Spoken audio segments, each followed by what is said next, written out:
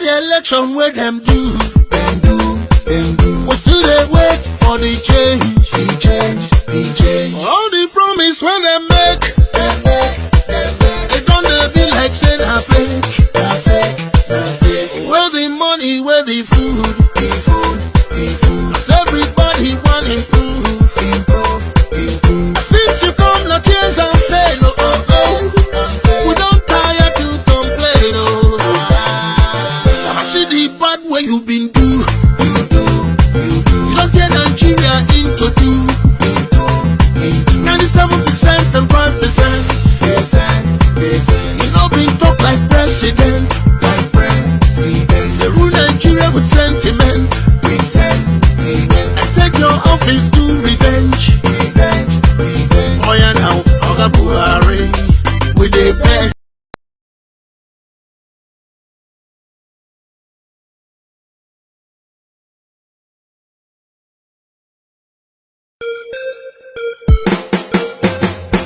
After the election where them do.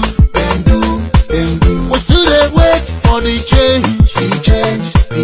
All the promise when they make, it don't be like saying a fake.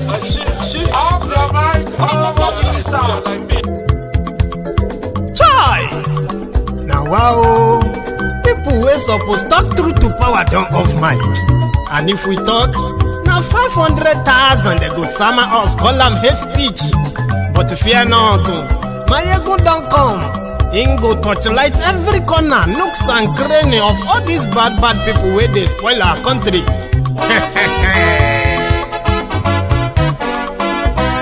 So my people make we laugh, Maiyegun don't come, my people make we shout, Maiyegun don't come, Maiyegun don't come, man of the masses, Maiyegun don't come, Politico, Maiyegun don't come, this one not the off in mind. Maiyegun don't come, and in the touch like every corner. Maiyegun don't come. Okay, some people be they holla say they want the power. Chai, them be promise us say we go get light and power. Them hustle sote they can't get the power.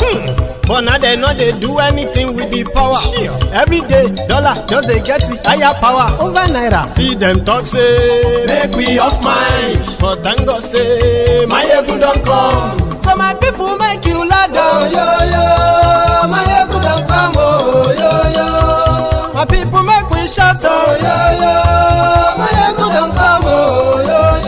Maiyegun don't come, man of the masses. Maiyegun don't come. Maiyegun Politico. Maiyegun don't come. This one not they off in mind. Maiyegun don't come. Person where they do evil, no one make person talk. Them say that Maiyegun, that man too they talk. He too they talk. Say MaiyegunDiary, he they hot like pepper. But every day then they take money in bulk. Woman picking they the street they hawk. Still them talk say make we no talk. But thank God say Maiyegun don't come. So my people make you laugh. Maiyegun don't come. My people make you shout. Maiyegun don't come.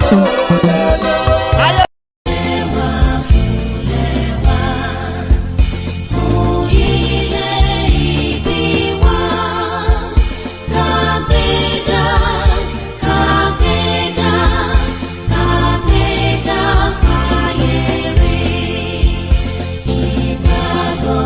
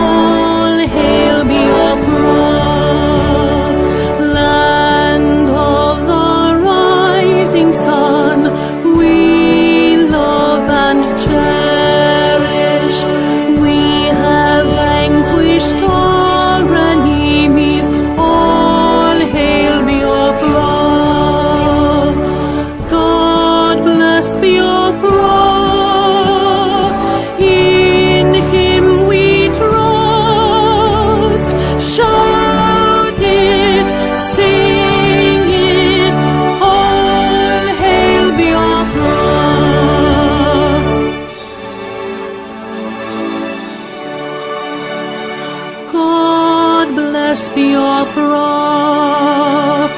we have emerged triumphant from all our foes. Through the crucible unscathed, we passed victorious. Our trumpets pealing the glorious song. Play it, sing it, all hail Biafra.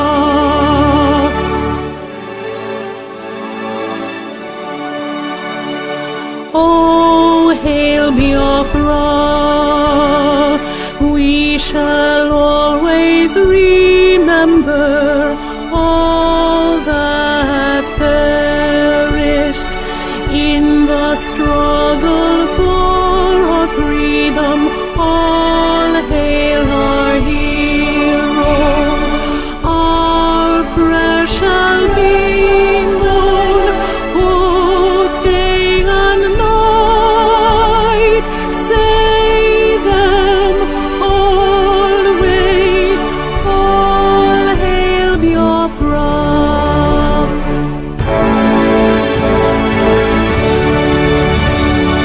All hail Biafra. Now our star shines everywhere. We crave humility. God guide and protect us all. All hail your wisdom, shielding us from fury, unleashed by our enlightenment. Biafra, Biafra, shining forever. Onye du IPOB, o meriwo n'izu,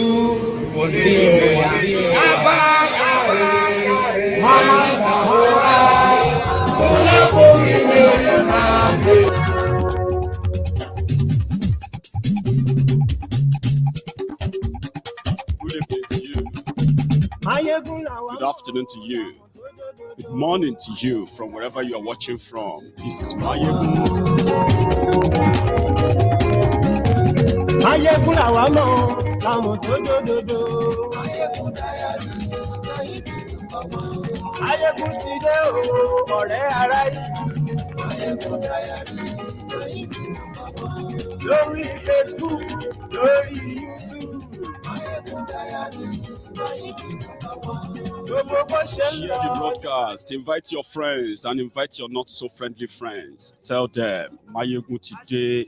You see, tonight, what we're going to do is that we will be throwing questions that we already know the answers. They call them the rhetorical questions, right? We'll be throwing questions at this Buhari idiot. Throwing questions at this Lagos Abobakus. Obvious questions. Why you should never be part of the charade. It's important.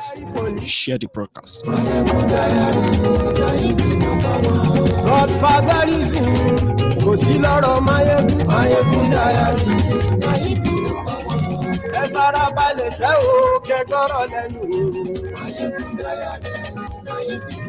Àní Maiyegun làwa mọ̀ o, làwa mọ̀ tó dòdòdò.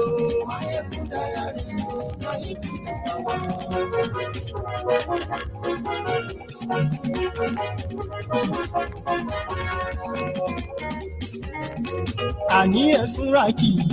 Maiyegun ti dé. Maiyegun ti dé. Ọ̀jẹ̀lú ẹ̀sùn rà kì í. Maiyegun ti dé. Àní ẹ̀sùn rà kì í. Maiyegun ti dé. Lórí Facebook. Maiyegun ti dé. Àní ẹ̀sùn rà kì í. Tell them. Thank you very much. I hope you can all possibly hear me clear. I mean, loud and clear, by the way. Thank you for joining me tonight again from wherever you are watching from. This is Maiyegun Live.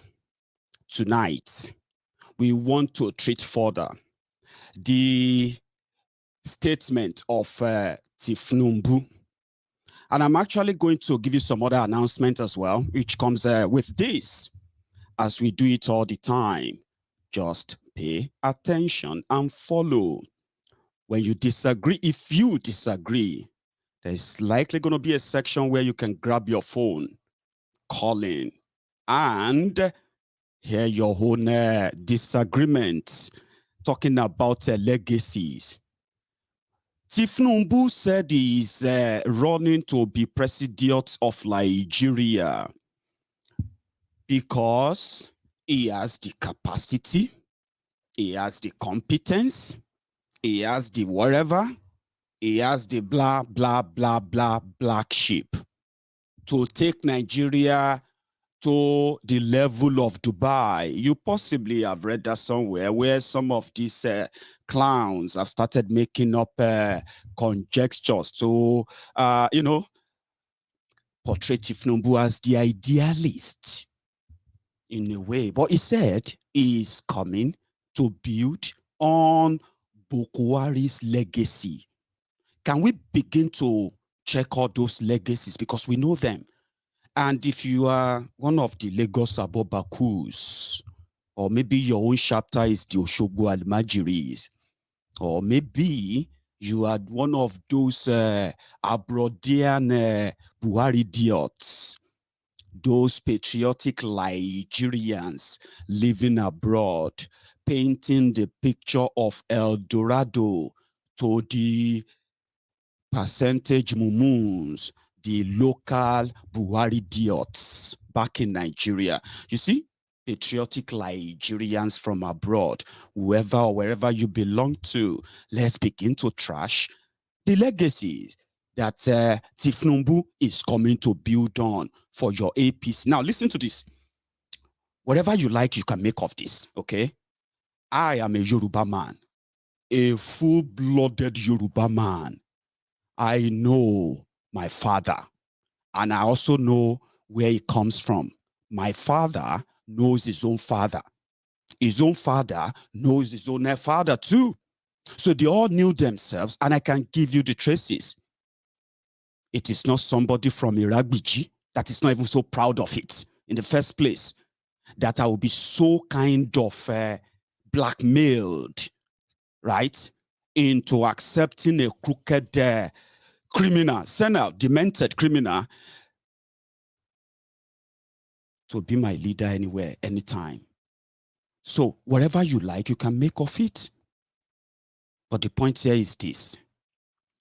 The criminal that you probably are projecting, you are doing so on a criminal platform called APC, Egbekegbe. So whatever we call the legacies of Bukwari, they are the legacy of APC, Egbekegbe. And before you drag me into it and say, oh, well, maybe we should see it the other way. No, you can see it the other way if you really want to get the other result. I mean, different results, so to say, right? Legacies of Bukwari. When these guys came together, because one of the problems that Nigerians do have, some say, I mean, some people said that it's not just Nigeria, it's like black people. Wherever. I won't use that blanket statement, I'll say. So I would rather use Nigerians. One of the things they suffer from is called Stockholm syndrome. Stockholm syndrome, whereby the calamities they experience daily in their lives, yeah, and they are probably managing and surviving, makes them forget about the hardship of that yesterday, the agony. That is why the criminals who put this on them or who brought this upon them can always represent themselves, because majority of Nigerians are suffering from Stockholm syndrome. Some actually suffering from selective amnesia, and some suffering from deliberate amnesia, those who deliberately pretended that they can't remember these evil men and what they have done and what they are doing. So it is better on Maiyegun's Diary Politico to always remind you, so that you don't maul everyone into one, one disastrous journey again, only to turn around and start blaming other people for that. Stockholm syndrome. When these criminals came together, they came with the slogan of fighting corruption. Don't forget that. They came to fight terrorism and bring peace to Nigeria. Don't forget that. They also said they came, what's the thought? I mean, the thought there things Bukwari said he was going to do: fight corruption, fight Boko Haram, and what? I can't remember. But again, using their manifesto here, they said they were coming to end corruption. Today, Nigeria is more corrupt than before they came in. Oh, I remember. He said economy. Now, let's take them on the three. Corruption, security, and economy. In 2015, when these criminals took power, mind you, from record right now, they said PDP, people destroying people, that they borrowed, the total money, the debt they left was 6 trillion naira in 16 years. The debt of Nigeria has now crossed over 40 trillion, which means in 6-7 years, these criminals, they took Nigeria to the, so they put Nigeria into indebtedness of over 30 trillion naira. But what can you show for it? Exponential corruption, exponential poverty. And then, under this corrupt government, from the word go, it has, it was all about what can they grab. It was pretty much like they have a timer of when Nigeria is going to collapse, and they just want to take whatever they can take. Let's start from the Babashir Lawal under this Bukwari's APC, Egbekegbe, corruption. Babashir Lawal was appointed as the secretary to the government of Nigeria under Bukwari. You remember it took him 6 months or 7 months before he finally selected the saints to be his ministers. But his first appointment was that of Babashir Lawal. And these heartless criminals, under them, within 6 months, they emptied the Nigerian silos in northern Nigeria. That was when they said they were taking care of the internally displaced persons in northeast of Nigeria. Babashir Lawal, Bukwari started a committee, as they always call it, right? That committee is Presidential Committee on Rehabilitation, Resettlement, and Relocation, blah, blah, blah, blah, of the victims of Boko Haram. Now, that should have been a legacy for a government that came on the back of, the killed, the slaughtered, and the displaced people of northern Nigeria to start with. What did they do? I'm talking about corruption now, Babashir Lawal's office was to supervise this project of returning people back to their homes. These were the people displaced by Boko Haram. There was no Fulani terrorist then. What did they do? Within a short space of time, Babashir Lawal is already started depleting the little resources that they put together to help the internally displaced people. That was the genesis of turning this terrorism into business, Babashir Lawal. Well, the Senate under Saraki decided to probe him. This was APC versus APC. Do you know what happened?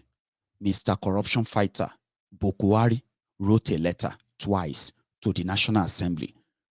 When the National Assembly indicted Babashir Lawal, that he used 242 million naira to clear the grass around IDP camps. What is IDP camps? Refugee camps of northerners, Nigerians who have been displaced by terrorists, and they are now living in makeshift settlement, sometimes on the field. Now, clearing the field, they used 242 million naira within just 2 months of coming to power. Buhari wrote to the National Assembly that he investigated Babashir Lawal, and Babashir Lawal is as clean as a wool. That in fact, the report of his investigation said Babashir Lawal did a great job. The great job Babashir Lawal did was 210 trucks of grains like maize, rice, millet, soya beans, and all these things that Bokuari that said they came to meet empty treasury, right? Agriculture. You remember that guy who was in charge of agriculture, the agriculture minister of Nigeria, who is now the president of the African Development Bank. Remind me of his name. Adeshino. It was a period in Nigeria where Nigeria grew food, right? And they had silos with storage. When Bokuari's APC, Egbekegbe, came in, 210 trucks were loaded from 2 different silos in northern Nigeria. And guess what?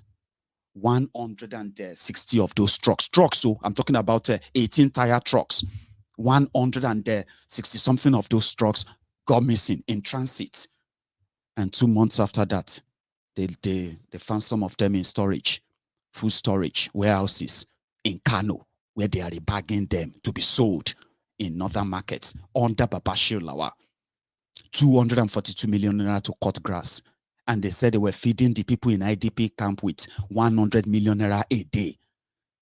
All these scams were exposed. Guess what? Babashir Lawal was covered.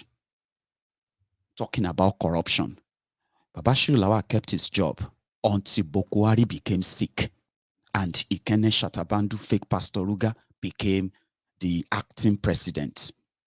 Now, when he became the acting president, quickly, he sacked Babashir Lawal. You know the story, right? But that's not what I'm actually driving at. You would probably have said, oh, yeah. Oh, Oshibaju, well done. See, he sacked Babashir Lawal. But do you know what happened within the next 100 days? That Bokuari was away. Ikene Shatabandu opened his own vista of a fraud too. What did he do? He quickly go on to they have something called consolidated fund, right? And there's also this proposal from NEMA, National Emergency Management Agency. I don't know if that's right? NEMA. Now, NEMA has a budget of 5.8 billion naira. But this budget was produced by this team of NEMA guys. There is no governing body for them, okay? So as Oshibade Ikene Shatabandu sacked Babashir Lawal, right? On the other hand, he started his own, he saw an opportunity, and that was in NEMA, like I said. So Bokuari couldn't inaugurate the governing body for NEMA so that their budgets, whatever they have, can get approved by the president. As it has to be presented by the governing body, as they said. Now, the governing body has been there, but they've not been inaugurated. So what happened? What was the money even meant for? 5.8 billion naira was the money that NEMA needed to clear the rice. A ship of rice that batched in Lagos from China. China donated a big vessel of rice, grains, to be distributed to the internally displaced people in Nigeria. So NEMA was to oversee that, yeah? Now, somehow, the ship entered demurrage at the Nigerian ports. So NEMA is now owing Nigerian custom billions of naira to clear the rice they gave to them for free. So this demurrage was what brought about this money. So Oshibade, quickly, without inaugurating anything, he just gave approval to NEMA. Quickly, they released the money. Quickly, they released the rice. So that means they shared the money. The National Assembly now investigated that corruption. How could you do that? That's corruption on its own. You are a lawyer. How could you? But you know the drill. Corruption. The people that came to fight corruption under these same corrupt criminals, they gave you Magu. Maguluta Crook was the star boy. Oh, he was going to go after this, he was going to go after that. Then the drama started. Oh, this person looted $100 billion. That one looted $50 billion. Oh, this one, we saw money inside the tank. We saw money at the burial ground. Oh, we saw money inside GP. You know all these stuffs. They bombarded you with all the looted stuffs. Now, when it was time for them to give accounts of all this money they found, yeah, there was no accounts. In fact, returned loot were relooted, no account. Here is where the corruption part of it is so obvious, okay? And the legacy that if Numbu is coming to build on, which you should possibly question, all right? It didn't end there. Maguluta Crook couldn't account for the money they recovered from the looters. The star looters that they told you of, starting from Good Luck Egbere Jolantan, they told you that they were going to send him to jail. One thing that I keep asking the Buhari idiots, like, when are you going to ask Buhari to tell you how much Jonathan stole? Because that's what they told you. But they are too dumb to ask. They don't ask questions. Maguluta Crook and the rest of them relooted the loot. And the Zani, the woman that gave APC campaign money when she was the Minister of Petroleum under Goodluck Egbere Jolantan, lives in London. All this while they are mesmerizing the Nigerians with the entertainment of fighting corruption, Zani was putting up different makeups here in the UK, enjoying her life. There was no single request from Nigeria to have Zani brought back to Nigeria.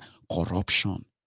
But when election came, professor that will tell you what corruption has done to Nigeria, a fake Pastor Ruga, he championed the corrupt campaign right before your eyes. They had no economic plan. For 4 years, no real economic plan. They destroyed your jobs. They destroyed your economy. They destroyed they destroyed everything. Enough that you felt the brunt, that they had to actually use the force of the military to rig themselves back in. The legacy of the Bukwari. Last, when they asked them, where is the money you got back from the looters? Where is the money?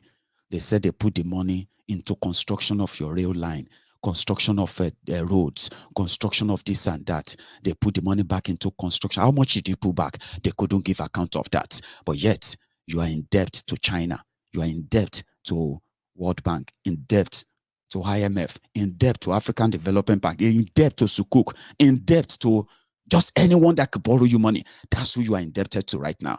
And then you ask, where is the money you recovered under these corrupt criminals? Abacha loot was returned. Guess what? It was during the 100 days that Ikene Shatabandu was acting president. The Abacha loot of about $350 million was returned to Nigeria. And Ikene Shatabandu came and he said the money will be shared to the poor people, the poorest people in Nigeria. So that's it. Then the following day, they made an announcement that they are agreeing to a new loan from World Bank to fight polio in northern Nigeria. What was the loan they were asking for? They got approval for a loan of $170 million to fight polio in northern Nigeria. They got a return loot of over 300 million. Yeah? They said they were going to share it. And you know what that means? Election came. The same fake Pastor Ruga came up with an idea. Trade that money. Wasn't that corruption? Buying election? Buying votes with government money. The guy even crashed in Kogi. That didn't discourage him from loading a lot of money in choppers, flying about, sharing money. Legacy of Boko Haram corruption. The final one is that the people they told you were going to go to jail for different corrupt practices of theirs and how they have harmed you pre-2015, they ended up being your senators in APC. governors in APC, this in APC, that in APC. Then you are trapped in between. Okay, what can you do now? Now that journey is what you're about to go on to. When you have a corrupt element, coming up with, we have, we have an idea of how to fight corruption. Look around you. Do you still need an example of what corruption looks like? And those who claim to be fighting it, do you still need an example for that? Of course you don't. On security, Tifnumbu, APC, Egbekegbe, Bokwari, Ikene Shatabandu, and the rest of all these people who will come to you and tell you about their efforts in keeping Nigeria safe. Are you safe right now? Are you? Of course you are not. You know that. You are only temporarily safe until your city is invaded. But let's go back to memory lane. Yes, Abuja got bombed, attacked by Boko Haram. Many other places were bombed by Boko Haram. The terrorism was so new to Nigerians that people were like, okay, maybe because Nigerians, Nigerian military, Nigerian security agent, they are not really used to act of terrorism, which means they are supposed to be the real terrorists until these Islamic jihadists decided to caliphate Nigeria. The rest of us turn us into a caliphate. Of course, that happened.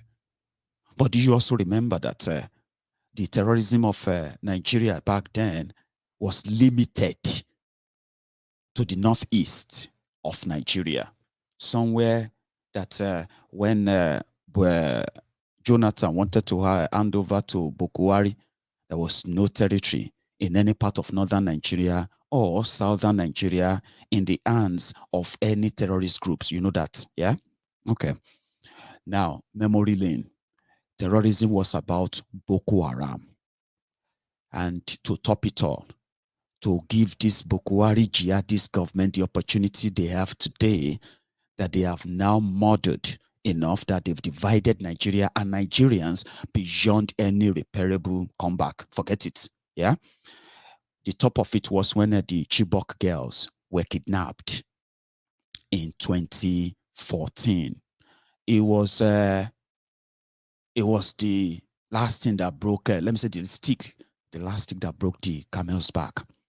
No, we would never imagine this. 214 school children. How did they move them? It will take you this number of buses. People were analyzing. We didn't know that it was actually a child's play. The Chibok girls, the people who planned that, the people who orchestrated that, the people who funded that, finally gained power. And these are the following things that happened, okay? Boko Haram is no longer the threat, the only threat you have.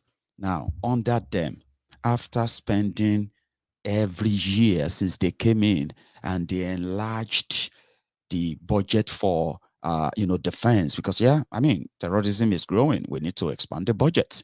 Don't you want to be safe? We are trying to protect you, blah, blah, blah, blah, blah, blah. Yeah. The Boko Haram metamorphosed into ISWAP. You have Boko Haram 1, Boko Haram 2, part of ISWAP.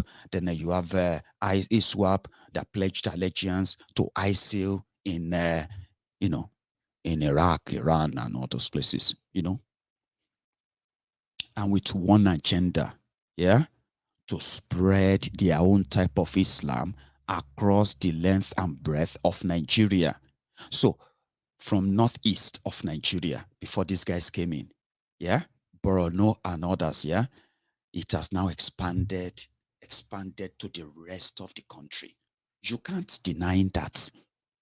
It has expanded. It is no longer Boko Haram. You now have the Fulani terrorists kidnapping people, killing people, raping women and children, and in fact, collecting ransoms from Nigerians. Nigerians are now like a bunch of commodities in the hands of the terrorists in Nigeria. And that is not just that, to show the inefficiency, the failure, and the culpability as well of these criminals, yeah? When Boko Haram were bombing and then they kidnapped school children, back then you had names of the kingpin of the terrorism standing trial in Nigerian courts. But when these guys came in, that disappeared. You know what they did? As the insecurity escalated and the Fulani terrorists also gained caution, got armed, and they started attacking indigenous people of every part of Nigeria, two things were done by this criminal government. They did not plan to end the insecurity. They decided to cash in on it. Two things were done. That is why you no longer see terrorists standing trial in Nigeria. Now, that is why those who were standing trial before are no longer standing any trial in Nigeria. But activists, self-determination, campaigners, agitators, and the rest of them, those who have been pushed to the wall, those who have been strangulated, choked, that they can't breathe, the indigenous people who have now said, no, we have had enough. The reason why they said they have had enough is this. The insecurity in Nigeria escalated. First, the insecurity in Nigeria was costing Nigerians, including southern Nigerians, billions and billions and trillions of their money, of their own sweat, fighting insecurity in northern Nigeria. But now, the insecurity is now taking their lives, still taking their money. You get what I mean? So that escalated quickly. They did two things. First, they changed the criminal service chiefs, the military chiefs, and the rest of them. And they appointed those who are ready to secure the regime of Boko Haram. And the first agenda they brought to the table was, we need to give these terrorists a second chance. Not even a trial, no nothing, right? Let's give them a second chance.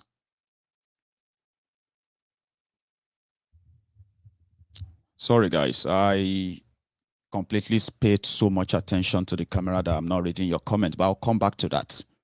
That was their first agenda. They called it Operation Safe Corridor. So when you see Buhari idiots, when you see the Sai barbarians, yeah, and they continue to blab and foam in the mouth, give them facts. You don't need to argue. On what basis would you guys want anybody to be part of this charade again? Give them facts. They did not fight terrorism. They leveraged on it. Now, in 6 years, they released all of the arrested terrorists. Pre-2015, they released them. The new ones that their Nigerian soldiers are still going after, picking up and arresting, they also released them. And they called them repentant terrorists.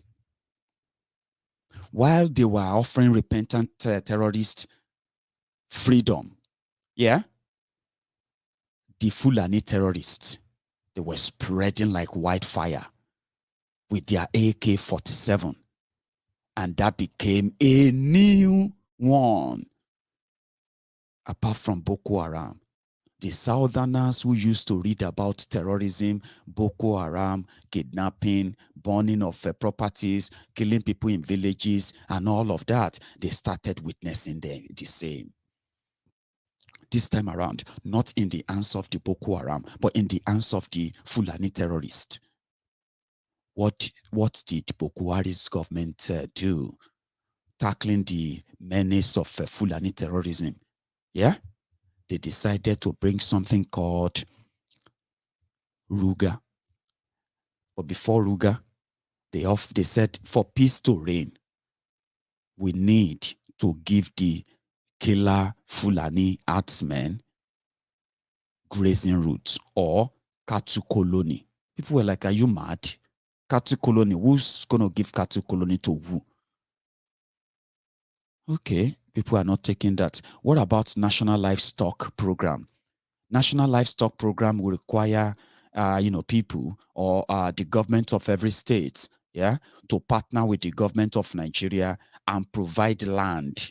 So government of Boko Haram will give them money. So on those lands, right, National Livestock, so they will now build schools, they will build houses, they will build a play center, ranches for the killer Fulani herdsmen. That's another option. At a point, they were even asking Bokuwari, what is the meaning of national livestock? Livestock. Livestock plan. National livestock. I will talk about it. He doesn't know. He doesn't. I think he doesn't know. These are all directed at Mr. President. So corruption, yes, let me. No. He can talk for He himself. doesn't know. He doesn't. I want Nigerians to give you another opportunity to do another 4 years. Why? Well, I doesn't know.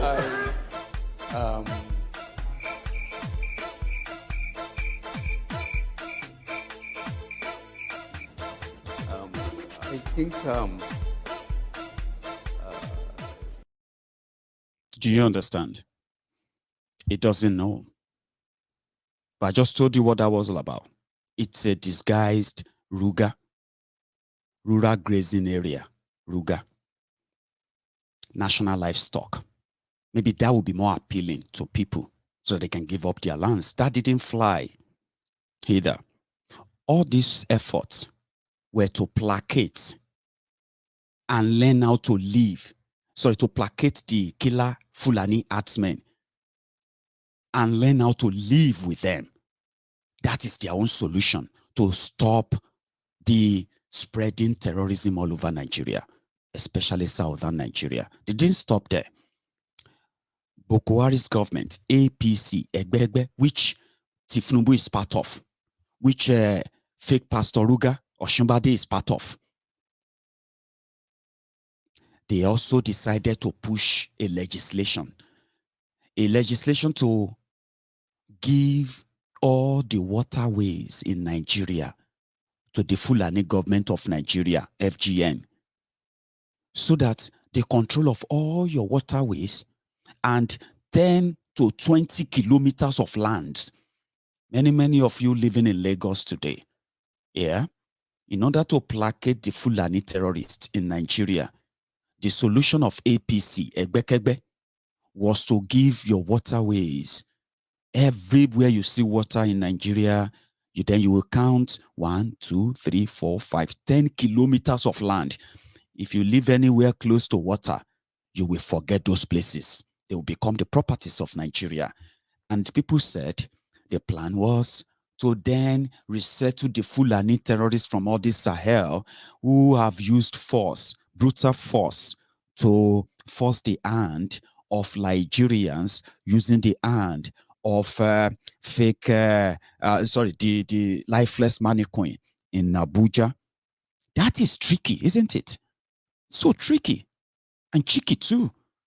How could the government just use a proclamation, a law, and say, oh yeah, every water in the country belongs to the government. And in fact, 10 kilometers of land from that water, from the bank of every waterway is that of the government of Nigeria. That's it. And then to make it legal, right? Then what we have to do is that let us gazette it. Once you gazette it, it becomes part and parcel of Nigerian law, the fake law. Oh yeah, why can't we just create local government for those areas? 10 kilometers is bigger than a village. You know, we can create local government, give them names. Boom, that's it. So people are smart that way. And in fact, it is because of the distrust that APC, Egbekegbe, they've come to plant within Nigerians. Because without that distrust, they can't be in power. Trust me, they can't. If people agree that these crooked criminals have done so much damages to almost everything, right? They will be out of power in hours. They'll be done with. So that distrust makes you feel like, why do you want to take control of our waterways? What happened to the waterways in northern Nigeria? Are you going to take them over as well? Oh, no, they don't have waterways that much.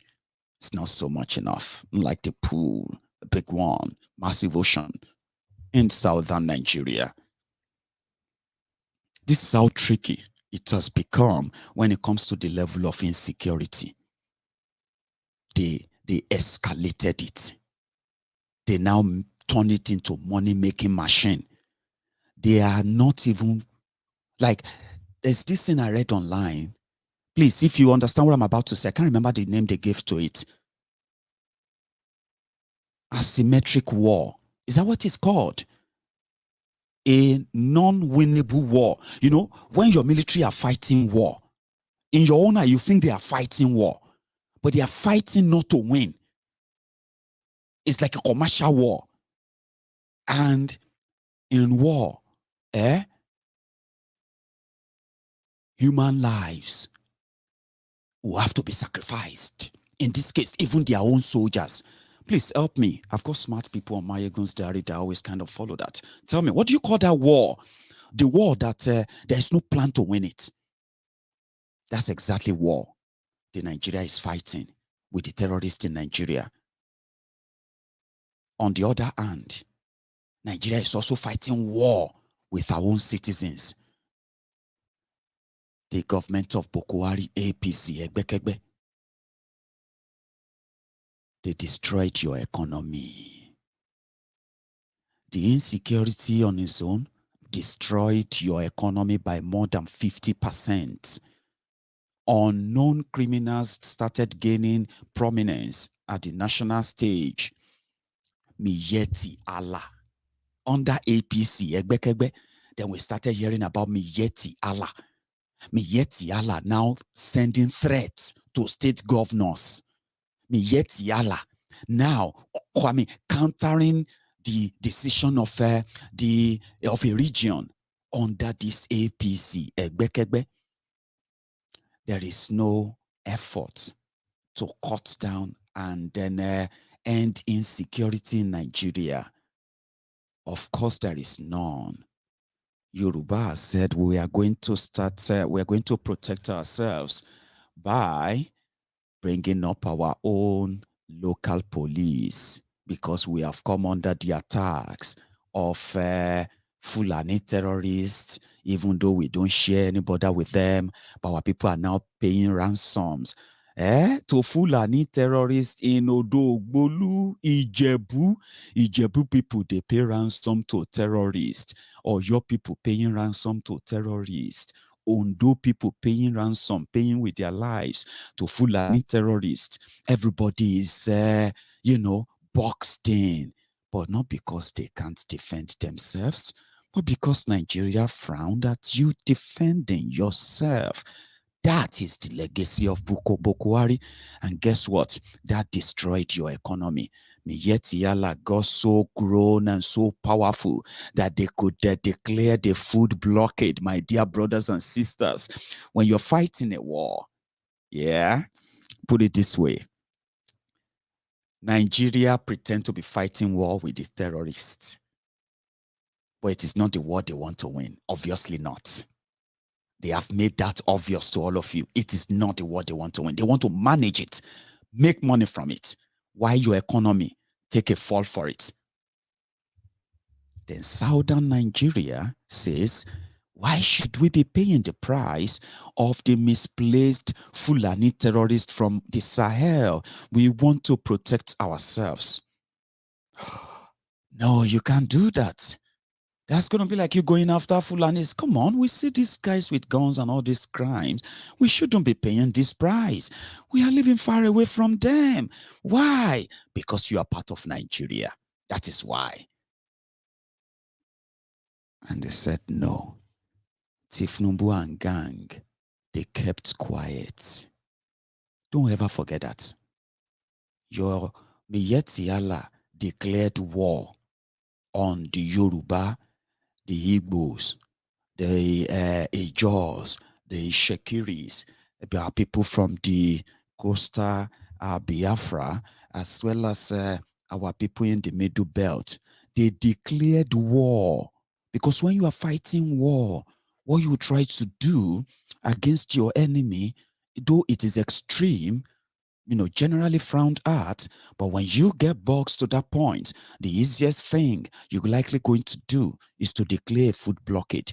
When the Yorubas, when the southern governors and the southern people started coming together, when Oloye Sunday Igboho said, let us defend ourselves, Miyetti said, is a declaration of war on them for you saying you want to protect yourselves or defend yourselves. They declared Igboho wanted, dead or alive, right before our eyes. Yes, Miyetti did that, and they said he will pay, and they will not stop until they kill him. You know what happened to Igboho? I'll come back to that. The governor of Benue State, Autumn, he said, we need, after paying so much price for the, for the people, the people of Benue State, thousands of them were murdered and killed by this murderous Fulani terrorist, yeah? Then the governor said, let us protect, you have to stand up and get yourself guns, get wherever you can get, defend yourself, protect yourselves. Miyetti came and they said, that's a declaration of war on us, telling people to defend themselves. You are enemy, you are this and that. They declared Autumn wanted. That's a state governor. Okay, and then when the southern Nigeria came together and they said, we are banning open grazing, we are banning movement of cows and foot in southern Nigeria. In fact, this is it, we are done.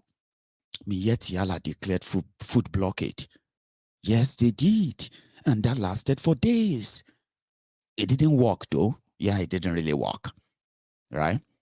But that declaration is a signal, and for days, Boko Haram's government, APC, Egbekegbe, they said nothing because they said they are not in support of the ban on open grazing. In fact, you don't have any right to ban the movement of any Nigeria. In Nigeria, guess what? The Fulani terrorists and their cows, including these ones that speak French and all that, yeah?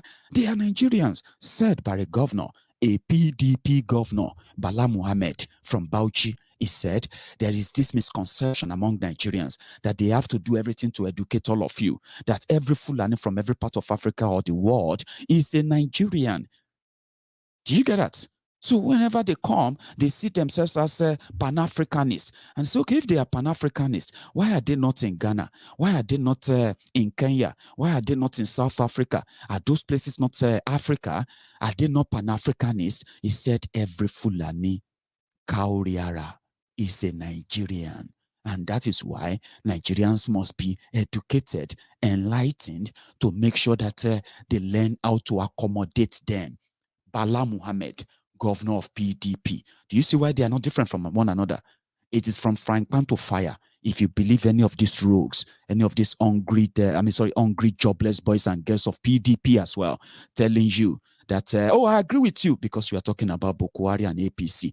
They are all the same. Those they are looking up to, they are all the same. You are going to jump from frying pan to fire, from fire to what? To a bigger furnace.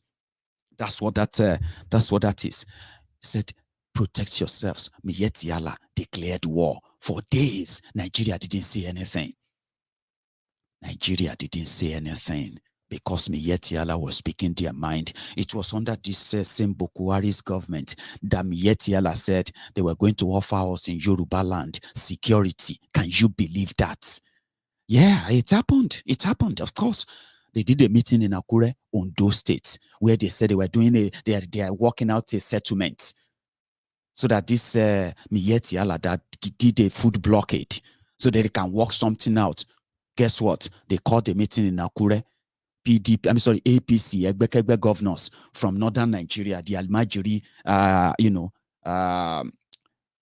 terrorist governors of this northern bloc, yeah?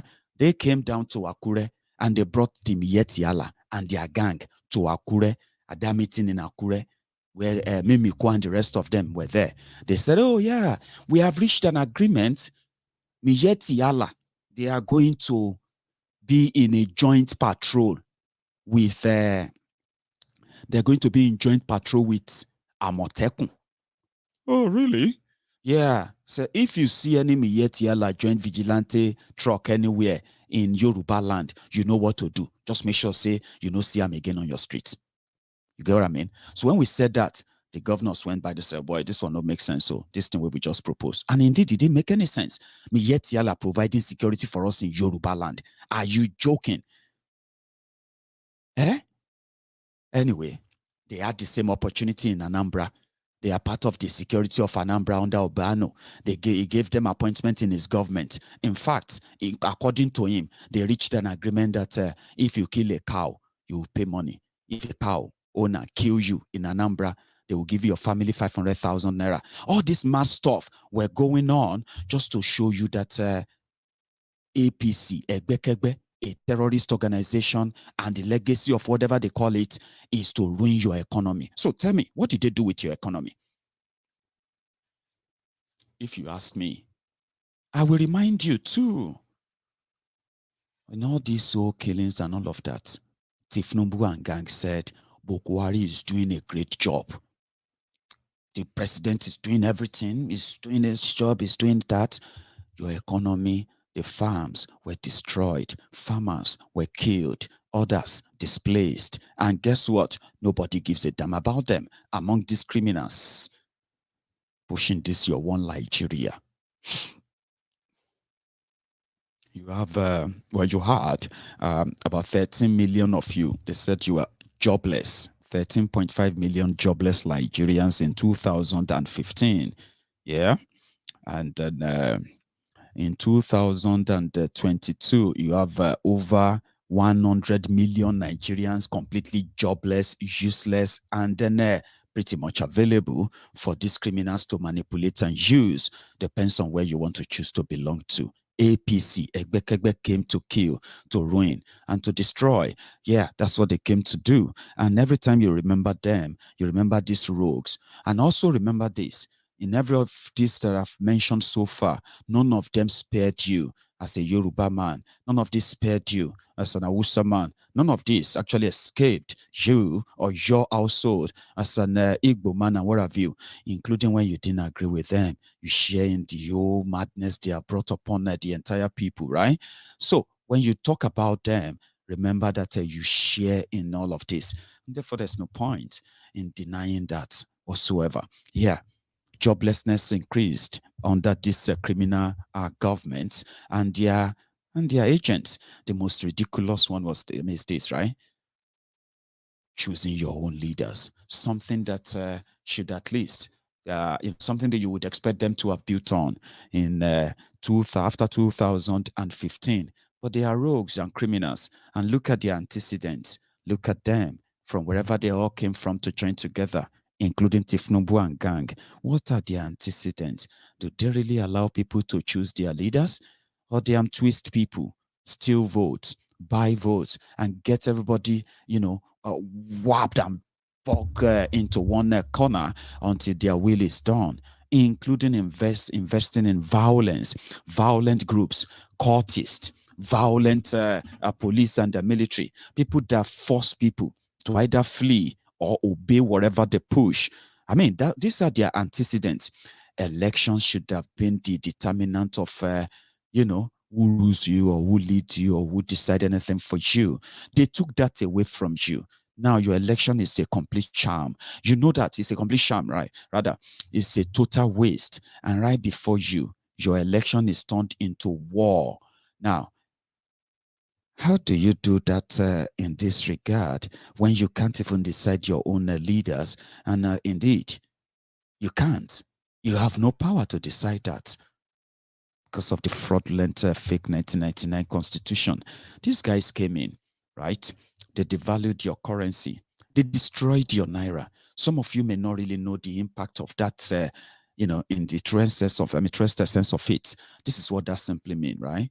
You had 1 million naira in 2015. You felt good. It was going to grow. Buhari is going to build your economy. They're going to get your, they're going to give you 10,000 megawatt of electricity every year. So in 4 years alone, Nigeria will be generating 40,000 megawatt of electricity, and every home in Nigeria will be powered and be lit up, right? Those are the things. But they didn't do that.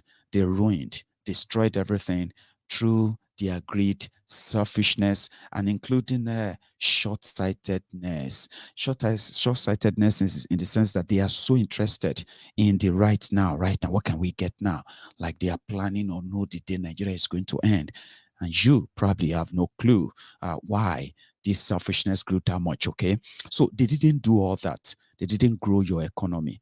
Your 1 million naira in 2015, today, if you put it this way, 1 million in 2015, that is going to be 200 naira to $1. Please help me.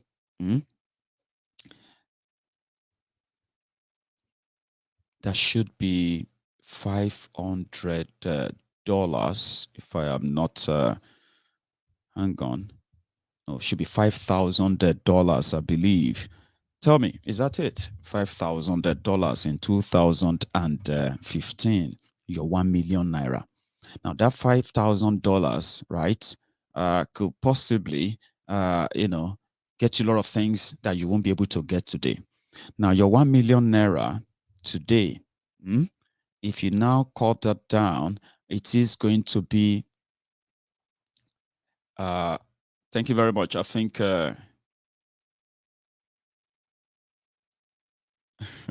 thank you.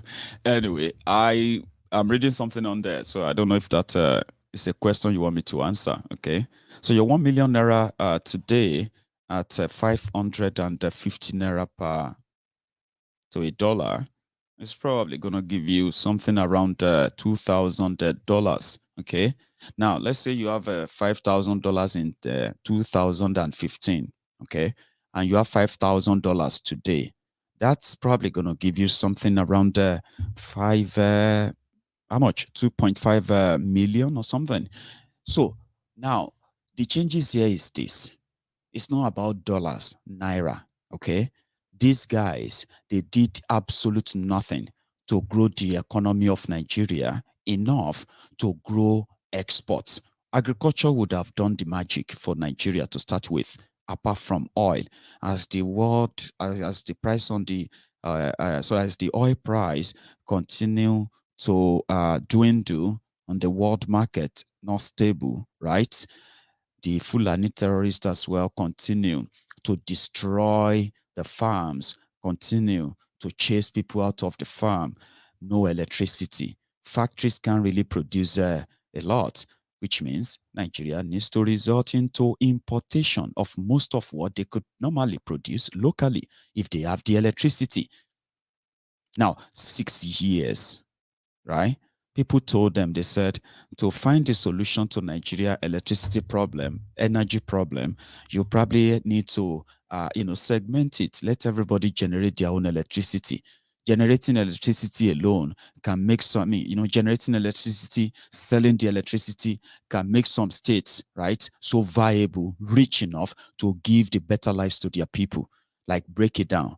But Nigeria is a Almajiri system, okay? It's an handout system, whereby they take everything they can take from every part of the country, put everything in a jar, right? And then they will start sharing the content of the jar, which is the money, to those other states that are dependent on those money.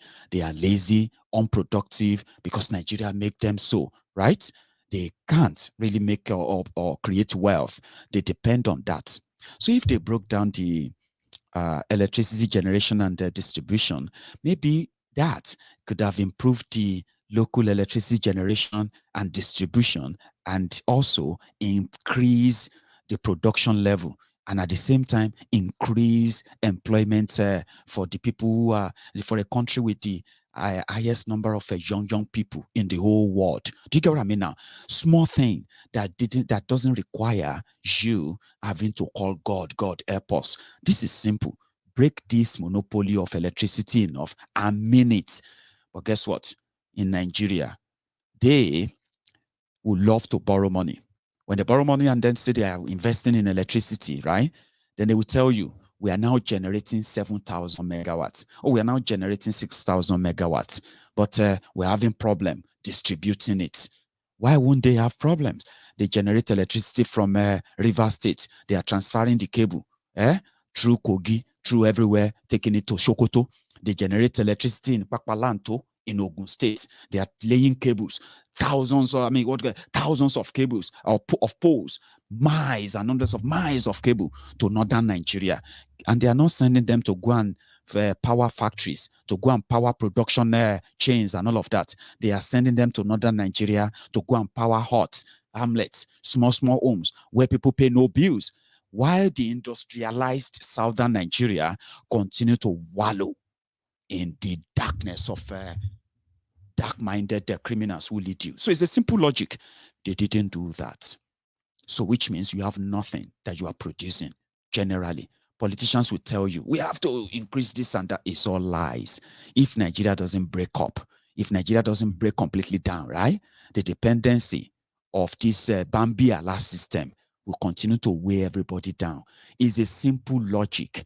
That's more reason why, for those of you who are wasting your time and pushing together, we need to go and vote. You are not thinking.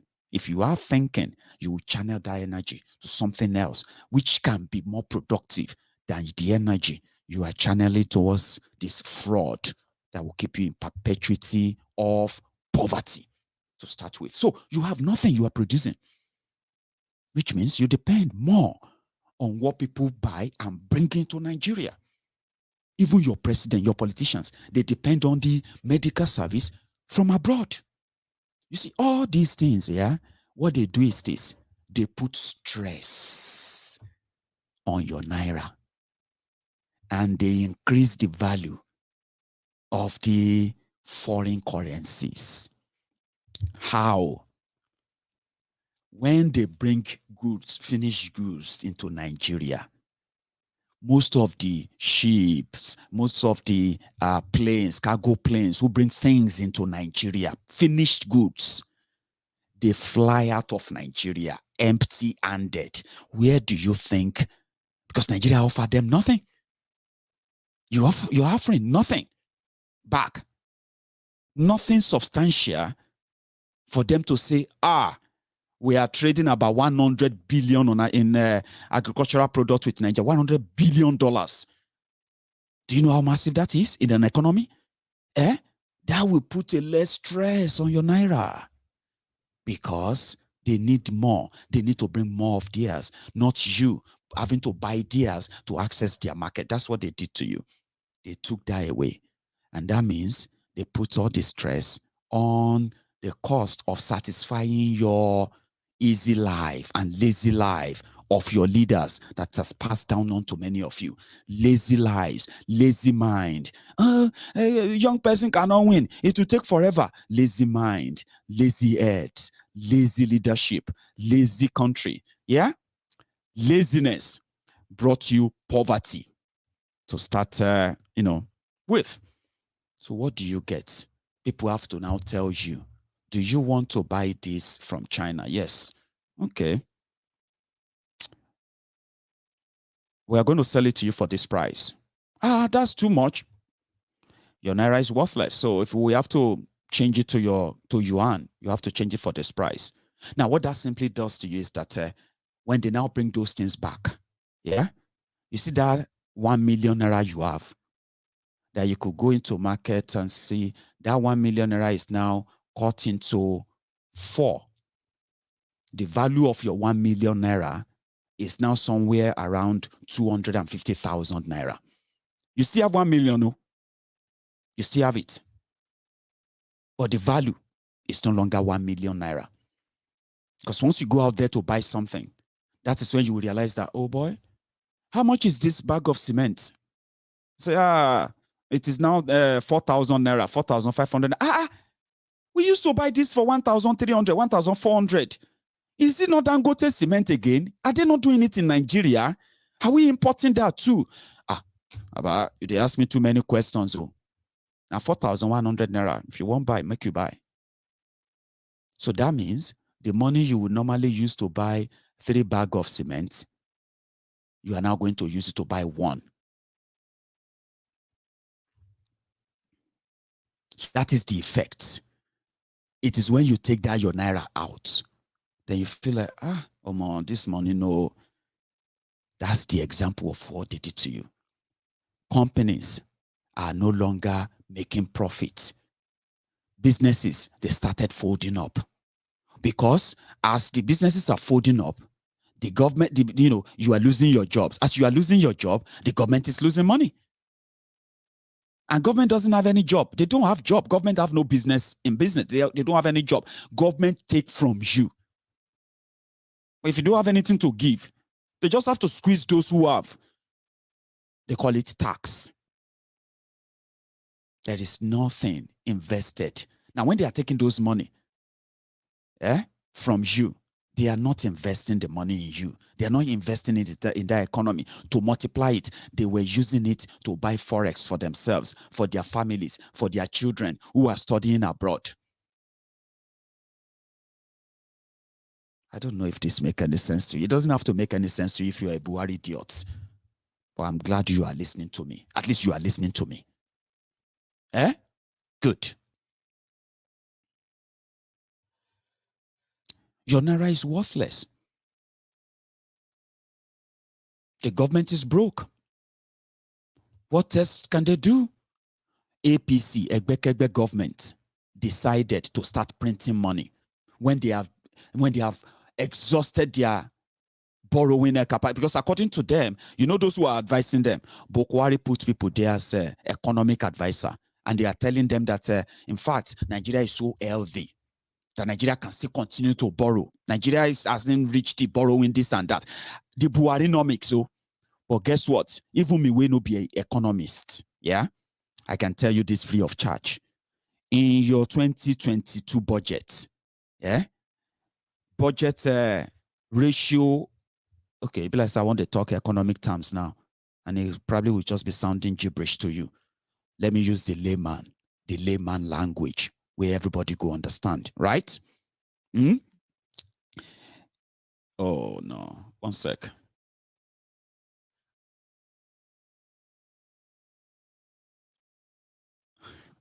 You know what? Give me a minute. I'm going to be back on this. Something popped up. So sorry about that. One sec.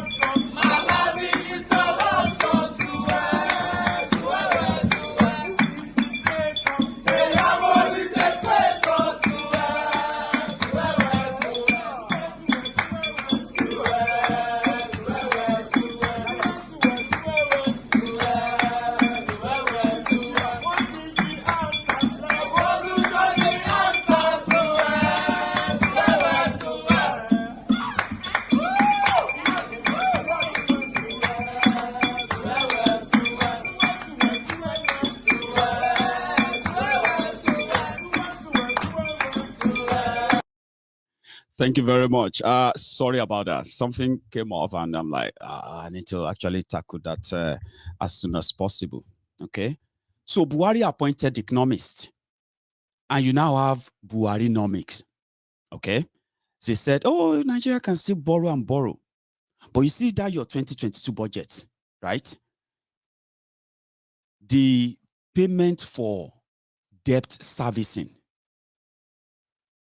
alone is going to take more than 4 trillion naira. More than 4 trillion naira to service the gbese they have borrowed so far. In the same 2022 budget, they are planning to also borrow another 12 trillion out of the 17 trillion budget, which means they have a target of generating 5 trillion only this year. Can you believe that? 5 trillion. Because people are poor, no job. People are just waiting for whatever these criminals can hand to them. Gary, rice, anything that you can give to the 1,000 recharge card, anything, just give us anything.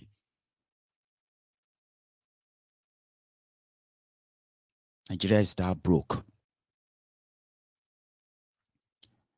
So in your 2022 budget, 5 trillion to be generated, 4 trillion to service debt. You know what that means? It simply means every 100 naira that Nigerian government generate or call tax, even if they sell crude or anything, every 100 naira, they are paying 99 naira to service the gbese. Let me take that again. Nigeria is broke. Nigeria under Boko Haram, they have borrowed your destiny to the fault that every 100 naira they make, call it tax, so sell property, government property, sell crude oil, every 100 naira, not 100, okay, make I use dollar. Every $100, no, use naira. Make I use naira. 100 naira they make. They have to use 99 naira in 2022 to service their gbese because Nigeria's gbese don't cross border under these criminals. So they have no money to pay teachers. To pay themselves, they don't have money. They don't have money to buy cars. They don't have money to service all this luxurious life they are living. They don't have any money. As Nigeria is right now, they have no money. That is why Nigeria as a country wrote a budget of 17 trillion. Padded by people who want to steal money for their own election this year. Yeah? 17 trillion. But they are going to go and borrow 12 trillion of that money. From the 12 trillion they will borrow, yeah? From every money they generate, they have to start paying back 99 naira from every 100 naira. 900 naira from every 1,000 naira. 9,000 naira from every 10,000 naira they make.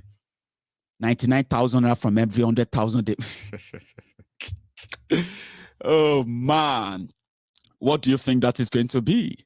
More poverty, more joblessness, more crime. When these guys were done, yeah, they are not even done. They even went into the Central Bank of Nigeria. They started printing money. I mean, you know, when you collect tax here, collect this, collect that, you borrow money here and there. And it's still not enough. It's not enough. They went into Central Bank. They started printing money. Inflation, hyperinflation is what you're going to be dealing with under these criminals.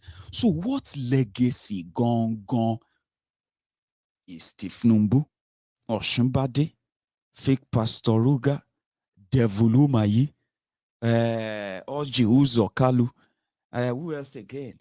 What legacy gone are they coming to build on? Now, question I ask you, because since yesterday that Boko Haram, lifted the ban on Twitter, it be like say the sewage boys, they are back, fake accounts, faceless bunch of sewage boys, hungry twats, and then the deluded, selfish uncles and aunties abroad. They are resurfacing, we are asking questions. What legacy exactly are they talking about? I'm waiting. They went to, because even Pastor Ruga, he said, about anything will happen now, we move. How you move them is up to you. But guess what? I got this. I don't know if, Ojuzu or Kalu, the same people who are doing, what's that song again? Or something like that, yeah? They also went to Ojuzu or Kalu. No, Ojuzu or Kalu, please. Please, my name is Alhaji Mohammed Murtala. I'm a grassroots politician. I'm here to beg you to come out and contest for the President of Nigeria 2023. Because it is the turn of our Southeast to produce the next president. The Southwest have taken their slots. The Northerners have taken their slots. The South have taken their own. So it is the turn of an Igbo man to take it. And we need somebody like you because you are very energetic. You can travel from here to anywhere. If there is trouble in Maiduguri now, you will be in Maiduguri in less than an hour. You are an action man. We know we have your record. Thank you, Excellency. Please, we are appealing to you, sir. Help us and come out. Nobody like it. Nobody, sir. Nobody, sir.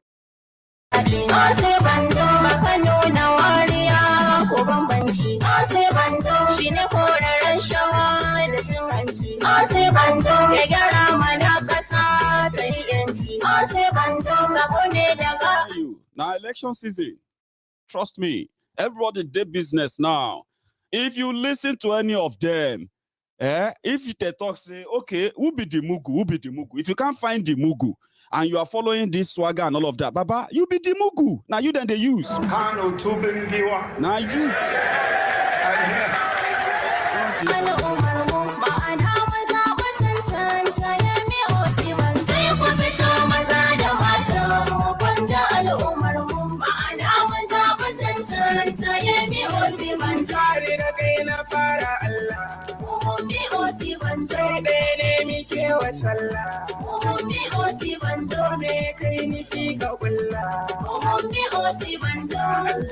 Mugu, you are the Mugu.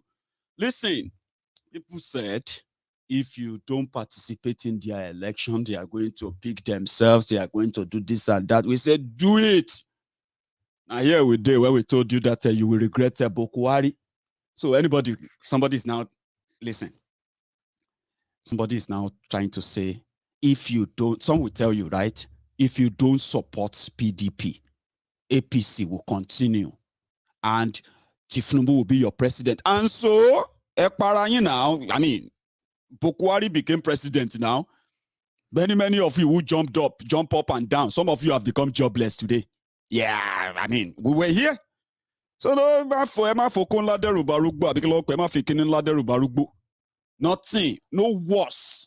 nothing worse can happen to you that will be compared to what calamity that Nigeria is. Don't let anybody, it doesn't, we cannot just, listen, we are waiting for our time, our day. You know, that great day that everything they've invested in all this nonsense will collapse right before our eyes when you have that number. Until then, the ways that campaigned and jumped up for Bokuwari, where are they today? Don't let anybody use any fancy word. And then they say, hey, if you try to stop Tifnumbu, the northern Nigeria is going to take it. And so what? Who gives a see? Now that's the problem. They want you to start giving a damn. The Igbo man should be president. Me, I support Igbo man to be president, but I'm not going to vote for an Igbo man to be president under the current system of Nigeria. But at least make them pretend for us for some time. Let them keep us like, you see those Maiyegun, they don't know what they are talking about. Nigeria is one. APC, they have zoned their presidential candidate for the Igbos. Hey, that's fair. Oh, PDP, Papa destroy Peking. They don't zone their own blah blah blah to the. I mean, under the same rig system, me, I won't vote, and I know many of you won't.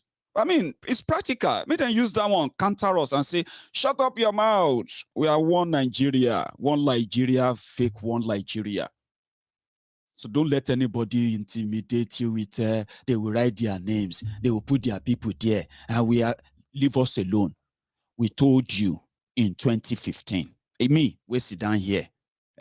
I think I actually won so many enemies for telling you that Bokuwari is demented. I remember that. And many of you, the wearies that are now jumping on my post right now, look at them. The wearies did all these Lagos Abobakus that jumping up right now. Many of them, they told you, didn't they? They told you in 2015. You are going to regret for not voting for Buhari because Buhari is going to surprise all of you. My people. Buhari never surprised all of you now. Buhari surprised everybody. He even surprised his own followers. So what's the worst? Tell me, what is the worst that can happen? Boko Haram will take over Lagos State when Tifnubu comes in, Abi? What's the worst? Have they not taken over the whole place already? Are these guys not already kowtowing and all of that to them? Don't let anybody blackmail you with that nonsense, okay? They did it in 2015. What is the result? What? What is the result?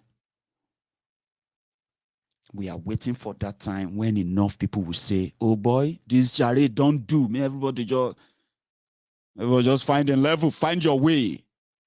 So if you look at me and you are jumping up and down like, you are masturbating in public, shut up your mouth. You enemy, weary. Your senior brothers abused me in 2015, or maybe now you.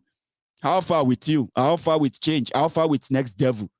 Joblessness. And then some of you who they actually, they're going to give you jobs soon. We borrow jobs. Shameless lot. We want you to tell us and convince us on those legacies. Don't tell us what's going to happen if we don't believe or accept you, because we won't. No, we won't.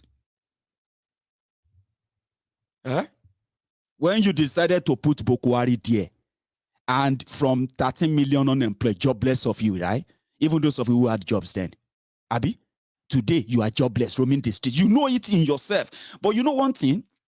Now your season, you did so. If this Maiyegun no shut up your mouth, Maiyegun. Me, shut up. Your father. Ask them. Now here we were in 2015. This is 2022. I was here in 2019 telling you the same thing. But look at me. I am not close to where I can be kidnapped and ransom will be paid. I am not close to a place where Boko Haram's policies can take away my job. I am not near a place where your police can fire and shoot you and call it a stray bullet, accidental discharge. Because it be like, say, most of you serve Buhari idiot, you are mostly accidental discharge from your parents in a way, because it's so confusing. They are human beings with sense. They will shut up your mouth. You will see. God will shame you. Which God will shame who? God answered your prayer in 2015, brought you poverty, joblessness, insecurity, corruption, and the destruction of your dignity and humanity. That's what they brought. Look at me. I'm still here. Still telling you that but I'm just here to remind you. Remember, this is Maiyegun's diary. I am somebody who is just like, maybe if I was just writing everything in my diary and somebody just take them and start reading them, maybe all of you would just be laughing like, this guy called Maiyegun must be a very kind of one character guy. Look at all these things he wrote down, because those are my thoughts. I am a diary to remind you the born to suffer head, humbled slaves, obedient fools, sophisticated morons, that elections have consequences. And there is no amount of prayer, wishes that will take that away. So be careful of what you wish for. That's the point. Look around you. Look at them. Don't let anybody tell you any nonsense about what have you. Abuse me. You abused me in 2015. You will see. I don't see. You abused me in 2019. You will see how God will shame you. I don't see him. No be me, they shout, God, why? God, why? No be me. Now, una can't they try the question God, the God where you expected to shame people who don't want Boko Haram to be president. Now, to you, God is going to shame Maiyegun that doesn't want Tifnubu to be president. Look at that Sky Daddy. Oh, sorry, Sky Daddy. Please don't shame me. Don't shame me. These shameless people, these shameless Buhari idiots who have no shame. They said you cannot shame the shameless. Oh, they want you to shame me. Please don't shame me. Ẹ̀yin wèrè àtẹ̀yin àtàwọn tó ní à ń gba òròmọdìyẹ yín lọ́wọ́ ikú. Ẹni kò jẹ́ kóun lọ sákìtàn lọ jẹ. Look around you. Wọ́n fi ìyà ṣe yín ni. Suffer no dey tire you. Say question no. And I'm actually talking, I've told you, the legacies of a murderous legacy, divisive legacies are not legacies that anybody should plant on. Or pretentiously or hypocritically say, oh yeah, I'm going to build on your legacy. That's fraudulent. I don't like it.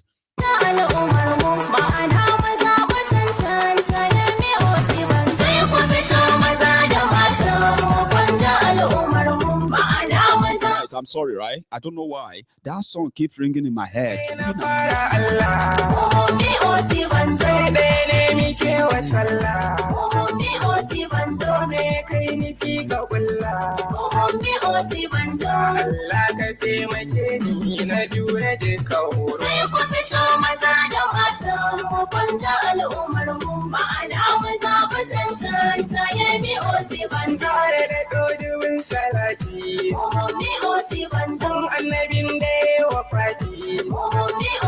Now Bito, the Buhari idiot are watching me. Don't be me make that song. You did deny say Shibajo cannot challenge your objective. No, but waiting be my business. I know they are there. We are just waiting for the time to expose that.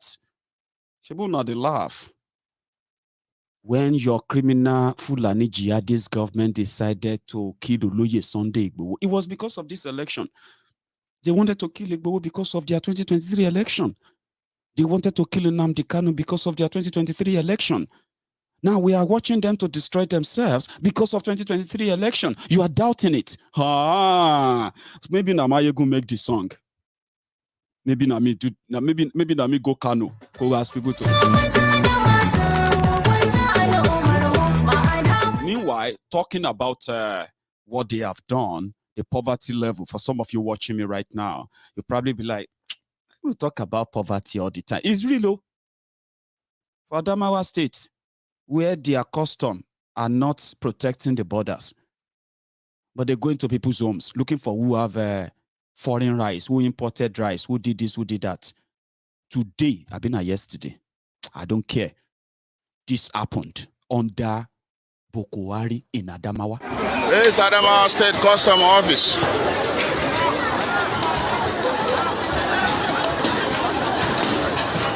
The Nigerian Custom Office has been stormed. The masses are breaking virtually everything, packing some food items, packing consumable and non-consumable materials. Very bad, very bad, it's very bad. It's uncalled for. They should have just gone for food and leave other things.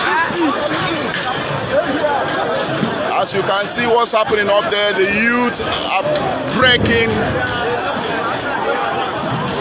so many things there. Where is the strength of Nigerian security?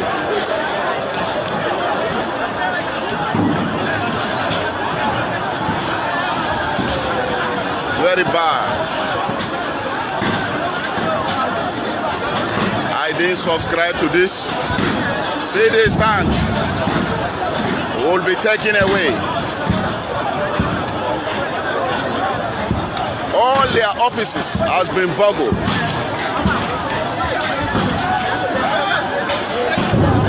This truck is filled with beans. The youth are trying to evacuate all the beans to their various destinations. These Marco Polos, the youth are destroying the parts of the car, taking away the seat and parts of the Marco Polo.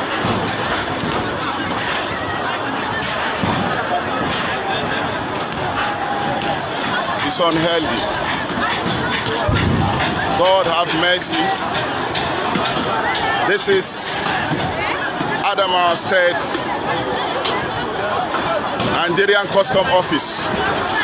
Look at how youth are busy destroying the government facilities. Oh God have mercy. Oh God have mercy. We pray, oh Lord, that this thing should not lead to something else that we cannot contend.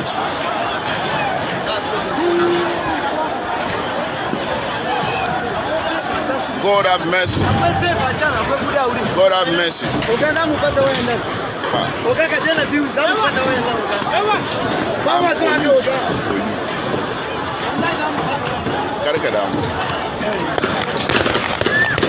Yes, this is a gunshot. People are running.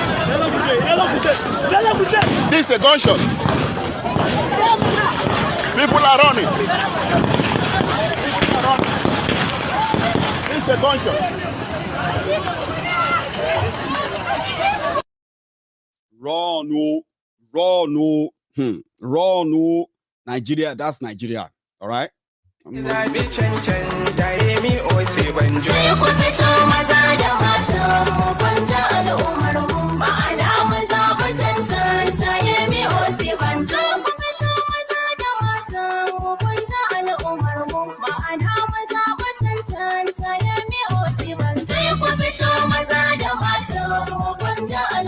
Wherever you are in this country, whatever it is that you're doing, keep moving. Don't look back. You will win eventually. Keep moving ahead. Whatever the situation, we move. Whatever the situation, we move. We move. Thank you very much. God bless you. Wherever the situation, we move. We move. We move.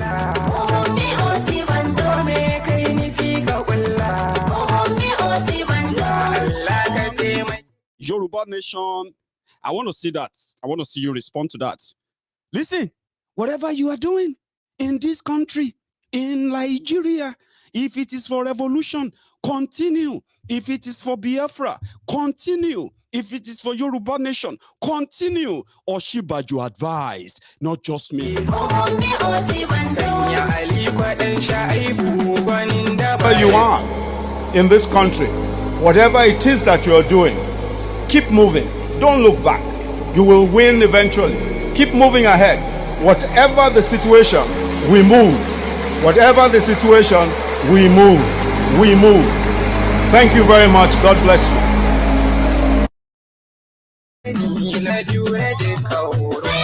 People are saying that I'm sorry that I'm taking your time. I'm not going to take calls. I know. It's sad, yeah? But you're not enjoying this because as I'm dropping these, I'm also dropping the part of the later part of my broadcast, which is meant to be part of the. I'm so sorry I'm not taking calls, right? Join me.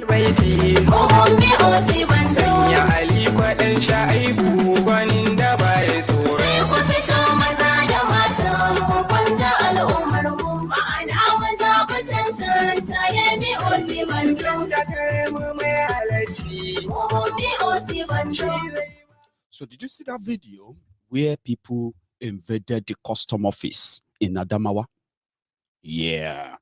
And you remember the scenes of the, what do you call it? The people who were breaking into warehouses where they kept their food during the NSAS protest as well. Now, that is the state of Nigeria. This is what will explode soon. How soon, Maiyegun? Oh, man, don't be in a rush. These guys are about to outplay themselves. You know, when you play and play to some point that you feel like you have no real serious opposition anymore. You can do whatever you like. Then you will outplay yourselves. So we are not fighting you, or should we say we are fighting them because not fight? Oh. I wanted to say we are not fighting them when we say we are not going to be part of the rigged system. We want something better and we will get it. Yes, we don't have the number yet to put that stunt and put that surprise, as they will call it. But the absence of that proof now, does that deny the existence of the possible proof? Sorry, I think I'm mixing that up for you. Am I not? Well, what I'm trying to say there is that I know that they will outplay themselves. They currently, PDP, APC, Yoruba, Hausa, Igbo, Ijo, this everybody from everywhere who is part of the current rigged system in Nigeria, politically, traditionally, religiously, whatever, economically or business-wise, whatever, by association or by anything, right? Every one of them will outplay themselves. The system will outplay itself. Then it will collapse. When it collapses,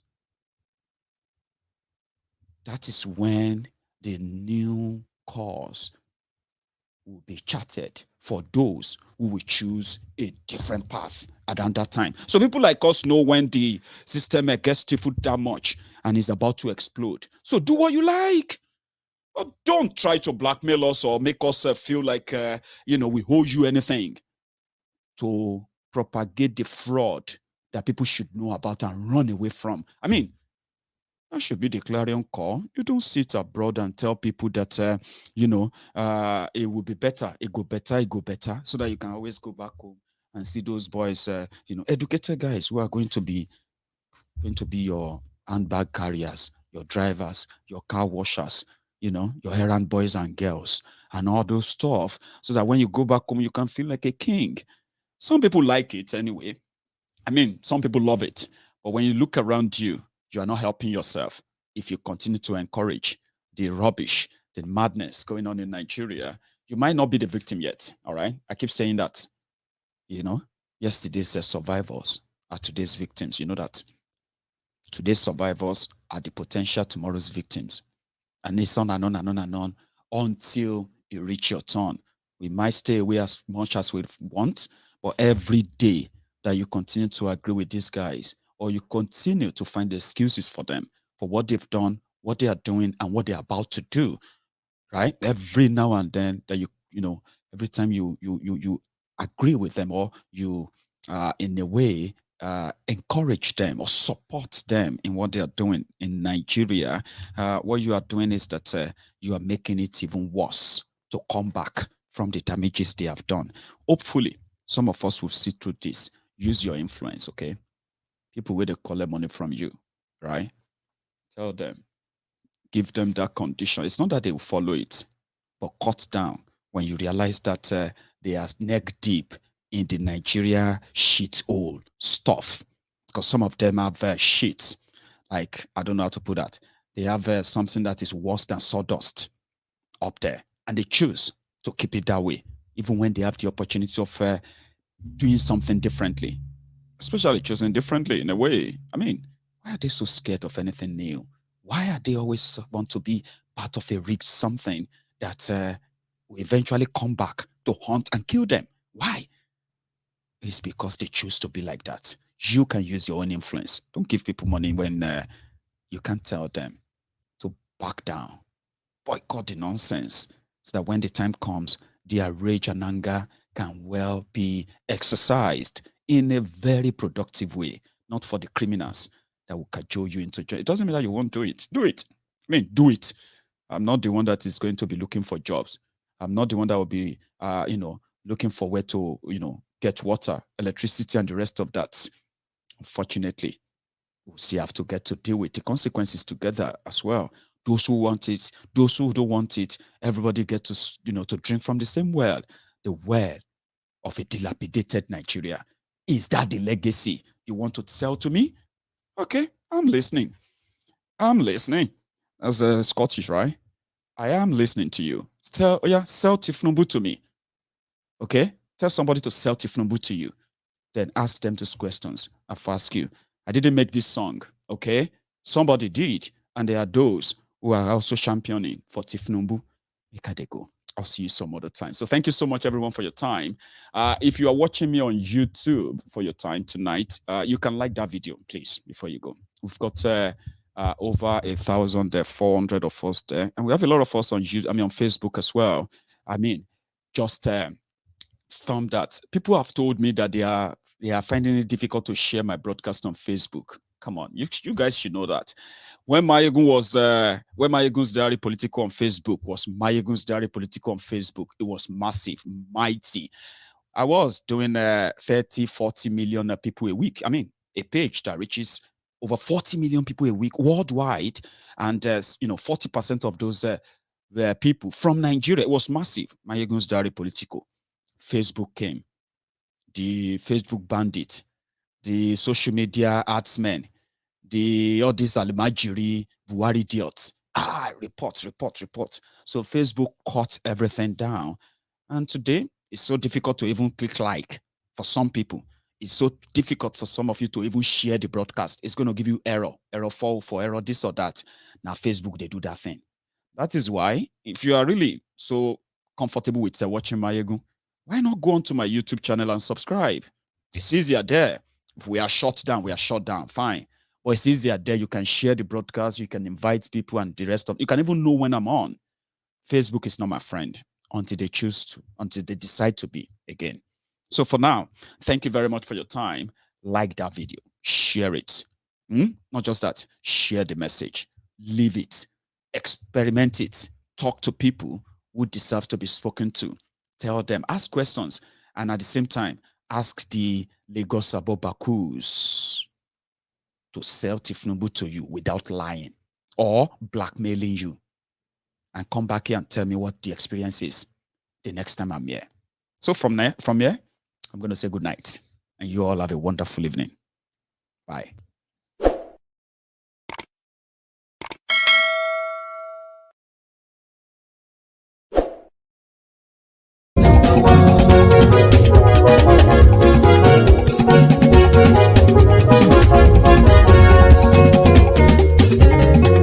Àní ẹ̀sùn rákì. Maiyegun ti dé. Maiyegun ti dé. Ọ̀jẹ̀lú ẹ̀sùn rákì. Maiyegun ti dé. Àní ẹ̀sùn rákì. Maiyegun ti dé. Lórí Facebook. Maiyegun ti dé. Àní ẹ̀sùn rákì. Maiyegun ti dé. Lórí YouTube. Maiyegun ti dé. Àní ẹ̀sùn rákì. Maiyegun ti dé. Bọ́ bàbá gbé wúrẹ́. Maiyegun máa wí. Àní ẹ̀sùn rákì. Maiyegun ti dé. Ijó ìgbádìyẹ. Maiyegun máa wí. Àní ẹ̀sùn rákì. Maiyegun ti dé. Presido bá rúfin o. Maiyegun máa wí. Àní ẹ̀sùn rákì. Maiyegun ti dé. Kí gómìnà kówó jẹ. Maiyegun máa wí. Àní ẹ̀sùn rákì. Maiyegun ti dé. Ọlọ́pàá tí ń darí bá. Maiyegun máa wí. Àní ẹ̀sùn rákì. Maiyegun ti dé. Aṣòfin tí ń rúfin o. Maiyegun máa wí. Àní ẹ̀sùn rákì. Maiyegun ti dé. Òpùrọ́ olóṣèlú. Maiyegun máa wí. Àní ẹ̀sùn rákì. Maiyegun ti dé. Ọ̀jẹ̀lú ẹ̀sùn rákì. Maiyegun ti dé. Àní ẹ̀sùn rákì. Maiyegun ti dé.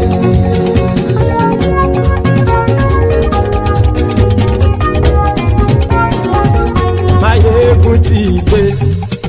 Gbogbo ọ̀jẹ̀lú ẹ̀sùn rákì. Maiyegun ti dé. Gbogbo ọ̀jẹ̀lú ẹ̀sùn rákì. Ṣùgbọ́n ní bá ti ṣe èyí tó yẹ kí wọ́n ṣe, ọmọ bá dèrò ní fi wọ́n níran o. Maiyegun ti dé. Gbogbo ọ̀jẹ̀lú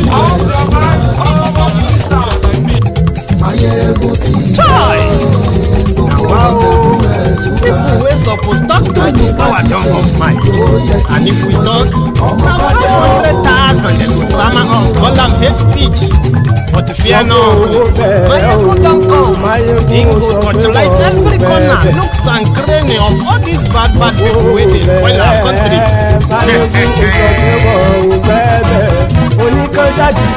So my people make you laugh. Maiyegun don come. My people make we shout. Maiyegun don come. Maiyegun don come, man of the masses. Maiyegun don come. Maiyegun diary Politico. Maiyegun don come. This one na dey off in mind. Maiyegun don come. And in dey torchlight every corner.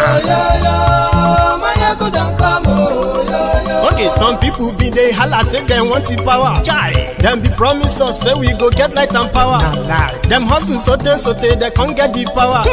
But now they no dey do anything with the power. Every day dollar just dey get the higher power over naira. Still dem talk say make we off mind, but thank God say Maiyegun don come. So my people make you lie down. Maiyegun don come. My people make we shout. Maiyegun don come.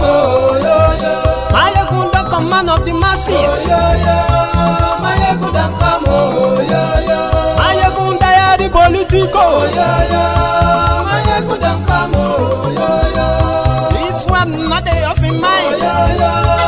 Mayegun don come, Person where they do evil, no one make person talk. Them say that Maiyegun, that man too they talk. He too they talk. Say Maiyegun diary, he dey hot like pepper. But every day, then they take money in bulk. Woman picking, they the street they hawk. Still them talk say, make we no talk. But thank God say, Maiyegun don't come. So my people make you laugh. Mayegun don come, My people make you shout. Mayegun don come, Onyedu IPOB, omeriwo n'Ndizu, oniriwe ya, abakare, mama dawora, unapori meri Nnamdi win the war. Python dance 1, Python dance 2, na Python dance 3. Unapori meri Nnamdi win the war. Python dance 1, Python dance 2. Na Python dance 3. Unapori meri Nnamdi bụ Onyedu IPOB, o meriwo n'Ndizu, ndiro ya abakare, mama ndawora, unapori meri Nnamdi win the war. Python dance 1, Python dance 2. Na Python dance 3. Unapoli meri Nnamdi win the war. Python dance 1, Python dance 2. Na Python dance 3. Unapoli meri Nnamdi win the war. Python dance 1, Python dance 2. Na Python dance 3. Unapoli meri Nnamdi win the war. Python dance 1, Python dance 2. Na Python dance 3. Unapoli meri Nnamdi win the war. Python dance 1, Python dance 2. Na Python dance 3. Unapoli meri Nnamdi.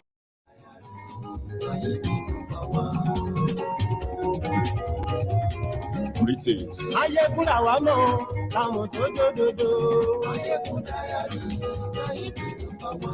Maiyegun ti dé o, ọ̀rẹ́ ara yìí. Good afternoon to you. Lórí Facebook, lórí YouTube. Good morning to you. Good evening to you. Gbogbo bó ṣe ń lọ ni Maiyegun Ladies and gentlemen, from wherever you're watching from, this is Maiyegun Live. Bó bá ṣe rè, àní Maiyegun máa wí. Let's do this. Tún ṣe rè. Share the broadcast. Maiyegun Diary, Diary Politico. Godfatherism, kò sí lọ́rọ̀ Maiyegun, Maiyegun Diary. Thank you for joining me. Ẹ farabalẹ̀ sẹ́ o, kẹ́kọ̀ọ́ lẹ́nu. Wait. Àní Maiyegun làwa mọ̀ o, Thank làwa you. mọ̀ dódódódó. Maiyegun Diary, My favorite part.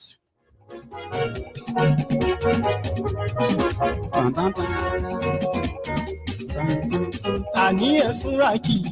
Maiyegun ti dé. Thank you. Maiyegun ti dé. Ọ̀jẹ̀lú ẹ̀sùn rákì. Maiyegun ti dé. Àní ẹ̀sùn rákì. Maiyegun ti dé. Lórí Facebook. Maiyegun ti dé. Thank you. Àní ẹ̀sùn rákì. Now, if you are watching me from Facebook, you are likely going to be unable to share the broadcast. But do your best. Like that video. It is called Marking the Register.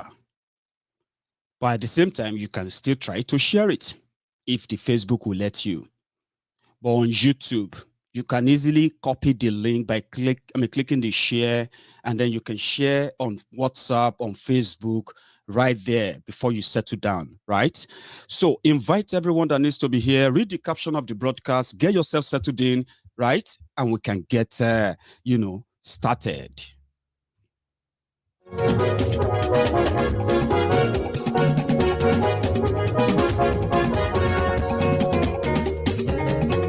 Àní ẹ̀sùn rákì.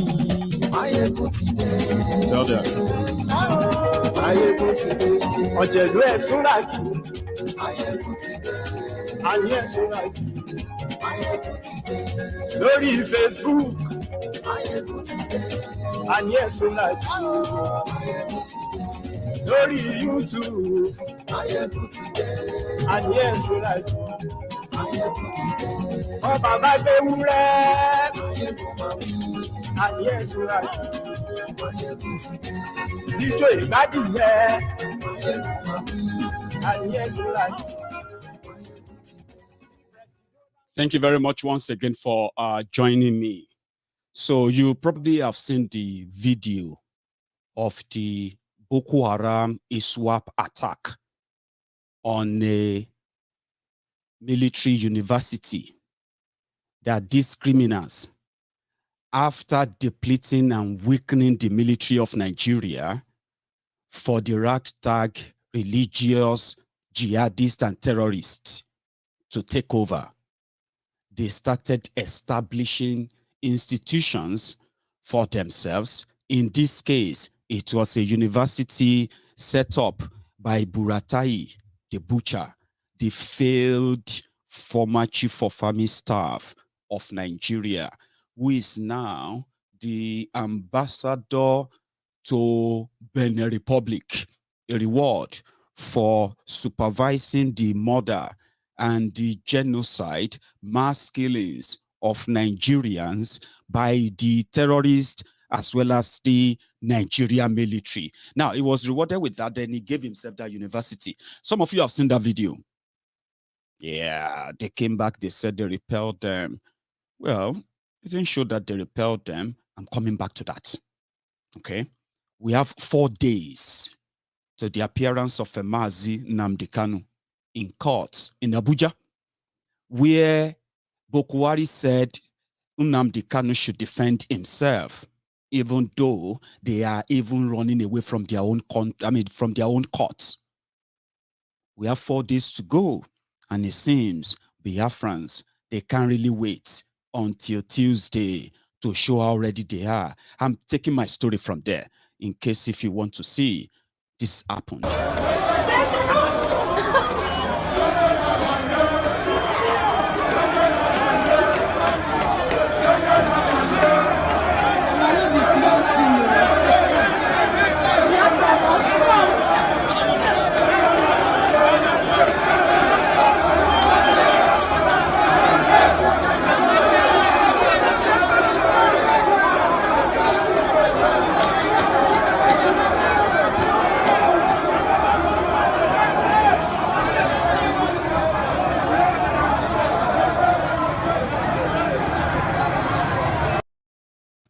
Now, that happened today in Biafra land, and it is to show that in readiness all over the world, there is also a general consensus that people should show solidarity for Mazi Nnamdi Kanu, apart from mobilizing to appear and show presence in that court on Tuesday. I think Tuesday is 18th, isn't it? Yeah. Good. So people are getting ready on that. I'm coming back to that as well. Now, the insecurity failure in Nigeria, the leadership failure that has brought this calamity of mass killings in Nigeria, and then at the same time, no sight of, there's no end in sight for this bloodbath. It's been a bloody week in Nigeria again. You see? If I share this video with you, you are likely never going to hear from me again for another 1 week or 2. I will likely get suspended, but I devised another means to let you see this. The reason why you will see this kind of clips is just to give you the idea of what it looks like when you read the news that terrorists invaded or terrorists invade military position. Terrorists they invaded this community and they captured people, right? Just for you to see what it looks like. This looks like. That's why you see this video, okay? I've got another means of bringing it on, and I'll show you that. Now, this happened in Borno State.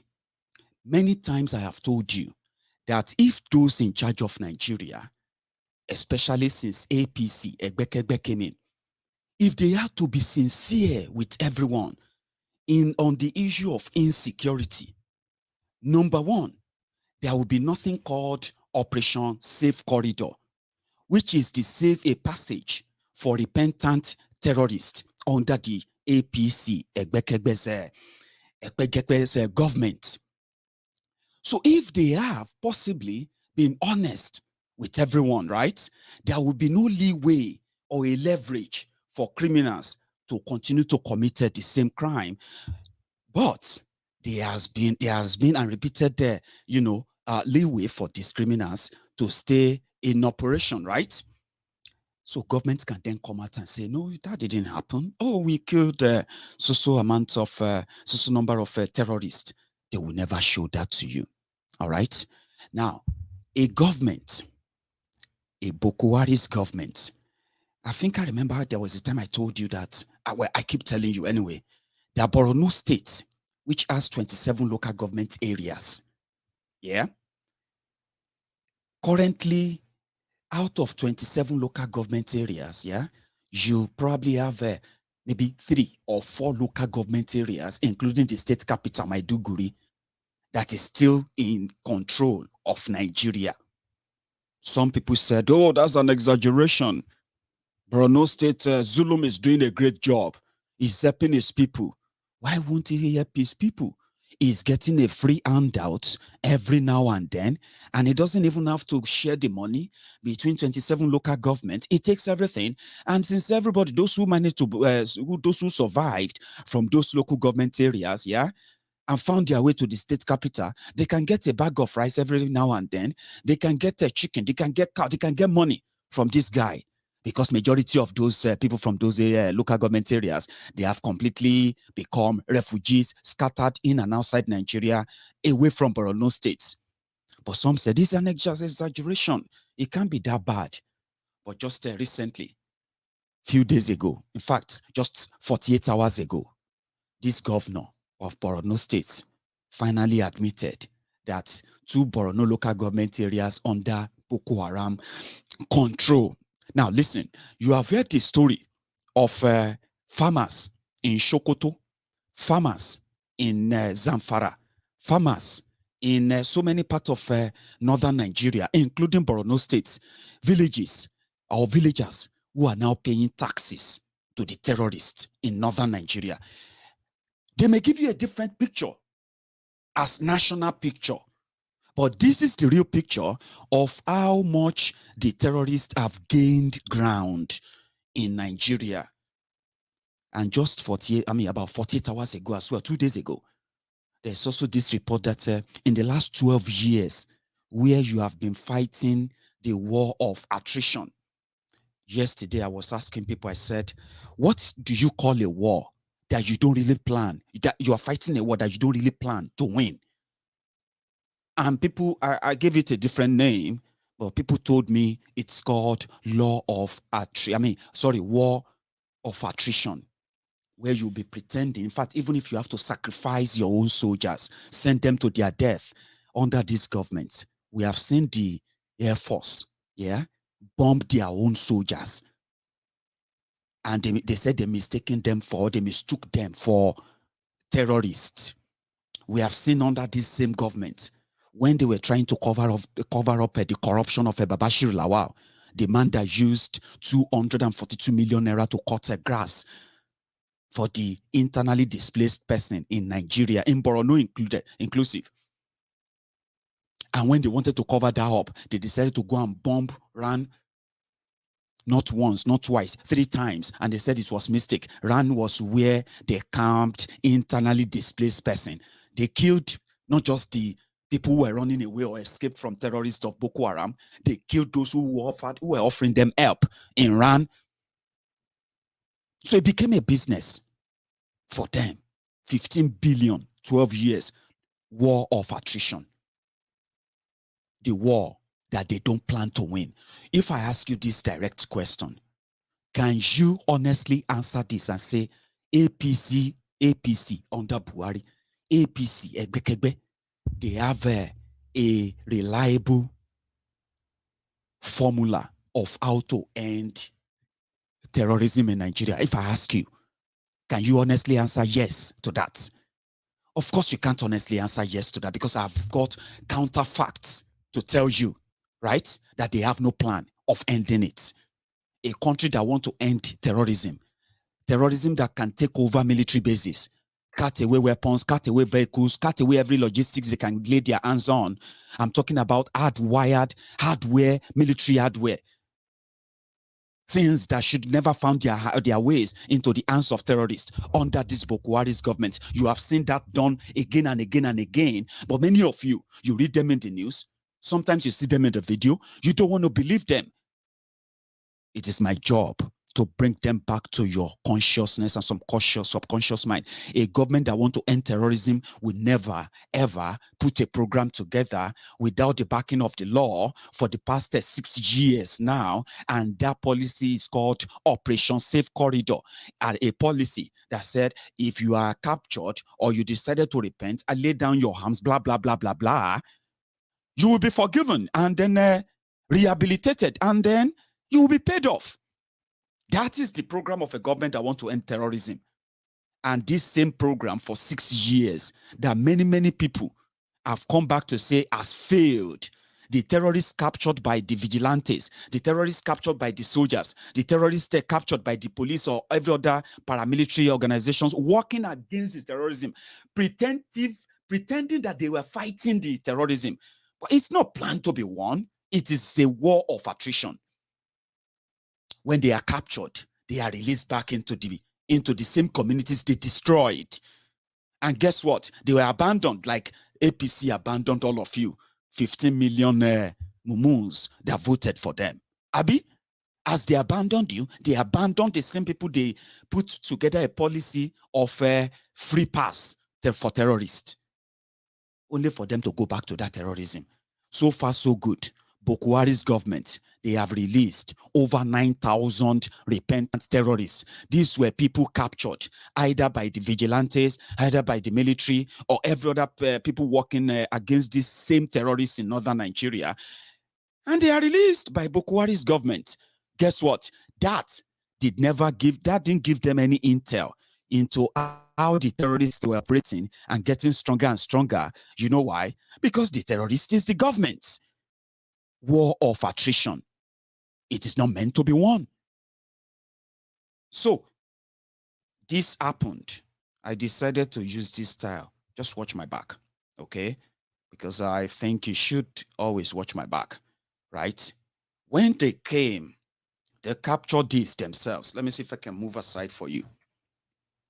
Now, they captured these themselves. This was them attacking a military university in Borno. A place where they have gained advanced ground in Nigeria, northeast of Nigeria today. APC, Egbekebe, is keeping that away from you. Now, when you look at their bogus 2023 rigged election, planned rigged election, you realize that the same Borno state that has been ravaged by terrorism, where Buratai the Butcher came from, where the people who claim to love Nigeria and fighting to keep Nigeria decided to sacrifice their own people endlessly, repeatedly, and then unregrettably, like they have no regrets whatsoever. They believe that they are doing a great job by fighting the war of attrition. War of attrition is the war that APC, Egbekebe, brought upon Nigeria. And guess what? That is costing Nigeria a arm, a leg, and almost the entire body. 1/3 of the national budget of Nigeria goes into a pretentious fight against these terrorists. But whenever they do all this, and they were ever captured, they were going to be released as long as they repent. While people still get killed. You see, the saddest part of it is that all of the weapons you see, all these weapons you see on display, these are not weapons manufactured by these terrorists. These are weapons taken from the armory of Nigeria. How can a government have not even a single terrorist standing trial for all of this? Rather, the military says if these guys can lay down their weapons, they can still come back and be the politicians that will speak for you, for Nigeria, for one Nigeria. The bloodbath is everywhere. Buratai University, they call it. Buratai is in Benin Republic. Nigeria military, they should ordinarily have, because they do have the weapons. So do you know that? If you put together the number of Nigerian military, Nigerian Air Force included, Nigerian police, the vigilante, the civil defense, you probably have a contingent of armed, 1.2 million armed personnel, right? Just 100,000 of them can sweep all these criminals out of the northeast and then northwest and north central. Guess what? These are the same Boko Haram of 12 years ago. They have now metamorphosed into a group called ISWAP, Islamic State of West African Province. They are the West African version of ISIS, the Islamic State of Iraq and Syria. I think that's what they call themselves, Iraq and Syria, ISIS or ISIL. Now, that's the group who carried this out. There's another terrorist group called Fulani Terrorist Group.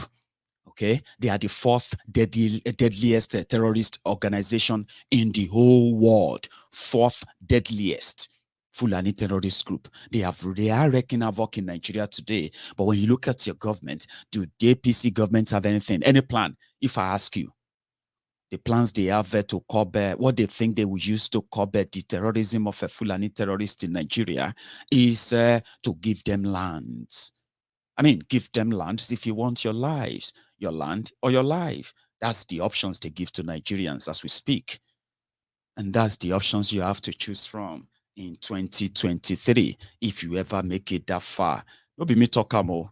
It was your respected man of God. People who hear from God, not all the time, but whenever they do, right? I think he had to say. This is 2021. Some people are already getting ready to kill themselves over 2023.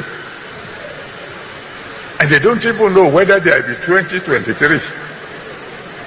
They don't even know if there is 2023, whether they will still be around. There's nobody here who can say for sure that we will still be around by tomorrow. Nobody. It is God who determines who will still be around by 2023. Somebody said to me, sir, who do you think should be president in 2023? I said, president of where? He said, president of Nigeria. How are you sure there will be Nigeria in 2023? How are you sure? Can you swear? I pray there will be, so don't misquote me. But are you sure? Are you sure? It's up to you. Are you sure? So, I think we've had enough of these terrorists, okay? So they don't spoil our night. Beyond that, you probably have seen the video online already. For some of you who haven't seen the video, go on to MaiyegunsDiary Politico. You probably will see there. It's a shame. That is the military. And that's not the first time. But it's just to remind you what it looks like whenever they attack. In Yoruba land, we are facing the same thing. Yes, we are. But it hasn't been caught on camera yet. Enough to use it as a message to you. The few we have caught on camera are the victims, aftermath of when people get kidnapped. And then talking about 2023. These artless people, see, when you talk, they will say, oh, these people are trying to cause problems in Nigeria. Ask yourselves, are there no problems in Nigeria already? we are not creating problems in Nigeria. We are trying to stop the cover-up of the problems in Nigeria. Because by talking, by exposing the problems, we are also exposing the victims, which the country under this terrorist government would love to remain anonymous. And that's what they say. Information is a very powerful thing. When you are armed with the right information, it will be so difficult to make the wrong decisions again and again and again. I didn't send the terrorists to go and attack your military base. I didn't send the terrorists to go and attack the people in Zamfara.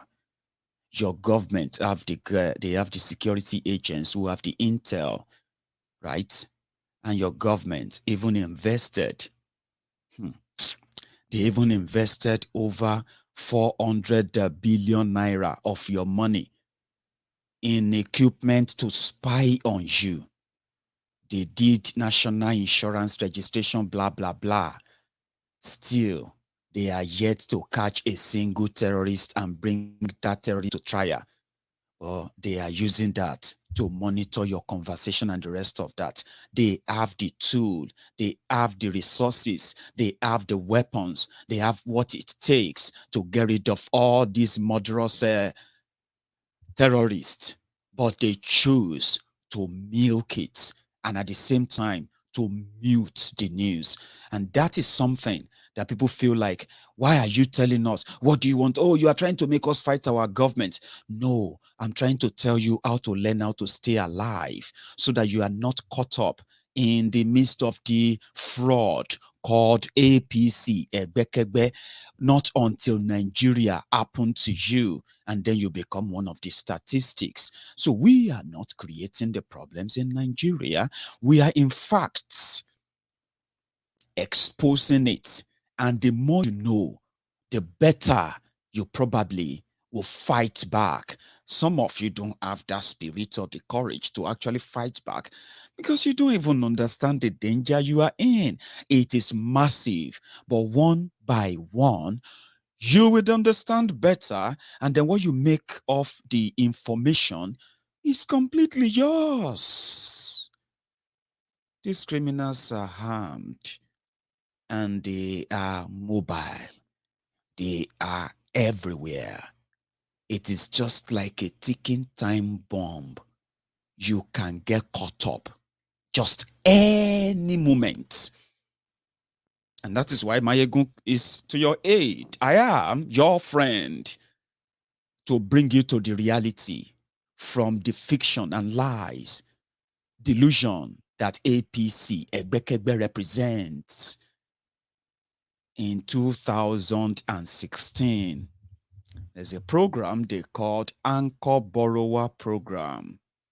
This program was to give farmers free or subsidized fertilizers in order to improve agricultural produce, at the same time to help crush food inflation, so that when the production finally comes on, when all of this investment comes to fruition, they can easily just ban the importation of rice, importation of this, importation of that, and you can just walk straight into the market and pick a bag of 50 kg bag of rice for possibly 6,000 naira. Why? It is grown and then refined in Nigeria, made in Nigeria rice. That was the fraud. Billions of your money was invested in that.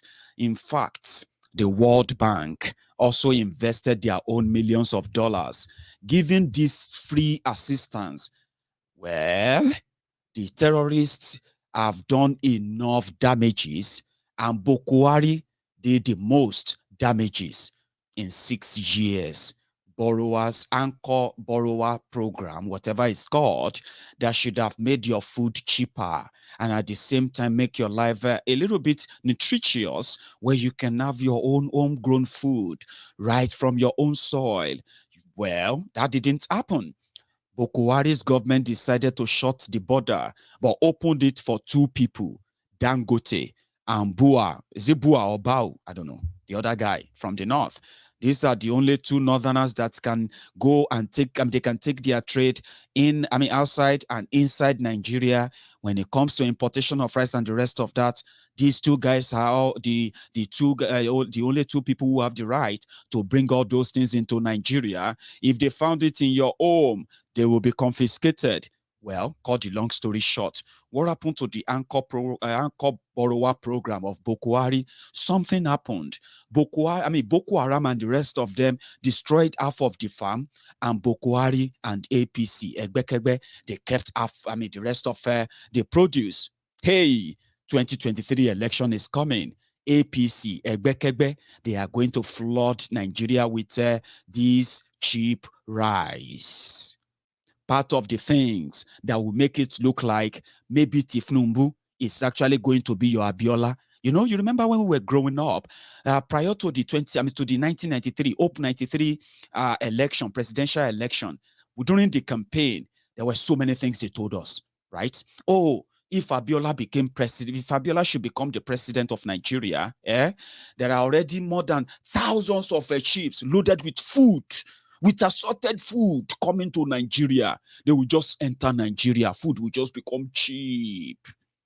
How many of you remember that? I wasn't too young ago. I remember that time. Now, adults, they talk. It was one of those periods they said MKO Abiola also sank a ship bringing Bible to Nigeria. You know, so there was no internet. There were some of these things that they were flying around to help gather people's attention and emotion to support and the Hope 1993. So APC, that deliberately strangulated your economy, destroy it beyond what many of you can cope with. A bag of rice is now, 50 kg bag of rice is now 30,000 naira from 8,000 naira.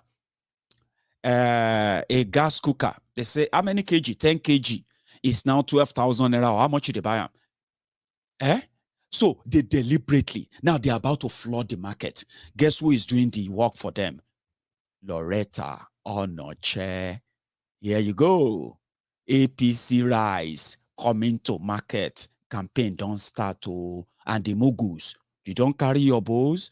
Lagos Abobakus, Oshogbu Alimajiris, Buhari Dins, Buhari Diderins, Buhari Dinotus, Buhari Dijatus, Buhari Shukus, Ungoziaris, Unekaharis, obedient fools, sophisticated morons. Una don't grab your bowl, food done ready. Should come and see this. Everyone should come and see this. This is marvelous. This is wonderful. I have been hearing about it over the last few weeks. And then today, I'm so delighted to be here. Look at this. This is all rice. Look at this. Just look at this. Just look at this. Look at this, surrounded by rice. God bless the Nigerian farmers. God bless Baba Buhari. Say Baba. Say Baba Buhari. This is rice, made in Nigeria rice. It's not foreign. Oh. This one not be China. Oh. This one not be Thailand. Oh. This one are Niger. Original Niger rice with flavor, with good taste. This one. Say Baba. See rice. See rice. I have never seen something like this. This is brilliant. This is wonderful. I just love the ambience of this place. I love this place. Woo! This is, just look at, just have a look at. Just have a look at. Just watch. Watch more. Just watch. And all of them have thank you Baba Buhari on them. Very appreciative Nigerian farmers. Most of them benefited from the Anchor Borrowers Program. And here are their products. They are here at the Abuja Trade and Convention Center. Everyone should come and see. Look at, we are still going. We are still going. See what we have here. See what we have here. See, this is rice. This is rice. Yeah. Rice. Ooh, rice. Rice, millions upon millions of them. Yes, see. Just look at.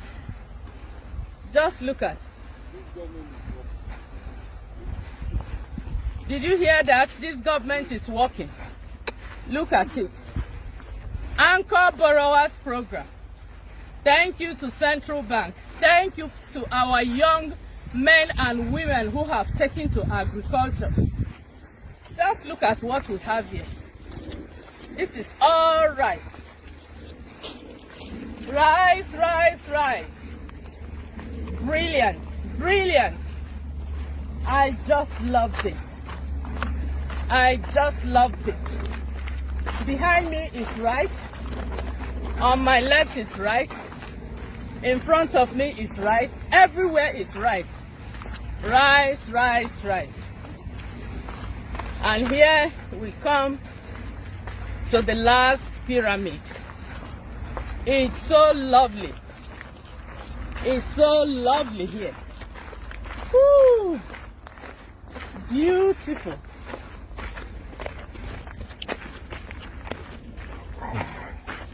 Wow. Although there's no way I'm not coming back here. I'll be coming back here to see what is happening here again. Thank you, Buhari. Thank you, everyone. Thank you, Nigerians. Thank you.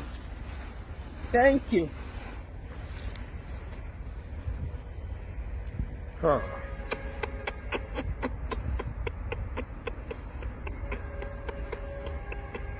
Wow. I don't mean to be a killjoy, but every time I see things like this before election, what comes to my mind is when Irokunle Omoamoshi was the governor of Ogun State. I used to call him the Arungun Oke Monson. Irokunle Abi Ibikunle Omoamoshi was governor. He played the same prank. So every time I say things like that before election, this is this pyramid that comes to my mind. Okay? For some of you who remember the Ogun State rice pyramid. Yeah? Okay, let me see if I can show you. When Irokunle Omoamoshi was fooling the people of Ogun State, how they have done rice revolution in Nigeria. They even celebrated it as achievement of APC, Egbekegbe. But guess what? Na scam. You don't see the frame? They say pyramid do they get frame until APC, Egbekegbe, came to power. Pyramid, they don't get frame. It also be like layer by layer. And people who did the job for Irokunle Omoamoshi, they said they contracted them to load half sawdust, half rice. People said, if I'm supposed to get this kind of pyramid, rice pyramid, APC, Egbekegbe, see, this is it when they finished. But you see the foundation. So if APC have this kind of, rice, where did Amosun grew the rice? Where did they process the rice? Everything has scam, as you all know, as it concerns APC. Egbekegbe. Egbekegbe na bad society. APC. Egbekegbe. Egbekegbe na bad society. APC. Egbekegbe. Thank you. No joke. Some of you see the frame now. When you begin to offload that thing they put there in Abuja, you will realize that these guys are fully ready for 2023. And the way they are going to capture the people. Some of you are going to be fighting this kind of enlightenment war on social media. Wait, what is wrong with the people? What is wrong with all of you? I forget it, Gary. Food don't cheap now. If you go Kano, a bag of rice, they don't sell them for 5,000 naira or 10,000 naira. I say, 10,000 naira for Kano. The same bag of rice is sold for 40,000 naira in Lagos. You see, Baba, you see that rice where you see for that video where Loretta Onoche displayed. Now Kano, then they sell them. They don't put Baba Buhari, thank you. They don't call them Buhari rice. Now the vote for 2023, you see so. And that's true. But you are going to say, go and get your voter's card. My friend, you need to go and register and get your voter's card. Hello, undi voter's card. How now they do? You need to go and, if you relocate, you need to go to INEC website and process your relocation. All right, so relocation officer, go on, do it. The people will go really vote, then the IDP camp. They don't understand that you graduated, you have not got any job. Now, Okada, you the right. And the rest of other hard jobs you are doing to keep body and soul together, they don't care. Now, Rice and the rest of them. And look around you. There are many poor people now. Abi? So your situation is not going to, really, in any way come down. So that's what you have to deal with. They will say, how much did they sell bag of rice for Kano? Baba, na 10K. 10K. I'm on a Buhari rice, so people they chop them like anything, even if now stoned anything, So which means you don't even have that power. Oh yeah, go. Have you registered to vote? Have you done your PVC? Oh yeah, go and grab your PVC. Hello, undi PVC. Ondo state government didn't just talk about trying to stop the Fulani terrorists in their own states. Yes, Amotekun was put to work. And this time around, when the anti-open grazing bill became law in southwest Nigeria, Ondo State is one of those front runners, the states championing that the Yorubas should defend themselves against the invading Fulani terrorists because they have experienced many attacks from this incessant, murderous terrorists.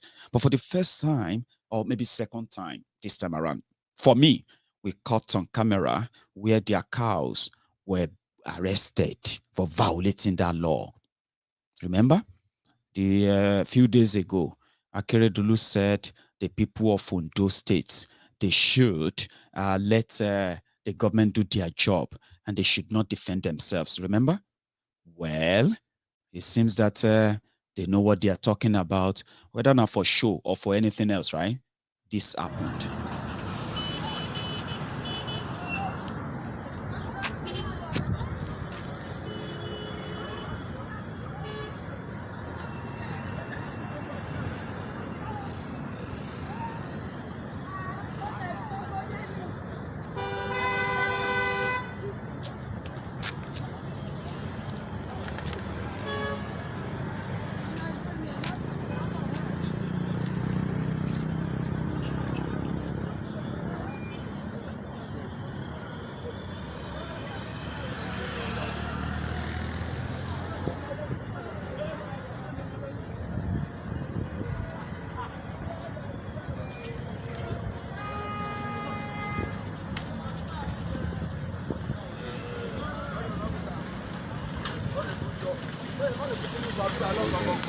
Well done.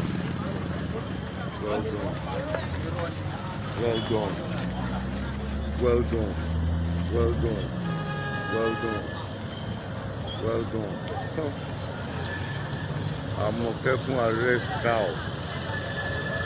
You know the open grazing. Akure.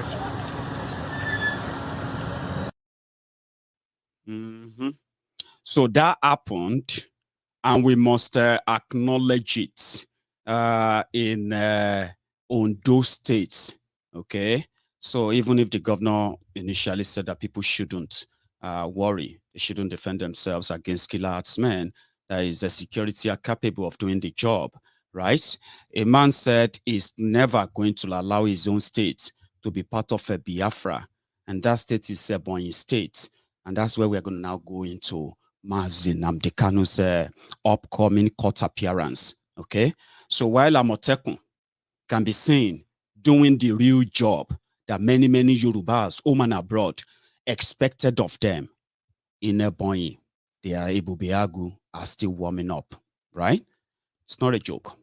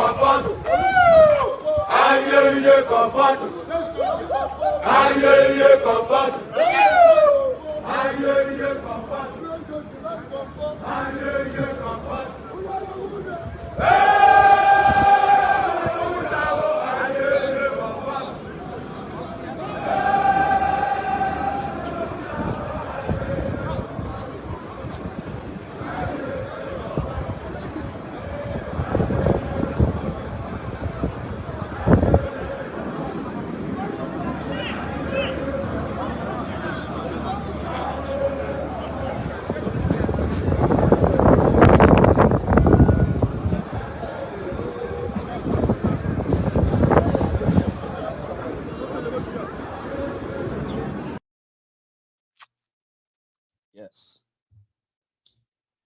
Ebubeagu that are yet to capture any Fulani terrorists terrorizing the people of Ebonyi State, because it's not just the Fulanis that are terrorizing the people of Ebonyi.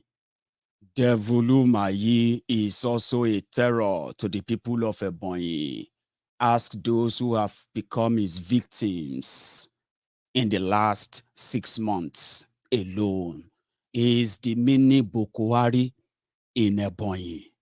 However, as much as he continued to say there will be no Biafra, the people of Biafra, the genuine people who knows that Nigeria has nothing to offer, they are taking on the battle, raising awareness, showing solidarity, and at the same time, never going into silence because of the atrocities and the attacks of these rogue politicians, the politicians of today.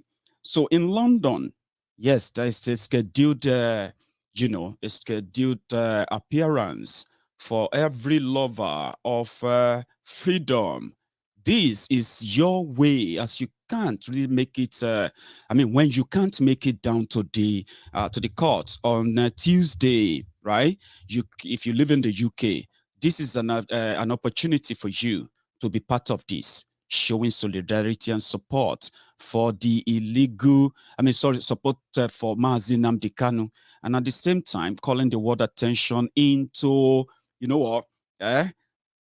into the illegality, the criminality of the people in charge of Nigeria, who decided, right, to jail a man because he's asking for a self-determination. A referendum, of course, something that can be decided within 6 months. And he said, if the Igbos vote to stay as part of Nigeria after a referendum, he will give up. So what are they afraid of? So Prince Jejeman also have something to add. Yeah, you have this date on 18th, 19th, 20th of January, right there in, you have the street locations, by the way, between 8 a.m. and 5 p.m., 10 Downing Street in London, Kenya Embassy, Commonwealth Office in London. These are places where you can indeed still show that solidarity. Nobody's going to shoot at you in London. Trust me, they won't, because you are not a terrorist. Prince Jejeman decided to share this with us, right? Sanji Masama Tofi to Madala Nnamdi Kanu, Biafra is going home. Ayala Bago Oduduwa is going home. Ganja we dey do gra gra. We are going home. bye, bye, bye.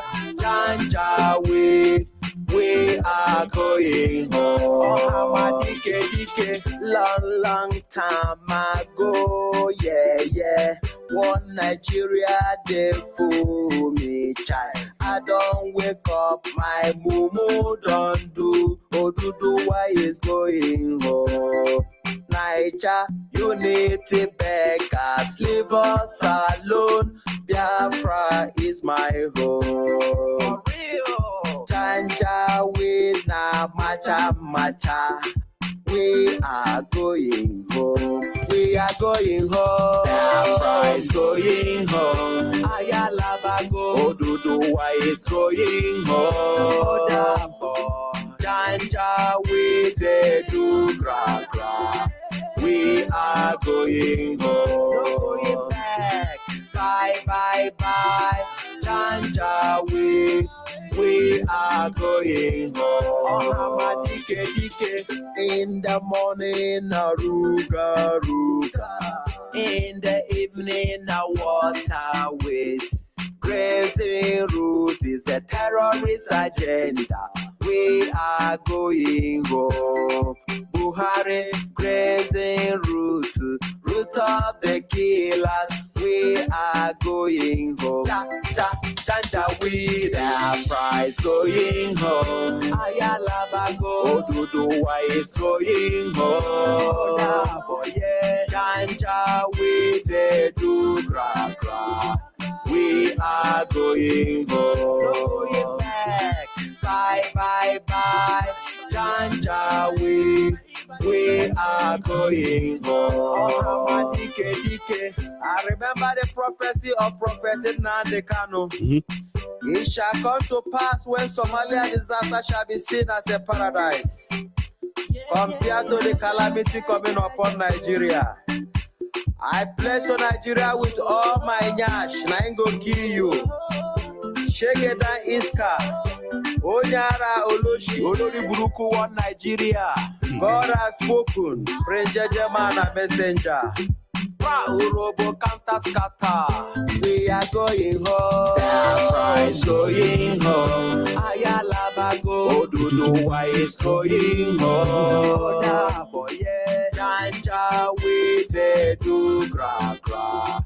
We are going home. Thank you, Prince Jejeman. I think he said it's going to be available for everyone to download and have it on your different device. You can have access to that very soon. Thank you very much for your time so far. Yes, Mazi Nnamdi Kanu is going to be in court this coming Tuesday, 18th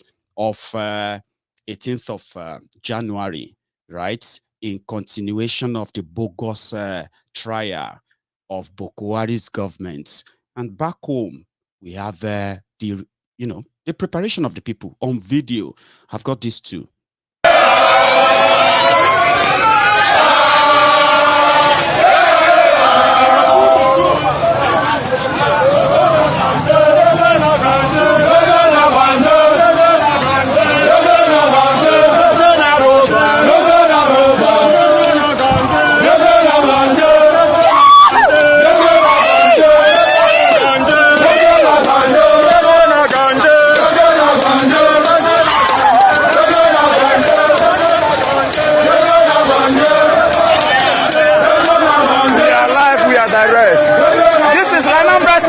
World.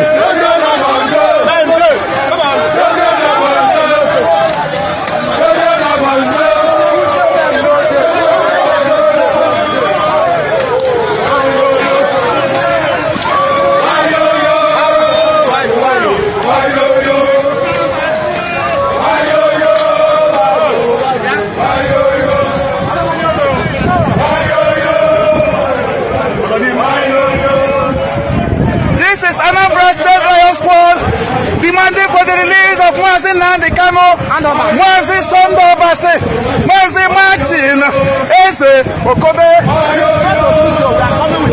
If you fail to release them, we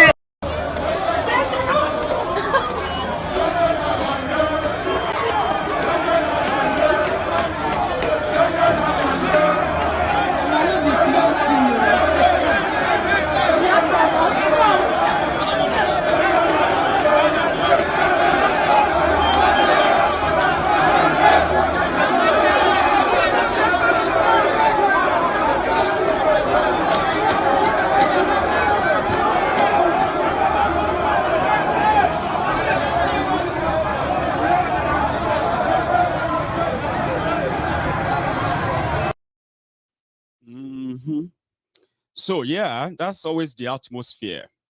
To many of you who needed to be reminded, right? Or who need to be reminded rather. IPOB means Indigenous People of Biafra. It is a peaceful, self-determination, independence-seeking people of the Eastern Nigeria. They have always been peaceful.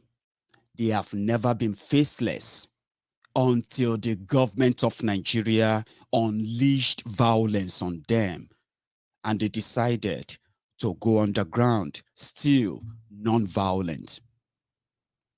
They have, Nigerian government has committed serious, war crime against the people of this region of Nigeria by, in fact, criminalizing the self-determination campaign, right?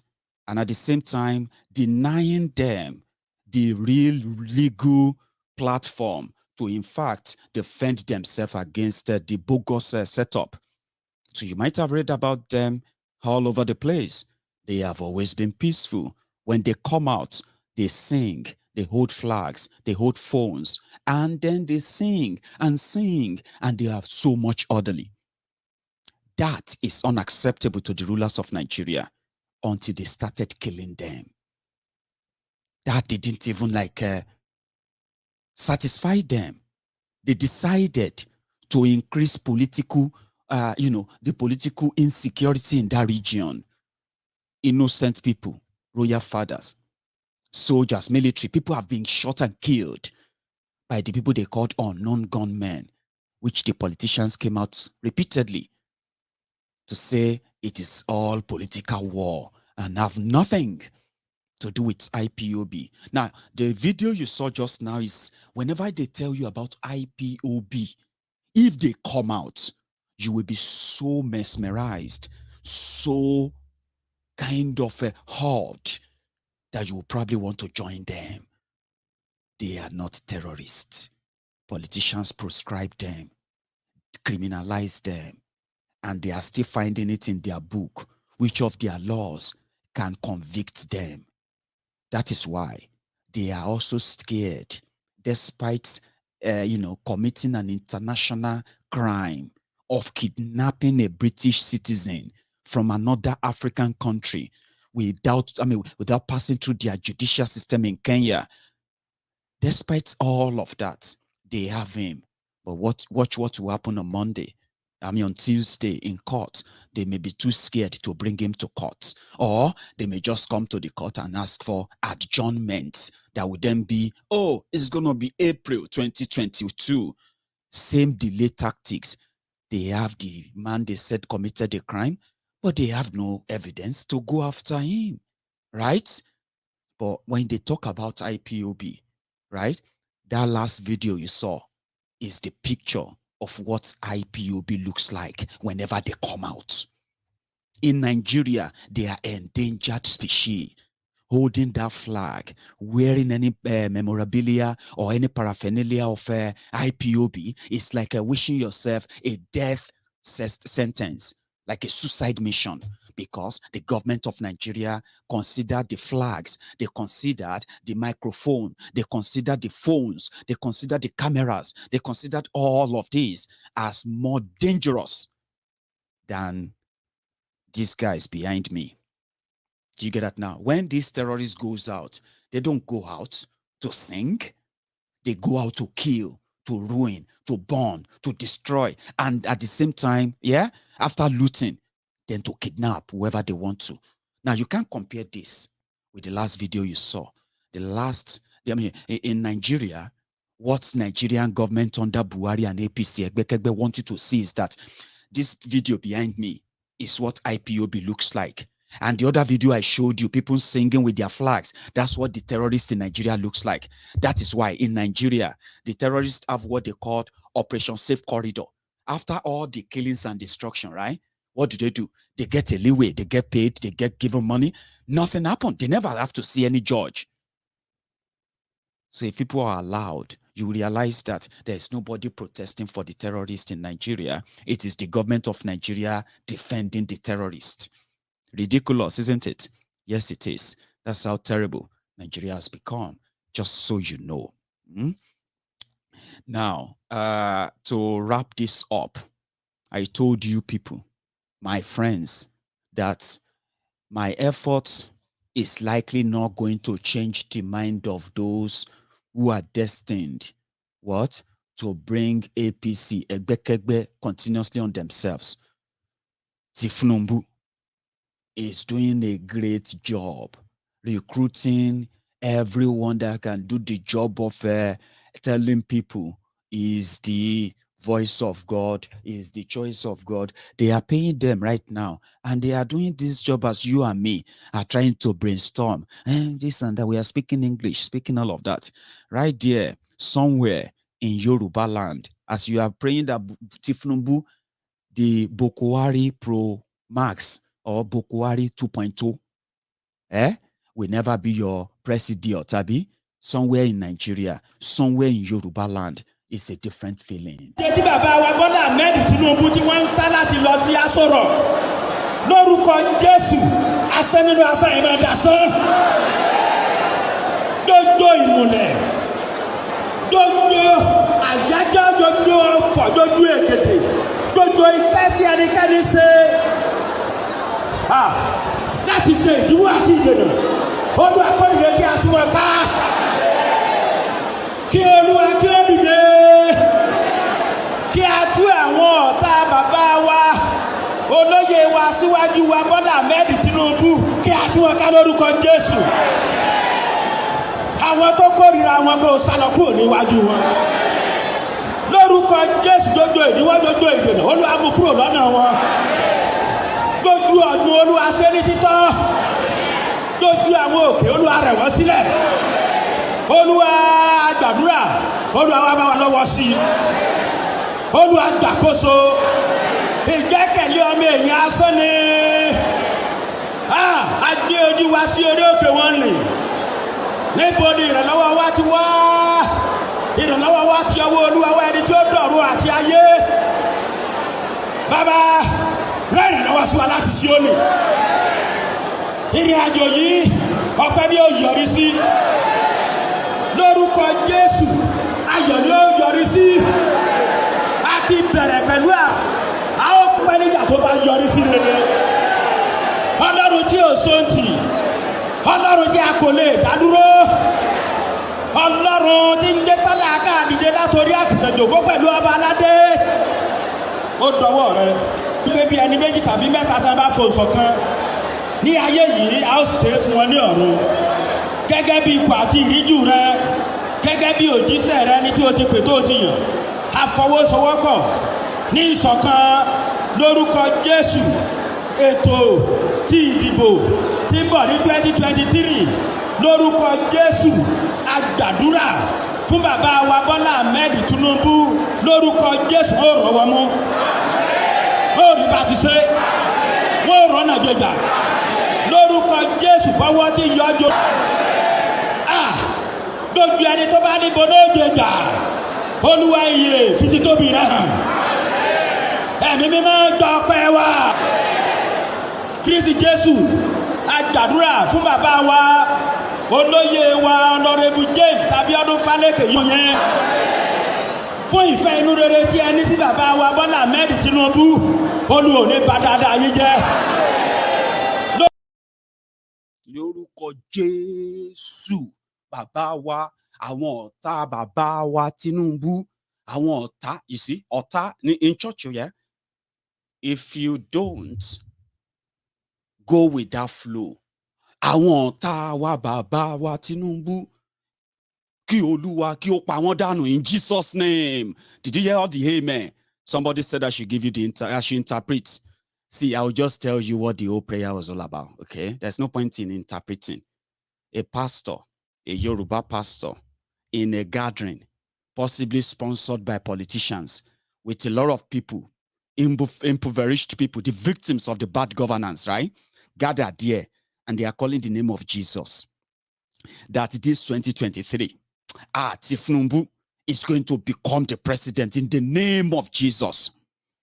Everyone who is opposing that, listen, in the church, everyone who opposes Tinubu from becoming president, our Lord Jesus Christ, you, the God of this and that, is quoted some Bibles as well, okay? The Bible said, oh Lord, I want you to kill all of them, enemies of Tinubu, that will not let Tinubu become president. And the people shouted, Amen.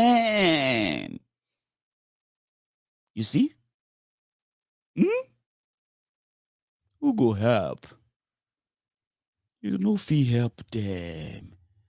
You can't. It's not different from this too. اللهم نسألك أن تعيد مولاها وتنمو على هذه الأمر يا رب العالمين ويكون رئيس نيجيريا في هذه القرن يا رب العالمين.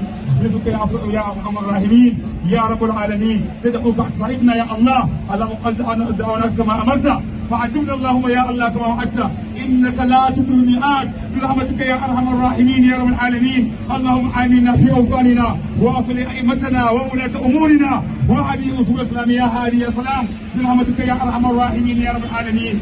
اللهم اغفر لجميع المسلمين برحمتك يا أرحم الراحمين يا رب العالمين. اللهم إنا دعوناك على رئيس نيجيريا محمد بوهاري أن تساعده في كل مكان. اللهم أعينه بتأييدك يا الله. اللهم قويه بتأييدك يا أرحم الراحمين يا رب العالمين. يا الله ندعوك أن تساعد مولا أهل تنمو على هذه الأمر يا رب العالمين. اللهم أعينه بتأييدك يا رب العالمين.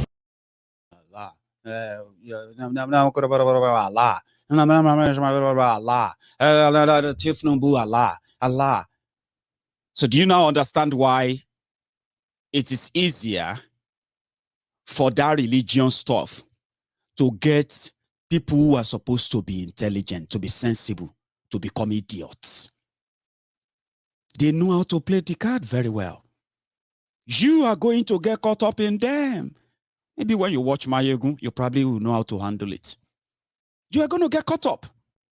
They're going to use Jesus Christ. You're going to shout amen until you're like, eh? In my church, in this church, what did that pastor just say now? That everybody who is against Tinubu from coming to liberate Nigeria, Jesus destroyed them. I say, hey, no, wait. You are going to start hearing them in your churches, in your mosque. And you are going to, some of you are going to get offended when we say, you see how they drag religion into it now. They are calling Allah to come and bless Tinubu. They are calling Jesus to destroy Tinubu's enemy. And blah, blah, blah, blah, other things they are saying. Yeah? Do you see how they drag you into it? Now, some of you are going to be like, if it is the will of Jesus, he's going to be president and nobody can stop him. Ha, ha, ha, ha, ha, ha. They don't stop me. You know, the reason why you can never stop him is because they have already managed to start. They are starting to manipulate your brains now. And some of you have no idea where all this manipulation will come from. Like those. Now, so you go, they shout amen. Now, the Jesus you didn't vote for, the Allah you didn't vote for, you end up asking the Allah to come and save you from the terrorists and the rest of that. How does that work? It's because they have subconsciously managed your brain to begin to say, if Tinubu become president now, oh, it's not because he's a thief. Oh, it's not because people just hate him and blah, blah, blah, blah. Oh, he became president because Allah. Do you know how many pastors praying for him? Do you know how many imam praying for him? You want to challenge them? This is beyond the election, Baba, forget it. They get afar, they get this, those conditioning, they are deliberate so that you won't pay attention to the real deal. How they are going to rig themselves back into your life. And that's so 4 years of your life again is going to get trapped in one Nigeria. I don't know if you will live that long, okay? I don't know if I will live that long if I'm living in Nigeria, okay? Except if I'm involved in accident, right? Or suddenly my doctor says, oh, Maiyegun, we are sorry. You have this terminal ailment that you only have just about 1 year to live. I mean, as sad as that may sound, that simply means, except if I'm involved in an accident, they say, hey, he's driving, oh, whoa, died on the spot. I can tell you for 100% that I'm still going to be here as long as I am healthy. Not because I know I can get killed by terrorists. I can get killed by police. I can get shot by Fulanidis. I can get shot by the wannabe kidnappers. Anything can happen to me. I can get cardiac arrest when I realize that, scammers have emptied my bank account and my bank and my country can't do anything for me. I can probably discover that I've lost my investment because I have met the other desperate Nigerians who find me as vulnerable. Rather than help me grow in a business, they took advantage of me and took away things. So things can happen to me in Nigeria and there'll be nobody to run to in a way, which means I can buy anytime. And they will say, waiting, kill him. Natural causes. Now, natural causes. The guy just die. But here in the UK, except if I'm involved in an accident, or if some people take me and they drug me and they kill me, that one is homicide. It's called homicide. This country will find my killers. Even as disappointing as it is going to be to my family, they will have a closure because they will know those who killed me. In Nigeria, I am a statistic. Say, 35 people died on Lagos-Ibadan Expressway. 35 people, they don't get names. They don't get pictures. They don't get anything. If you trace them, they say, forget Ijari, just say, you remember that accident that happened you remember that, somebody will be telling you, you remember that accident that happened in January 2021, where people die roasted because of a tanker that spilled its content and then, caught fire and people died in traffic. My cousin was part of those people. Meanwhile, when that happened, your cousin was reported as 35 people died. Statistic. So, that means, if I am still here, except if I get myself caught up in Nigeria and then, boom, say, hey, Maiyegun don't die, they don't kill him. They don't kill that boy. Where then kill him? Now for Benin Road. What's the guy they find for Benin Road? The guy they do live video. No mind now. It's insane. They Glasgow. They car. They do live video. They shoot them like say, you know what I mean? Except for that, in this country, if anything will happen to me, you will get to know about it. Trust me, that's the point I'm trying to make. Not in a place where I can just get blocked out. You see, so sorry, RIP, rest in peace. Maiyegun, rest in peace to that Maiyegun. What think the guy can't do for Nigeria? They say, Baba, my God, we don't understand though. You get what I'm saying now? So, Christy, thank you very much, Christy. It's been a long time, by the way. I've not really seen you around. So, you know what? I am going to open my line. Okay? I'm going to open my line. But before I do that, I'm going to make myself a cup of tea. Okay? So you can see the number on your screen. When people say they try to call in and they didn't get through, sometimes, you know what? You need to dial the number as it appears on your screen. +44 79 6063. Where is that? 1010. It is a WhatsApp call. And don't think, your call won't be taken. Your call is not being taken because your call didn't come through. It is a very busy line. Trust me. I wish I can devise other means, but we just use it that way. Okay. So in a way, I'm going to be back. But before I get back, all of you, we did not pray for Tifnumbu and gang. Good luck to you. I will be back. Going to contest for president, but we are begging him. We are crying. We are pleading that he must come and contest to lead this country, because we see what he has done. He was in governor of Lagos State, and all the people he has made, those he mentored, his mentees, they are all doing well in their various fields. All his mentees in the political circle are doing very well. When you look at Lagos State remained the pace setter for all the states in the whole Africa, not only in Nigeria. So because of that, we believe Asiwaju Bola Ahmed Tinubu has what it takes to lead this country to the promised land. If you can remember, sometimes ago in the year past, he wanted to establish a power plant for Lagos State, Aero Gas then, but for political reasons, some disgruntled element disqualified that on personal selfish agenda. We don't have Italy in this country again. We don't have Dunlop again. We don't have many manufacturing countries in the country again. Why? Because they are all running on generator to produce. And to produce on generator, you know what it costs? It will surely bounce back on the cost of productions. So automatically, who is going to buy a tire at rate of 75,000 naira?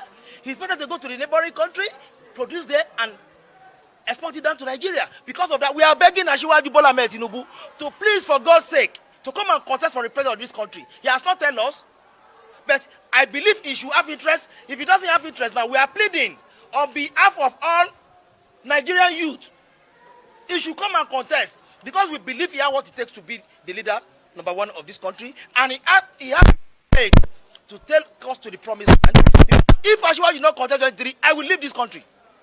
No future for anybody because he must come and contest for the generation yet unborn. God will help you. Okay, with so much now, what should the people expect from Asiwaju if he emerges to winner come 2022? Victory, joy, celebration, greatness, upliftment, employment, financial breakthrough, financial freedom, celebration. Then Nigeria president now photo. Everybody go snap photo with that. Charlie boy. But this ain't Charlie boy, so Mumu don't too much. Charlie boy, now Mumu not too much. You be Mumu. You think say they wise. You are a Mumu man. You are a Mumu man. And then throw the tear gas if something way bad for issue. We just pray. They say, oh, Mumu done too much, Mumu done too much. You be Mumu, they call other people Mumu. They never show you say you be Mumu. Nigeria is not for Desani. Nigeria is not for Charlie Boy. Nigeria is not for Good Luck Jonathan. Nigeria is not for... Sorry, that's a sorry there. 1 sec. Let me get myself back on. Somehow I am having a quick one. 1 sec. I just disappeared. Sorry, now back. Hello there. I've got a caller, by the way. Hello. Baba, now me they talk. Lucky from Canada. Lucky from Canada. Thank you very much Yes, for joining me, Baba. Now you are live. You've been following since, haven't you? Yes, I've been. It's okay. Yeah, sorry, Jai. My kids, they disturb Jai. Baba, no verse. Please, go on. The team tire everybody. Make I first appreciate you first for the good, for the job well done, Baba. Thank you. Yeah. Thank you. Thank you so much. You know, the thing is very, very pathetic, man. So you can see the way, see the way Bono look like one front. See Boko Haram, broad daylight. Mm-hmm. Oh my God. Not the thing even, is really, not really even scary, at night anymore. Baba, you see those Okada in Lagos. You see those Okada in Lagos, almost part of the southern Nigeria. Under those Okada, they have the weapons. AK-47 can be coupled together. Yeah, within a minute or two by these guys. Lucky. Wow. It's an open threat. Mm-hmm. Baba, the thing is scary, man. And people, those in Lagos or those in the south, they think they are safe. They are not safe. These guys are everywhere. They are not safe. That's what they don't understand. Then you see them calling them. They want what's the name of this guy? Asiwaju Bola Ahmed Tinubu come and be their president. What are you looking for Bola Ahmed Tinubu for again? Already you have a dead brain in power. You want to go and bring another dead brain in power. How do we think it is even going to work? It's not going to work. You know they tell them. Another 8 years of suffer. You understand? I look at these guys now. They just give them that bag of fire. They will go and cast their vote. They do not, after some while, they're not looking for their brothers and sisters waiting for abroad. Where they work for money tonight. Where they cost them money. You understand? The thing is really bad, bro. I don't know. I don't tire. The thing that it's a big shame. What is Ahmed Bola Tinubu coming to do in power? That is what I'm asking myself. What that can barely stand. I don't play Biafra people should go. They should support. Go on. Sorry, Lucky. This thing is it on Monday? The Nnamdi Kanu this thing on Monday. They should support him. They should all go out and do. They should rally around him. That is the only thing. They're the only one pulling pressure in that country. You understand?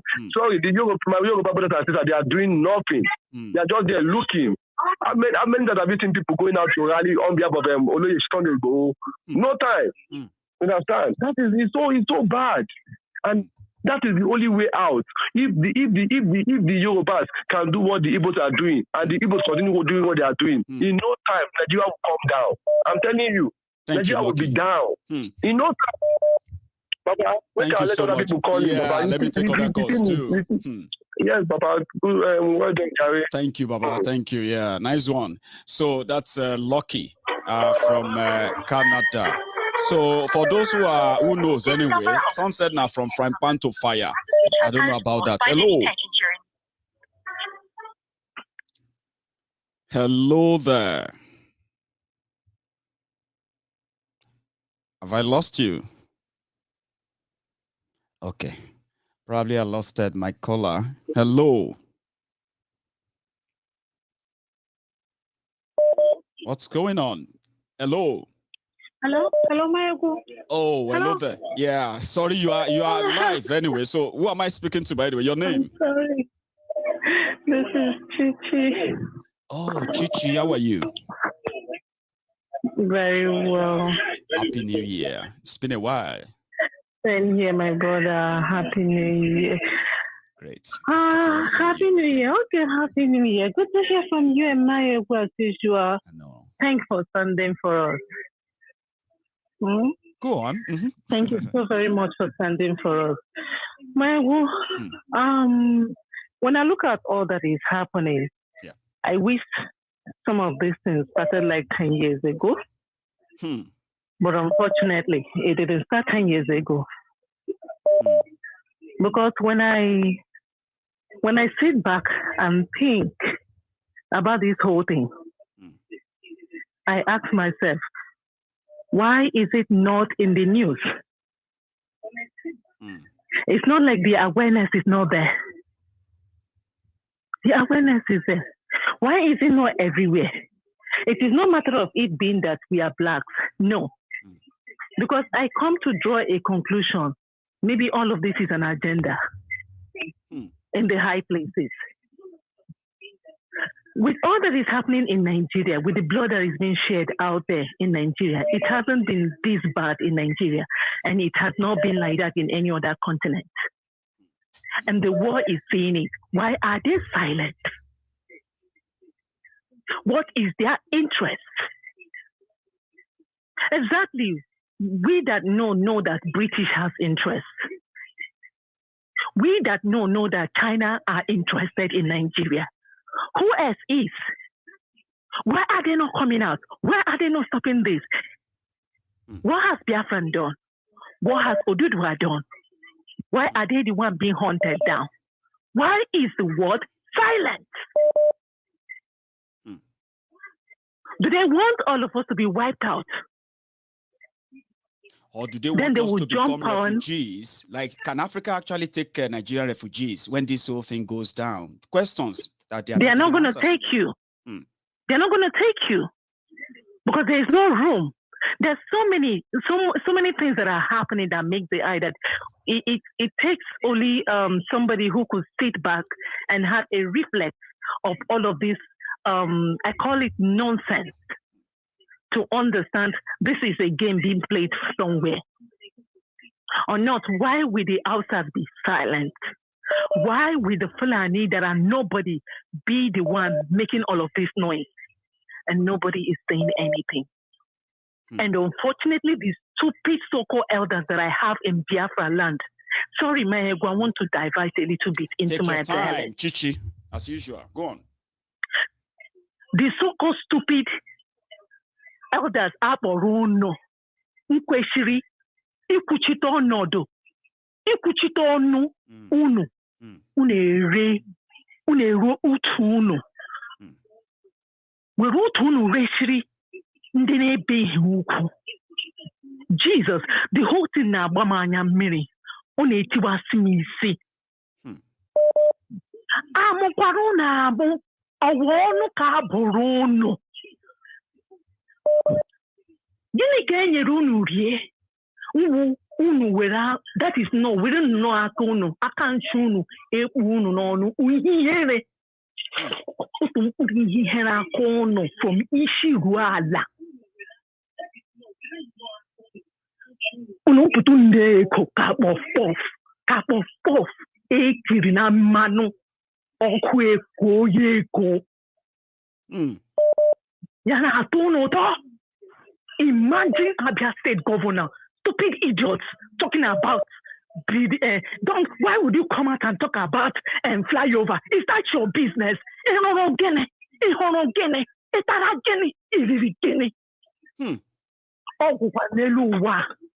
One thing is for sure. That's right. Gone by are those days when people would say,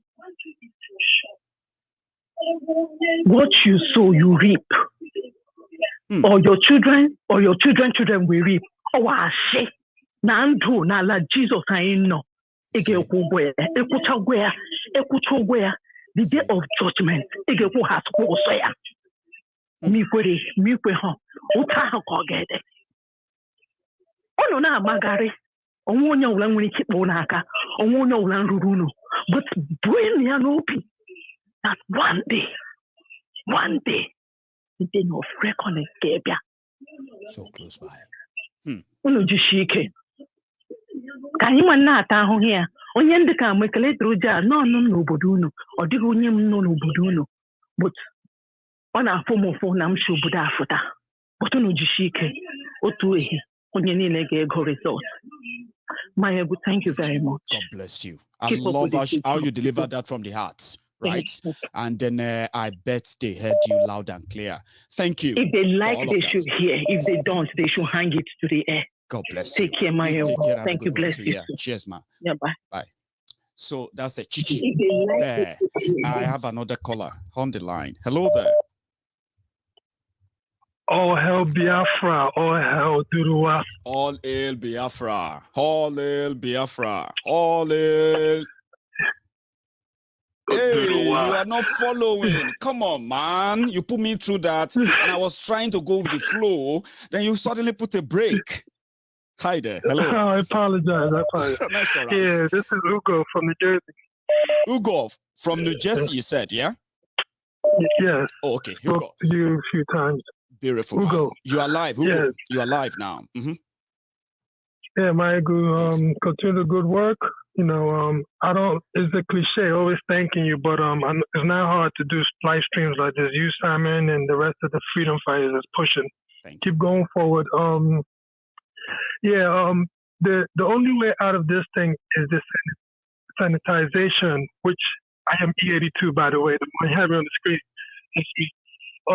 The sanitation and the freedom of our people is the only way out.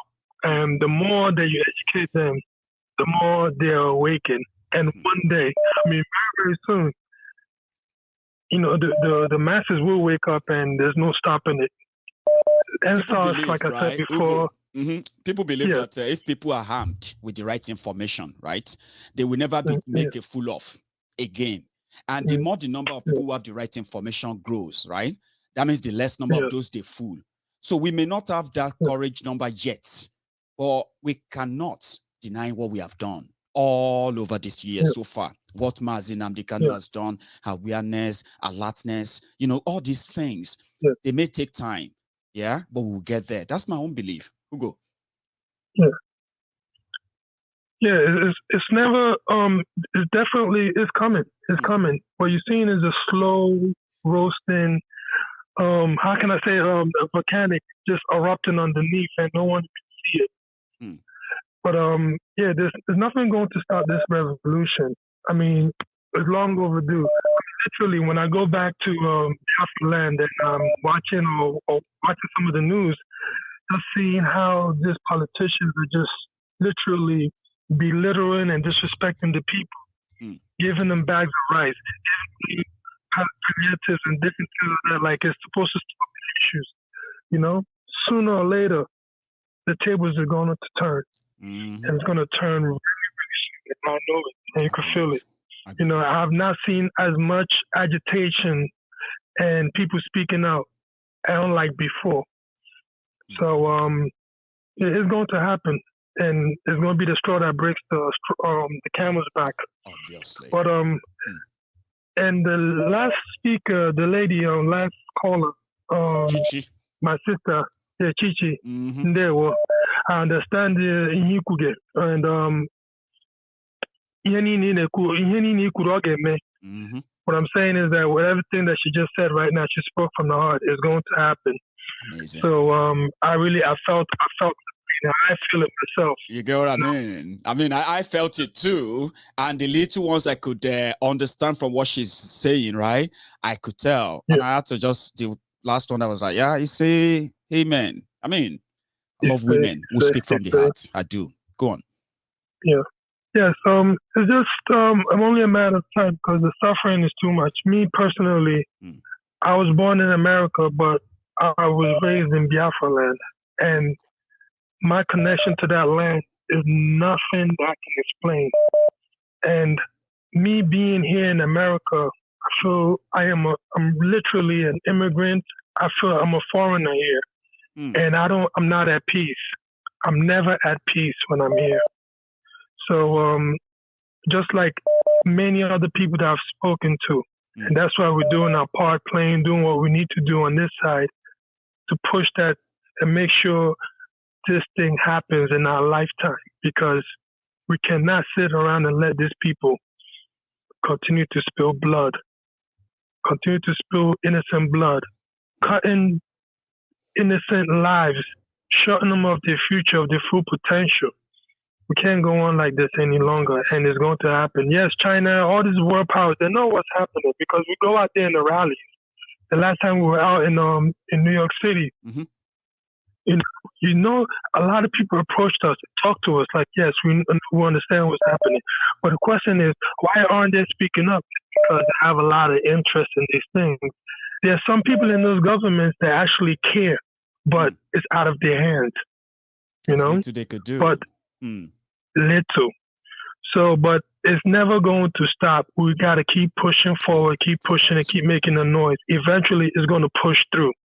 It always happens like that. The thing is that our people need to stay focused and don't allow these people to use this printed money that has no value to, you know, deviate you from the goal of achieving this, the revolution that we need in order to free our people. Amazing. And break this chain of. Amazing. I don't want to talk too long. Yeah, I wanted to say, do you have something to say about the appearance of Mazi in court? Talking about solidarity here. Do you have something to add to that? Mazi, to be quite honest with you, we're all for Mazi and Namdekano, and it's actually a good thing with all the charades that they're doing with Mazi. It shows the people how much it shambles this fake contraption called Nigeria is. It has no rule of law. They don't respect anything. They don't. And the more that they do, the more that they're shooting themselves in the foot. And they think they're smart, but when they're not. They can hold Mazi as long as they want to. But I'm telling you, the longer that they hold him, is the more problem that they're going to have on their hands. Obviously. Thank you so much, Hugo. Let me take another all hell Biafra, all hell all Michael, Biafra, keep firing on all cylinders, yeah? Thank you so much, Prof. Thank you very much for your time, okay? I think if I could get him on, I have, what do you call it? One sec, sorry. I might have Prince Judgeman here. Prince, can you hear me? Yes, I can hear you, Maiyegun. Oh, that's Prince Judgeman on the phone, on the other line, by the way. That's the first time I'm actually taking calls. It's called the privileged line, and the only privileged people like Judgeman can take that. He's done so much to this struggle, or for this struggle, since I've known him. Prince, you want to say something? I love that music, by the way. I just hear this fully on the program like everyone else. I have never finished hearing it myself, all by myself. Yeah, you know, so what's up? But now you are here. Thank you for that job. Thank you. Go on, Prince. Can you hear me? Yes, I can hear you. Everybody can hear you too. Please go on. Oh, thank you so much. Maiyegun, my heart is bleeding. My heart is bleeding. You know, thank you for the good work you are doing. Thank you. Hello, can you hear me? We can all hear you loud and clear. Don't worry. It may be quiet from my own end, but we can all hear you. I can hear you too. Oh, lovely. You see, my heart is bleeding because I want to speak to the Nigerian politicians tonight. I want to ask them one question. They travel abroad, they come to UK, they go to France, they go to America, they go all over the world. When one or two people are being killed, it makes a headline. In Zamfara, people that are killed over 200 in a day. And the Nigerian politicians do not find it worthy to speak or to talk anything about these 200 people that were killed, human being, not animal. Oh, Maiyegun. Our leaders are demons. They are not human beings. The people that are called politicians in Nigeria, they are all demons. You know, they are talking about politics. And look at, election 2023. I want to assure them with what they are doing, the whole house is going to crumble. Definitely, it's going to crumble. There's no two ways to it. Because people cannot be dying this way and they look other side and they think they're going to succeed with this. We're going to keep on going like this and the country going to be going this way. Oh, Maiyegun, my heart is bleeding.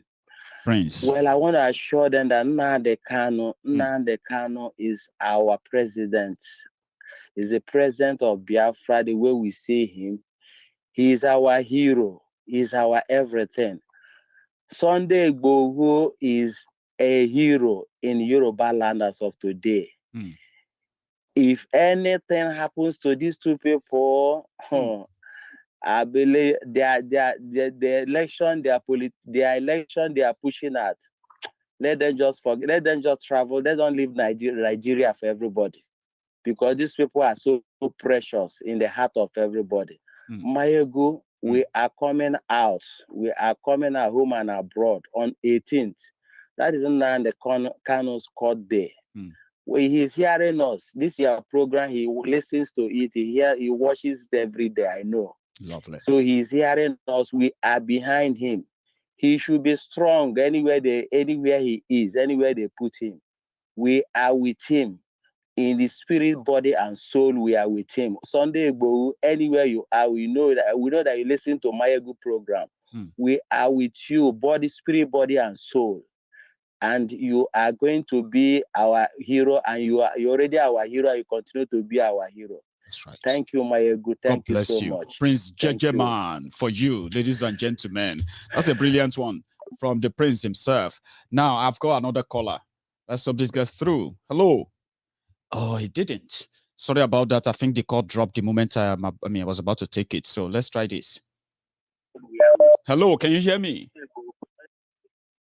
Yeah, I can hear you, Maiyegun. Fantastic. Yeah, now, you are live, sir. Hello. Your name, please. My name is Benjamin. Maiyegun, thank you for what you're doing. I actually watch your program every time. Thank you. Even though when I'm not live, because of where I stay live in Australia, because the time is all when you are. Maiyegun, thank you for your work again. I actually want this meeting to actually talk to IPOB people. What is happening between IPOB group is actually, I would say, it's shameful between Samonekwa and DOS. I don't listen to them anymore, because listening to them, we got to see them fight each other. I'm so ashamed of both of them. I'm so ashamed of DOS. I'm so ashamed of the Samonekwa. Even though we can be cultured in DSS dungeon, which I know is not supposed to be there. These guys should unite in any way together and fight this cause. Somebody talking about every time you are seeing his program, he's talking about DOS about Samonekwa. It's too harsh. I'm so harsh. I don't even listen to them anymore. Anytime I listen to Samonekwa, it's about DOS. If you listen to DOS talking about Samonekwa, man, what? Sorry for using that word, but I don't just know what to say. I know. I'm just too ashamed of we thought we could call their attention, but when I did, man, they too came much. for me. It's too much. And I just thought, well, you know what? Everybody should be responsible for their actions, so I just ignored them. But I can tell you, before I even came out to talk about it, that everybody should at least manage to work together and all of that, yeah? People were calling me privately. Maiyegun says something. Look at what is going on. And I tried to, but guess what? They started reporting to themselves that Maiyegun is fighting Simon Ekpa. Maiyegun is criticizing this. Simply because I asked that Biafra that we know, genuinely, the Biafra that I know of Mazi Nnamdi Kanu, right, doesn't really tell us that they will one day stop being Biafrans and they will be Idu. And I also said, why can't everything be together? If Biafra is part of Idu, Idu is Biafra. Why are you fighting yourselves? Guess what, Jimmy? They came for me. There was actually a time, I don't know what they did, right? It was like they told themselves, they just bombarded my page, right? Every of my video, including videos I made 8 months ago, they were posting the same comments. Maiyegun, mind your business. You this enemy of Biafra. You are enemy of Simon Ekpa. You are criticizing this. You are. And I was like, okay, I'm done with you guys. I've been there before. I'm never going to get myself involved in that nonsense, okay? But I'm glad you are talking about it. Hopefully, it will make a different meaning to them. I'm so ashamed. I'm so ashamed. I'm so ashamed. This is not what's left. I'm so ashamed. I can't even listen to them anymore. They are so dirty to my ears. I can't just listen to them anymore. Anytime they are talking about Samoneko, DOS, this one, Samoneko does not have anything to say again than DOS. US does not have anything to say. You know, the shameful part is that both sides will be accusing themselves of Fulani this, DSS, you are a DSS informant, you are a DSS, you are not, I'm like, what is wrong with these guys? But hey, Jimmy, if you didn't bring it up, I've said I will never get myself involved in that anymore until Nnamdi Kanu is out. He's the only way, that is the only person that has cure for everybody's madness. So I'd rather wait on him and continue to encourage Biafrans to work together. That's the only thing they have. Together. Go on. But how would they come together to have a particular goal for Nnamdi Kanu to come out? Then somebody is tackling even the lawyer, somebody is tackling Kanu's brother, somebody is tackling a DOS, somebody is tackling Simon Ekpa. Man, how would they come together? A house that is divided cannot stand. I hope they're listening too. And I'm what ashamed. we want to see is that thank you for this. Go on. Thank you for actually picking up my call for me to use this video and talk to them. But I'm ashamed, and I'm ashamed. Every minute I'm ashamed of them. Jimmy. I actually donate every time to but you know what? I stopped because I don't know what's happening. I don't know who is using the money. Probably don't understand the damages this is doing. They probably don't understand the damages this is doing to the psyche of people who naturally supported the cause from their different bases all over the world. This is people's moral. I don't listen to them anymore. If I even try to listen to any one of them, they hear someone playing people's voice, attacking him. I listen to US playing people's voice, people from Sonepa's voice are attacking him. What the fuck on? It's crazy. I know, Jimmy. I hope they are listening. So thank you very much. Shame to all these people. Even wasting our time with the effort, everything we're putting, sharing their videos. I'm ashamed of them. I'm ashamed. Thanks. To the lady hear this. Well, they are all hearing. I mean, they are all here. If they are not watching me, right, they will not suddenly start. If they cannot come together, then what's the sacrifice? It's a shame. What is the sacrifice Nnamdi Kanu have done? Well, they can't come together to fight this one cause. What then the sacrifice? What is then the sacrifice? Forget about tackling anybody. Focus on bringing Nnamdi Kanu out first. Forget about gossiping or talking about anybody. Focus on bringing Nnamdi Kanu out first. That is the main focus. Bring him out from that place. That is the main focus. Then when he comes back, he can fight each other, no problem. But for now, forget about the grudges, who is tackling you, not tackling you, who is calling you, is not calling you criminal. Talk about how he's going to come out. We can fight this cause. The Northerners, the Nigerians are united. The British are united. That is why you keep winning. I know. Let me take another cause too, because the time is quickly. Thank you very much for back, Thanks so much, Jimmy. So I have another caller on the line. Hello.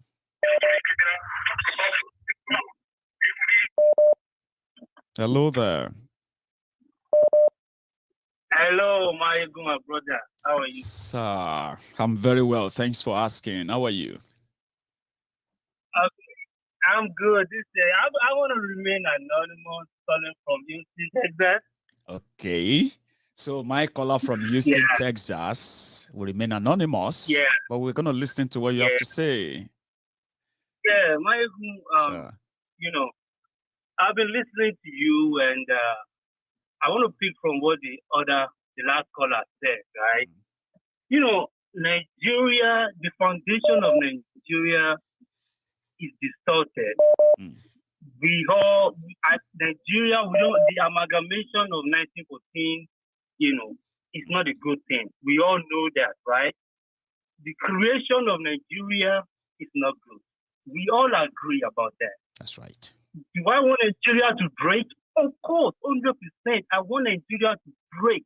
If Nigeria can break today, let it break. But my thing is, it is difficult to break Nigeria, Well, it is proven. No, it is proven difficult. So you're right. Go on. Bible, it is very difficult to break Nigeria. The reason why I said so is, Maiyegun, it took South Sudan, over 20 years before they could actually get their own independence. And the reason, it was constant war, bloodshed for over 20 years before United Nations can say, okay, what's going on in this country? Let's listen to these people. Without United Nations, Maiyegun, we are going nowhere. In United Nations, we have 5 permanent security council members. 5. United States, UK, France, China, and Russia. Among those 5 strong countries, if one of them say no to your agitation, that is the end of it. We can be shouting, we can be doing whatever we want to. Look at Taiwan. China said no, that is it. Look at Palestine.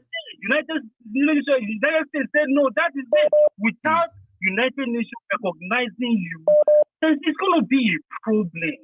So it is beyond it. We are fighting now. Look at the only group in Nigeria that can fight are the Igbos. And the reason why is because of the Biafra war. They've tasted war before. They know what it is to actually fight for their rights.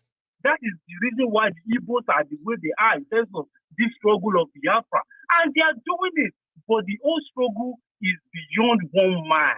It has to be a group. See, the only people that can break Nigeria, are the Nigeria people themselves. Are the Nigeria people. Without the Nigeria people, the group cannot do anything. If you have to put it that way, then that means somehow you are a believer that a revolution can change the system, even if it's not going to break Nigeria away immediately. Yeah, it can change the system and then put everybody on the path to that breakup. God bless you. Yeah, my research and my study have shown that the only thing we can get out of Nigeria is restructuring. That is the only thing we can get from Nigeria now. But these guys won't give that restructuring. How do you think we're going to get that? Revolution or something? What? Yes. Go on. Maiyegun, United Nigeria is the property of United Kingdom. United Kingdom own Nigeria. Nigeria is their baby. If United, why do you think Medical Ronaldo was shouting, UK, leave Biafra alone? He was attacking UK because he knows the power that UK has on Nigeria. If UK say no, you can shout and do whatever you want to do. You are going nowhere. But I'm telling you, if revolution starts today by Nigerian people themselves, and there are proper war and bloodshed is everywhere, United Nations will listen to us. But are Nigerians built that way? A typical Nigerian DNA cannot fight for its right. Nigerians are not built to go and fight for somebody. No. The last caller, one of the callers said, look at Yoruba people, look at Politico. Politico was on his own. He did his best. He's locked up right now. Who is fighting for him? Even the lawyers are saying, I don't want to work for Politico anymore. It's between the Yoruba people who is fighting for something. Nobody. The guy is on his own. The Igbos are trying for Kanu. At least they are doing some, they are protesting, they are blocking. The Igbos are trying. They are trying their best, but how far can they go? International community, the world powers, they are interested in the way. I mean, like you said, the international community pretends that this genocide, these killings, human rights abuses, and every other things that the Buhari's government is doing in Nigeria, they are pretending like they are not happening. Not that they don't know, they do. But they always said they always roll out red carpets for Buhari everywhere. So I'm with you. Because the destruction of Nigeria is their own benefit. You have to understand this thing. They are benefiting. Look at Congo. Congo is one of the in terms of natural resources, they are the top. But look at Congo. If Congo should stand today, if Congo can stand today, then these world powers will not benefit anything from Congo anymore. So the more Congo goes down, the more they will be rich. They are the world powers. They are called the establishment. They hold everybody they hold the world. If they tell you no, Maiyegun, you are not moving anywhere. You are not moving. Realistically. Except you guys start fighting. Realistically, except you guys start fighting like South Sudan. And you're fighting, constant fighting. Refugees flooding to African countries, some of them finding their ways to Europe. Millions and millions flooding the North Africa. Blah, blah. Then they will be like, oh boy, Kasala don't bust to 250 million people. Where we won't put them? Yes, so where we won't put them? That is when they will listen to you. And war costs money. Guns, bullets, ammunition costs money. You cannot fight the government of the day. No, you can't fight governments. No, I agree with that. Biafra almost won the war now. Yes. It was the support of the other countries. Yes. It was the support of other countries. If you want to fight, you want to create your own country out of Nigeria today, then you should be ready. You will be ready to fight the government of the day. Because you want to claim your own territory inside a sovereign country. So you are ready. It has to be war. Nigeria. And in their own time, you are right. Yes. That was what Biafra war was all about. They are fighting the government of the country that we want to get out of this country. And they try their best. But they didn't succeed because of United Kingdom. So if there's going to be anything to change anything, it has to be the people powered. And it has to be a lot of spillages. Yes, the people themselves have to stand up and say enough is enough. Without those, the people, the group cannot do anything because if they lock all of you up, okay, they arrested Nnamdi Kanu now. They arrested Nnamdi Kanu. Look at the group. People are creating their own group. This one will come today say he's the leader of Biafra. Another person will come today. Every way, people are just dividing the whole agitation. That is what you get when one man is leading the whole thing. But when the people say enough is enough, and they want to stand on their ground and want to fight the government doesn't have power to defeat his own people. No, he can't kill everybody. You can't kill everybody. You're right. They will say, okay, enough is enough. So the whole agitation, what we can get from it, to be honest with you, is just to restructure the country, let every state, proper federalism, let every state control their resources, and that's it. If you cannot get that, well, what are we going to do? Revolution. But we are saying that Nigeria will break today. But we are saying Nigeria will break today without United Nations saying, okay, no country in this world will partner with you. No country in this world will do any business with you without United Nations, without you being a member of the United Nations. It is what it is. This is what it is, but we have to keep shouting and keep telling these guys that they are crazy. But they are listening, they are watching. But I don't know. I'm just confused. No, you said enough. You know a lot. Okay, so at this point, I want to just break. Oh, I'm from Niger Delta. Maiyegun, you need to see my village. You need to see my village. I called my aunt yesterday, and she's telling me that there's no fish. There's no fish in the whole village. And mind you, my village is surrounded by water. But there's no fish for us to eat because of the oil spill. Pollution and all of that. Because of pollution, we can't even eat. We can't even eat. That's our story. I want Nigeria to break. Do we have the power to do this? Are Nigerians strong enough to stand up? Nigerians cannot fight for themselves. Oh, I'm sorry. Not to talk of fighting for others too. Fighting for others. Look at somebody. Look at one guy from the video you played said if Tinubu should contest. Anybody that is against it is an enemy. They should die. He said, okay, that those are the people that we have at the top position. When you have people like that and they have their own followers, what do you expect? Maiyegun, you are trying your best. Thank you. I consider you as part of the 5 percenters. You are members of the 5 percenter because you are trying to liberate the 85% that don't know anything. Okay? They don't know anything. You are trying your best. Just keep doing what you are doing, my brother. And we listen to you all the time. God bless you, man. And God bless you too. My regards to the people of Texas. If I still remember that, you called from there. So thank you very much. I'm going to take my last call, and that's an elder in the temple. Elder in the temple of truth. Hello. Elder Olaoluwa. Good evening, sir. You are going to be my last caller, right? And I want us to manage about 5 minutes of our time tonight. Okay. All right. Yeah, thank you. Go on, sir. Yeah, thanks. Yeah. Yes. I just first of all I wanted to say well done for the good job you are doing. Thank you. Thank you, sir. Yes. The last caller. I want to make comments about the last caller. Good. Yes, I disagree with him in a lot of things he said. Okay. And the reason why I disagree is this. You see, the way we Nigerians and Africans are looking at the rest of the world. So it's not like that.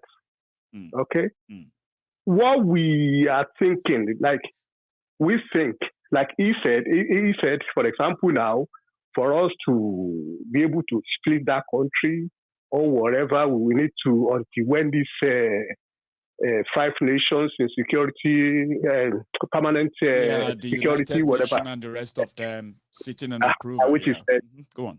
Let me tell you the reality. Yes, we are not ready. When we are ready and it's building up, okay? So that separations of Nigeria is building up. Okay? People should wait. It's not a sprint, it's a marathon. Okay? But when we are ready individually, collectively, as a Yoruba now, I'm a Yoruba man now. Let me tell you the reality. I'm now 57 years old by tomorrow. Oh, okay. You are my same month birthday with me. I'm going to be 38 in another 2 weeks, sir. Okay, yeah. So I'll be tomorrow. I will be 57. So obviously, happy birthday to you. Thank you very much. Thank you. So obviously, I have some knowledge about this Nigerian problem. In fact, I was 2 years old. Because anybody that is still continue believing in one Nigeria, you understand, they are deceiving themselves. I will be 57 tomorrow. Okay? Now, I face, my parents make me face these problems since the age of 2. Because when I was 2 years old, this military strike, they destroyed Nigeria in 1967. I was born in 1965, January. 2 years later, they destroyed the constitutions that the British handed over to us. So from there, when that trouble started, they started taking us into the bush. I can remember vividly. I was able to stay alive today because that time, the military, that time, the police that is watching all Yoruba land is our brother, recruited from our local area that is watching us. It's not like now that you go and bring one soldier, some soldier from Abakaliki to come and watch to come to Ibadan, or you bring some soldiers from Maiduguri. Otherwise, maybe somebody like me, I would have been dead. I would have been dead. So that time it is yes. So that time it is our uncle, our brothers that are recruited into the army that they are patrolling our forest that time to watch us. So that would be like that. Now go back to the last caller. The last caller was talking about, oh, we have to do the whatever. The truth of the matter is this: once Boko Haram or bandits is swapped with their ragtag army, once they can get the support of some of international community to continue their war, because they have some international backing for the war they are waging. Okay? So who told the last caller and anybody that a whole Yoruba of 70 million people, over 70 million people, man and woman, very well educated people, okay? When we are ready, who told you that we are not going to have a friend to help us? We are not ready yet. And the game is building up. It's building up. It's not a marathon. It's not a sprint. It's a marathon. Because, for example, you can see what happened in Ondo State the day before yesterday, whereby people are sleeping. These bastards from Sahel, they come from nowhere. They bring their cow, they graze on their land, and at the same time came back in the night to slaughter them. How long do you think? How long do you think even this Asinwe Tinubu or Oloriburuko Obasanjo, how long do you think they will take this one? You understand? So now we are getting into heat. People shouldn't be in a hurry. Frustration level, I always use the word frustration level. That frustration level, when it starts, you understand, this international community, they will be noticed, whether officially or unofficially, they will know when the game starts. But the truth of the matter is that nobody is coming to fight our war for ourselves and for us. We need to fight our war. Okay? Now, and I don't want anybody to put British or French, or British into Nigeria matter anymore. British itself was colonized by the Romans for 475 years. Anybody who doesn't know, Google it today. They were colonized for 475 years. Okay? So British only colonized Nigeria for around 200 years. So let's move on. The truth of the matter is that Nigeria can never be one. Look, do you see the people that are talking about restructure? Which restructure? I don't even talk about restructure anymore. Okay? It takes only Afenifere, Pandef, and Ohaneshe to threaten the North today that we don't want any northern president in 2023. They did. Okay? And that is what, I mean, for me, whether it's northern or Igbo presidency, Yoruba presidency, whatever, I don't support any one of them. Only what I support is breaking up of Nigeria. And that's what I will support on the end of my life. Thank you very much. Thank you so much, Elder. That's another brilliant submission from you, sir. Thank you so much for your time. And you have a wonderful evening. So happy birthday to you, sir, because I may not have a chance of speaking to you again. So you have a wonderful 57th birthday. Thank you, sir. Thank you. Yes, sir. That's Elder Olaoluwa. And that's where we're going to draw the curtains tonight. So everyone who took their time with me, Christy, EJ, or should I say EJB? I'm sorry, I actually missed the name. Every one of you who actually phoned in to contribute to this conversation tonight, thank you. Okay, to my friends on YouTube, remember, you can still like that video before you go. Okay, leave the chat room, just come out of the chat room, right? Underneath the video, you see the like, stop it. Okay, it's called engagement, and in the Temple of Truth, right, we call it offerings. So drop your offerings before you leave the temple. if you have enjoyed this so far, and if you are just joining us, right, you can rewind this video. Just move that cursor and that draw down a red line on your screen or white line on your screen. Just draw that back, and you can watch this from the beginning again, and you can skip wherever you think Maiyegun is repeating himself. So free word. I'm going to be back here tomorrow, and then you can watch the replay.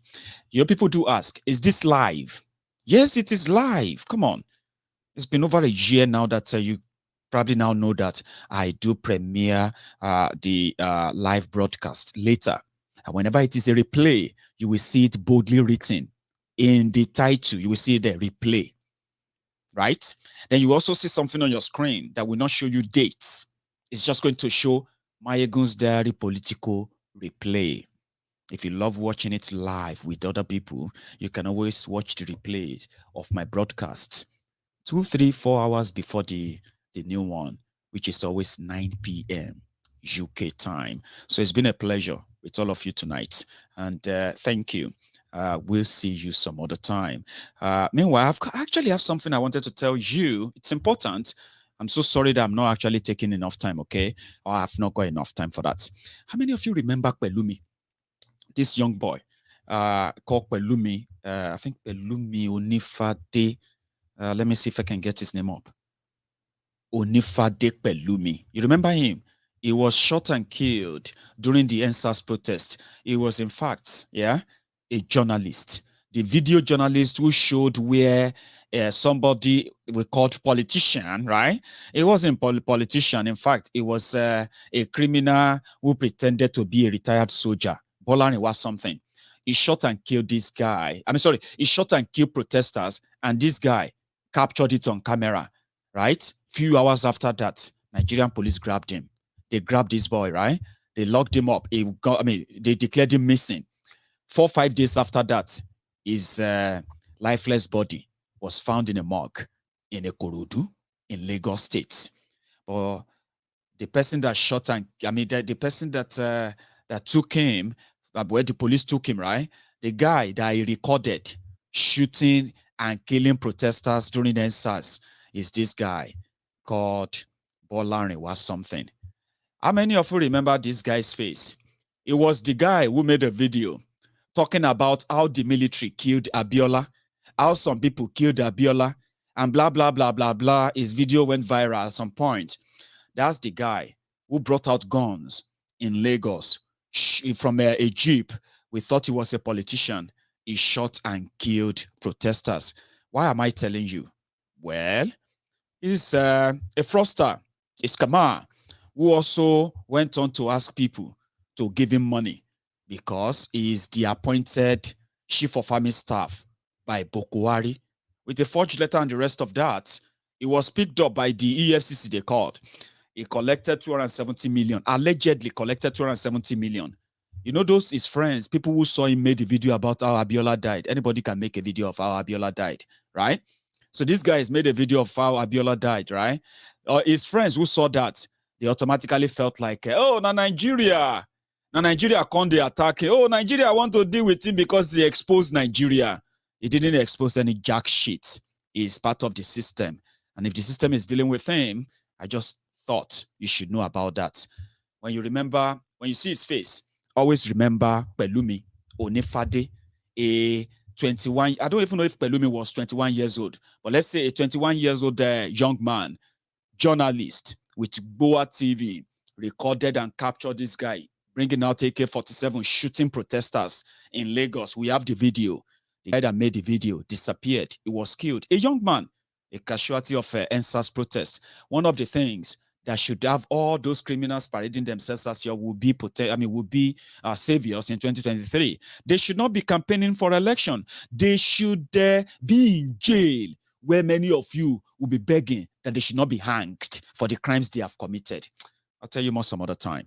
Guys, thank you so much for your time once again. I'm going to see you some other time. Remember, pay your offering, and it is by like that video, share it. If you enjoyed this, you know what I mean? If you disagree with me, meet me next time with your own facts so that we use facts and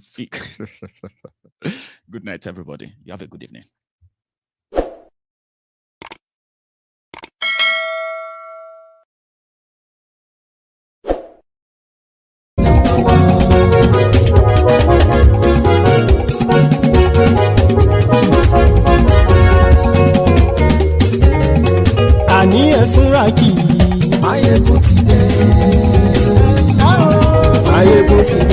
ọ̀jẹ̀lú ẹ̀súnra kì í. Maiyegun ti dé. Àní ẹ̀súnra kì í. Maiyegun ti dé. Lórí Facebook. Maiyegun ti dé. Àní ẹ̀súnra kì í. Maiyegun ti dé. Lórí YouTube. Maiyegun ti dé. Àní ẹ̀súnra kì í. Maiyegun ti dé. Wọ́n bàbá gbé wúrẹ́. Maiyegun máa bí. Àní ẹ̀súnra kì í. Maiyegun ti dé. Ijó ìgbádìyẹ. Maiyegun máa bí. Àní ẹ̀súnra kì í. Maiyegun ti dé. Prẹ̀sìdó bá rúfin o. Maiyegun máa bí. Àní ẹ̀súnra kì í. Maiyegun ti dé. Kíkó nìna kówó jẹ. Maiyegun máa bí. Àní ẹ̀súnra kì í. Maiyegun ti dé. Ọlọ́pàá tí ń darí bá. Maiyegun máa bí. Àní ẹ̀súnra kì í. Maiyegun ti dé. Aṣòfin tí ń rúfin o. Maiyegun máa bí. Àní ẹ̀súnra kì í. Maiyegun ti dé. Òkúra olóṣèlú. Maiyegun máa bí. Àní ẹ̀súnra kì í. Maiyegun ti dé. Ọ̀jẹ̀lú ẹ̀súnra kì í. Maiyegun ti dé. Àní ẹ̀súnra kì í. Maiyegun ti dé.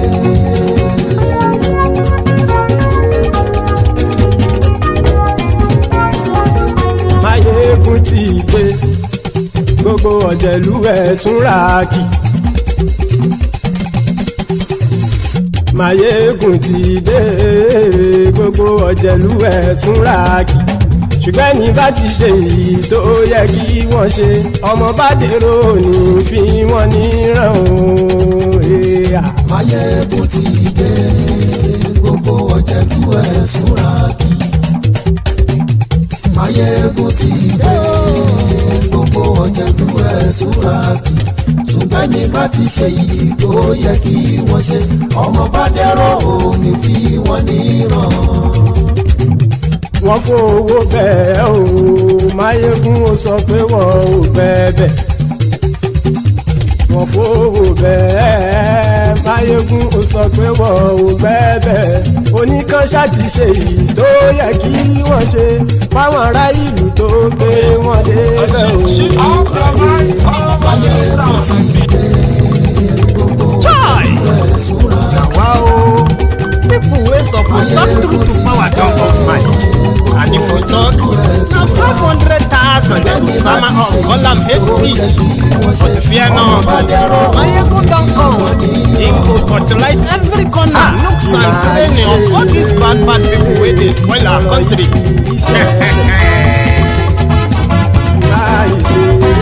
So my people make we love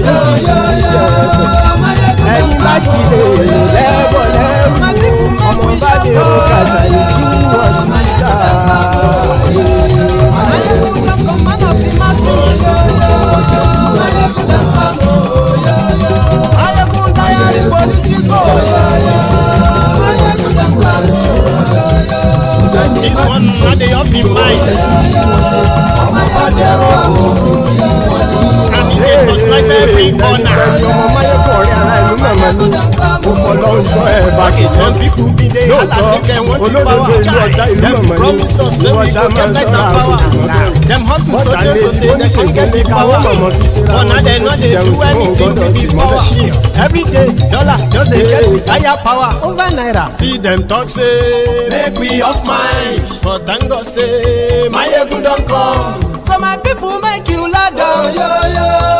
Maiyegun don come o.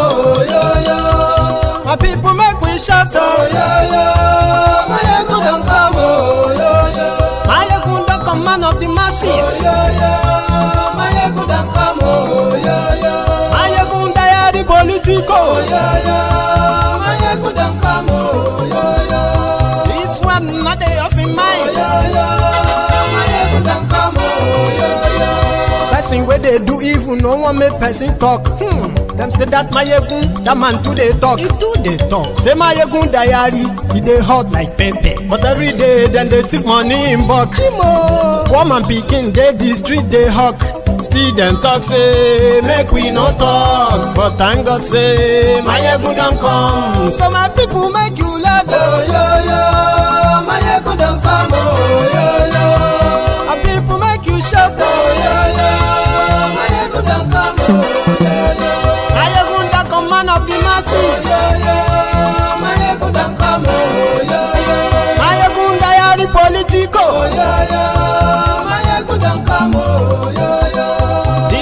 not they off in mind.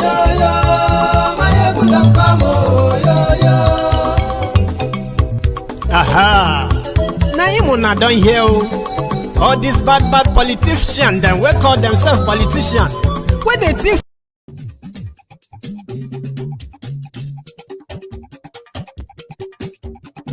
Maiyegun la wa mo la mo do. Maiyegun diary, Maiyegun number one. Maiyegun la wa mo la mo do. Maiyegun diary, Maiyegun number one. Thank you very much for joining me. Good evening to you, good morning to you, good afternoon to you from wherever you are watching from. And this is Maiyegun Live.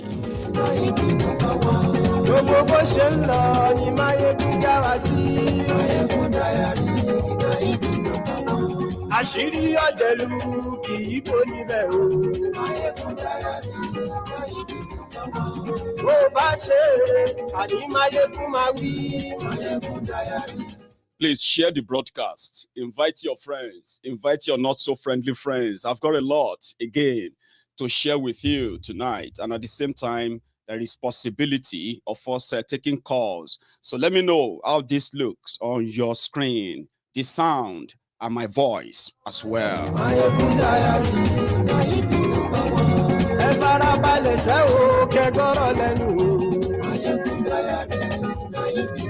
Àní Maiyegun làwa mọ̀ dódódódó. Maiyegun diary.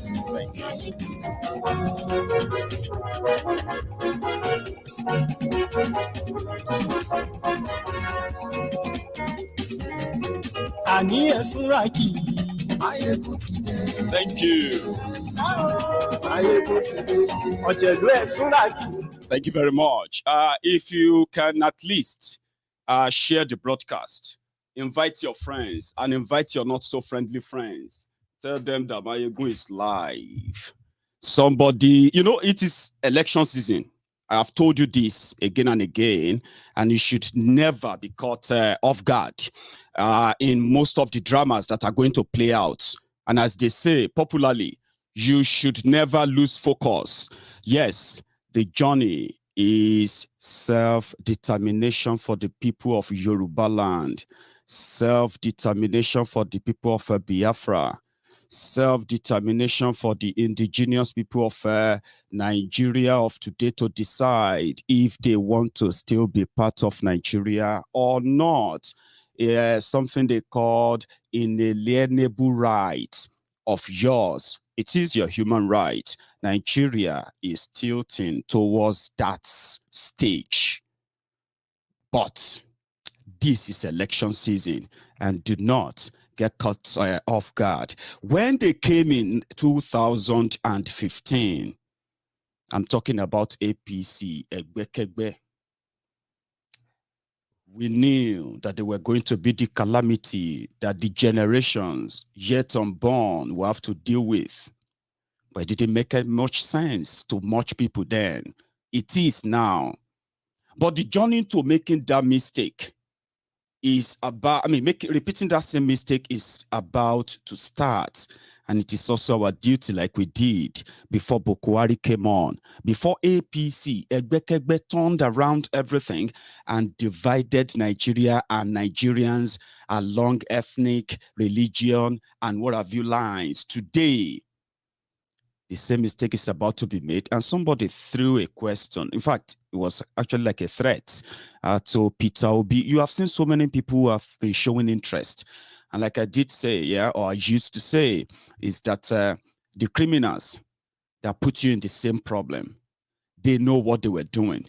And indeed, they are going to present themselves as your saviors, alternatives in 2023, or whenever you have another revalidation period that you call the election most of the time. And that is exactly what is happening now.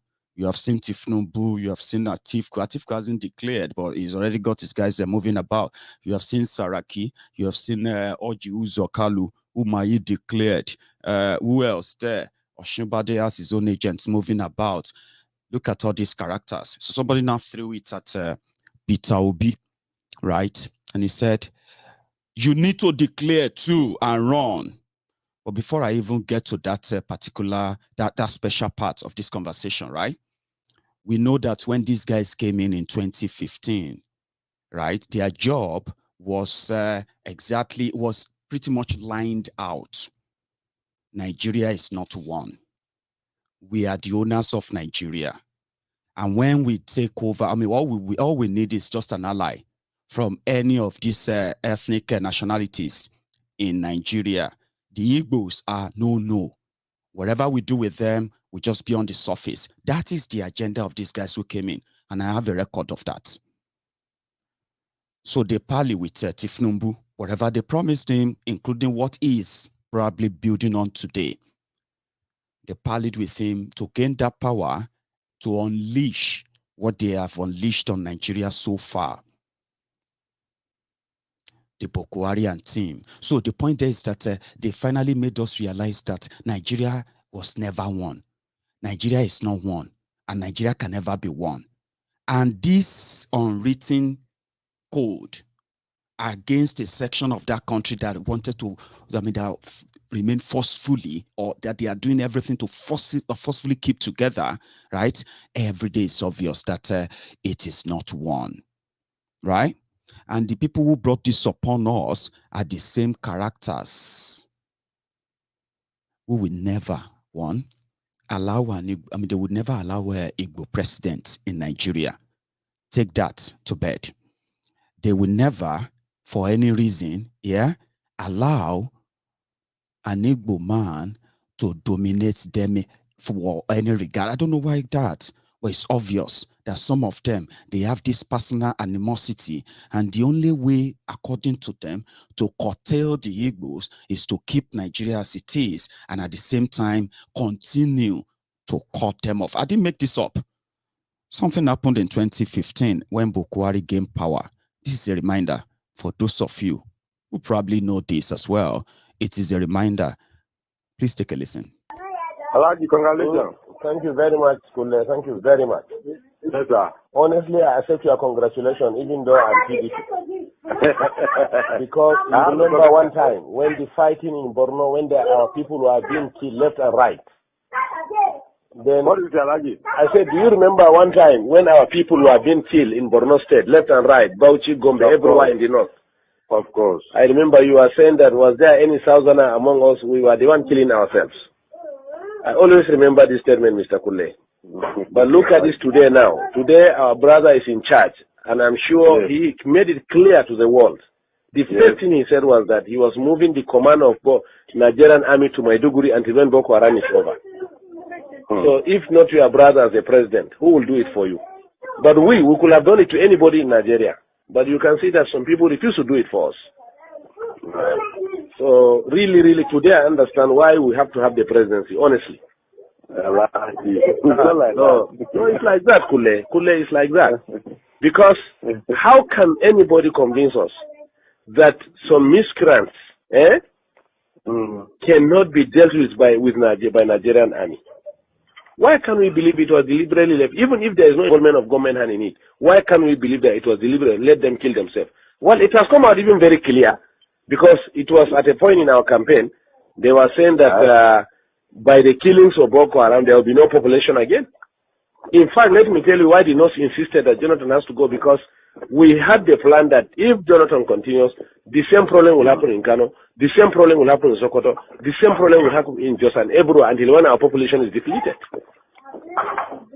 No. We have had a wonderful experience, honestly. In order to avoid the problem, that's why I said the people. So whether he accepted or not, the North it was clear voting now.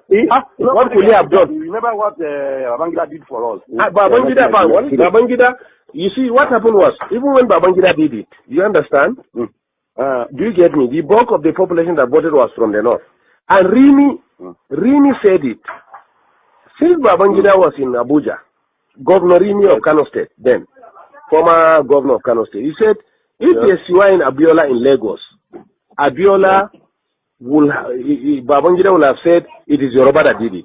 So Abiola should fly to Kano, they will swear him as president, and they'll stand their ground. Before we know, they rallied around Abiola, they said, don't go to North, if you go, they'll kill you. Not be so happen. Do you understand? No. So, but I'm coming now. So, Babangida got the. It was Abacha that incarcerated him for many years. I'm coming now. I'm coming. Before we are talking about the cancellation now. The cancellation of the elections. And two, you not see that even from the West, there were people who supported there are big men who joined in the cancellation of the elections. But whatever it is, at that time, it was nobody was killing the Yorubas left and right. Babangida was virtually betraying everybody. And today, have you not seen him on TV? Have you not seen how he was looking? Is God not wonderful? Did you not see Babangida? Even though I have promised as from today, so long as he's my brother from the north, even if he's eating everybody in Nigeria fresh, you come out with Nigerian man leg eating, I will not say it's bad again. Because I have learned how to support my people from what I have seen with Igbos and some people in Nigeria with Jonathan. Man, you must thank God for Yoruba. Yoruba supported by otherwise we don't have come. No, I'm coming, please. I'm coming. Let me tell you one part. I'm coming. Listen to me, Kule. A section of Yoruba supported Buhari. Listen to me, please. Let us make this clear. You understand? We are all politicians. Yes. The Tinebus, since 1960s, since the Oyibo left the country, Yoruba was told one word. We are first Yorubas. You are first Yoruba before you are a Muslim, you are a Christian or Nigerian. Yes. So or not so? Yeah, you are right. Abi? Okay. Yes, you are right. Now, all along, a Yoruba man, whoever he is, whether Muslim or Christian, preferred anybody in this house to rule him than a Hausaman from the north. That's the truth about it. So, fortunately, I'm coming, sir. Let me learn. Fortunately, the center is controlled by non-Muslim, non-Northerners. Are you getting me? And Jonathan, fortunately for the North, Jonathan decided to use religion and slash the Yorubas to the extent, for the first time, Yorubas were divided religiously. To the extent Muslims, Yorubas stood their ground and said they were not supporting Jonathan. They even refused to attend the meetings of the Jonathan. The papers are there, their statements are there in the papers. So or not so, sir? No, I like this. Read it, it's there. That's the truth. It's there. Even when he went, there were some few Muslim leaders who met Jonathan. The Supreme Council of Islam of Western Nigeria or Yoruba land came out clearly and said no, they disagreed. Do you get me? We know the population of Yoruba, close to 80%, or let's say close to 60% are Muslim. This man constituted a national conference. This is the Yorubas that were saying it. We read it and we had them saying it. So that succeeded in dividing the Yoruba themselves. Now, two, the humiliation, whatever they did to us, our own was that let them kill us and reduce our population. But at least they still know that we are significant politically and they allowed us to maintain some position. But in the case of Yorubas, they were sliced out of the whole system. So or not so. That was how Tinubu and the issue of Boko Haram, if we have to talk about Boko Haram, it's not from the south now. I am coming now. Let me forget about Boko Haram now. We brought about the Yoruba politics. Now, Tinubu and the Yorubas generally carried what happened to them and went to Kaduna and met them in Kaduna and begged them that we have to put our head together. Look, sir, let me tell you the truth and find out. At a point, the Yoruba, being humiliated under Jonathan, were even considering to cut off and put their Oduduwa Republic. But they realized if they do that, the Igbos were completely in charge of finance, civil service, security, and everything. If they dare do that, now East and the North, they enjoy exactly. I'm coming now. The Yorubas now. You didn't benefit at all. I'm coming. Yes, the Yoruba at a point, the Yoruba intelligence at a point realized that if they cut off, the Igbos will finish them. If they stay as it is and Igbo continue ruling, they will be completely finished. Before Jonathan, significant part of the economy, who are the accountants are Yorubas, who are the judiciary and lawyers are Yorubas, who are the civil service are Yorubas. Today you can't find any one of them. So or not so. So that's why the Yorubas say, even if we want to leave this country, we must get this power out of the hand of the Igbos and reposition ourselves. The Northerners really benefited from that Jonathan too much, Alagi. Hey, we have the calculations of the government. We agree. What can he do? He must now. He must. He wouldn't do to us that. He must. He knows that we can do it. He must deal with us. So that was why the Yoruba said no. Whatever it is. So, but what I assure you, let's keep on praying for President Buhari. Oga, we have learned our lesson. We have been in our area here now. They be praying for him. We have learned our lesson. Kule. We pray for the prophet because and even our daughters. No, to tell you the truth, the northern people, notwithstanding the presidency, honestly, the trust at least of the southeast is finished. And I assure you too, in Yoruba land, listen to me. I am coming. I am coming. Really helped Northerners in 1979. I am coming, please. They helped Shagari. Listen to me. Not that they help themselves, gentlemen, please. We don't need anybody in this country. They help themselves. Let me ask you a question, sir. Let me ask you a question. Between cars, industries, and human beings, who are more in number? I do not know now. Not number. I'm not talking of population. I'm talking of economy now. I'm talking of cars, the motors that we drive. Yes. And industries that we have. Yes. If you put them on one part and you put human being on the other part, who are more in number? Cars are more. Cars are more than human beings? Human being. Good. 2, if you put fuel and food by the side, which one is consumed more? It's food now. Good. And we have food. So Igbos are actually helping themselves. Let me tell you, even in Yoruba land, let me tell you what they will do to Igbo this time. What Oba of Lagos said that we are pushing them to the ocean. Most of this market that are banning in Lagos, look at it, they are Igbo-dominated markets. You get me? In fact, some Yorubas were telling me when I was in Lagos last weekend that it is we, the Northerners, when we are in charge of Lagos as federal capital, that open room for Igbos to come and dominate them. And it's over now. And it's over. All the businesses Igbos are doing, we are going to bring it and do it. Do you get me? Fashola for the past 5 years have refused to approve any industry, especially pharmaceutical, to Igbo people. It's a long read, isn't it? I mean, it's a long audio, isn't it? Thank you. There is other part to it, too. I'm going to share that. But you listen to the audio. That was the beginning of APC government, their agenda, their policy, their, their legacy, their aim and goal was to do everything to curtail the Igbos. Forgetting the fact that when they make policies as government, it affects millions. He said they have food, but yet we can see hunger right there in the northern Nigeria. That guy speaking then was a governor about to become senator in 2015. He was the governor of Borno State. That Borno State today, the current governor there just recently shared this, even though it's like hard truth to admit that 2 local government areas in that Borno State is now in the hands of terrorists. He was bragging from the beginning. They got the power. They were going to deal with the Igbos. They were going to pity the Yorubas. The Yorubas had no say. They had nothing in PDP government of Jonathan. Forgetting the fact that it was Tifnumbu and gang who decided to elect Tambua of PDP from Sokoto when PDP said they wanted this Honorable Akonde, this woman from Oshun. You remember that story, right?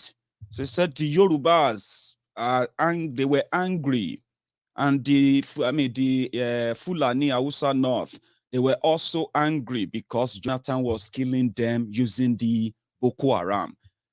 And that if they didn't stop him, what is happening in Borno State is going to happen in Sokoto, it's going to happen in Kano, it's going to happen all over the places. Now they got the power.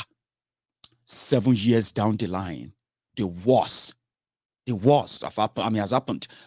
Not just in Borno, it has now extended to Sokoto, Kano, Niger, Adamawa, Benue, Plateau, Yobe, Taraba, Kebbi, Zamfara, where else again?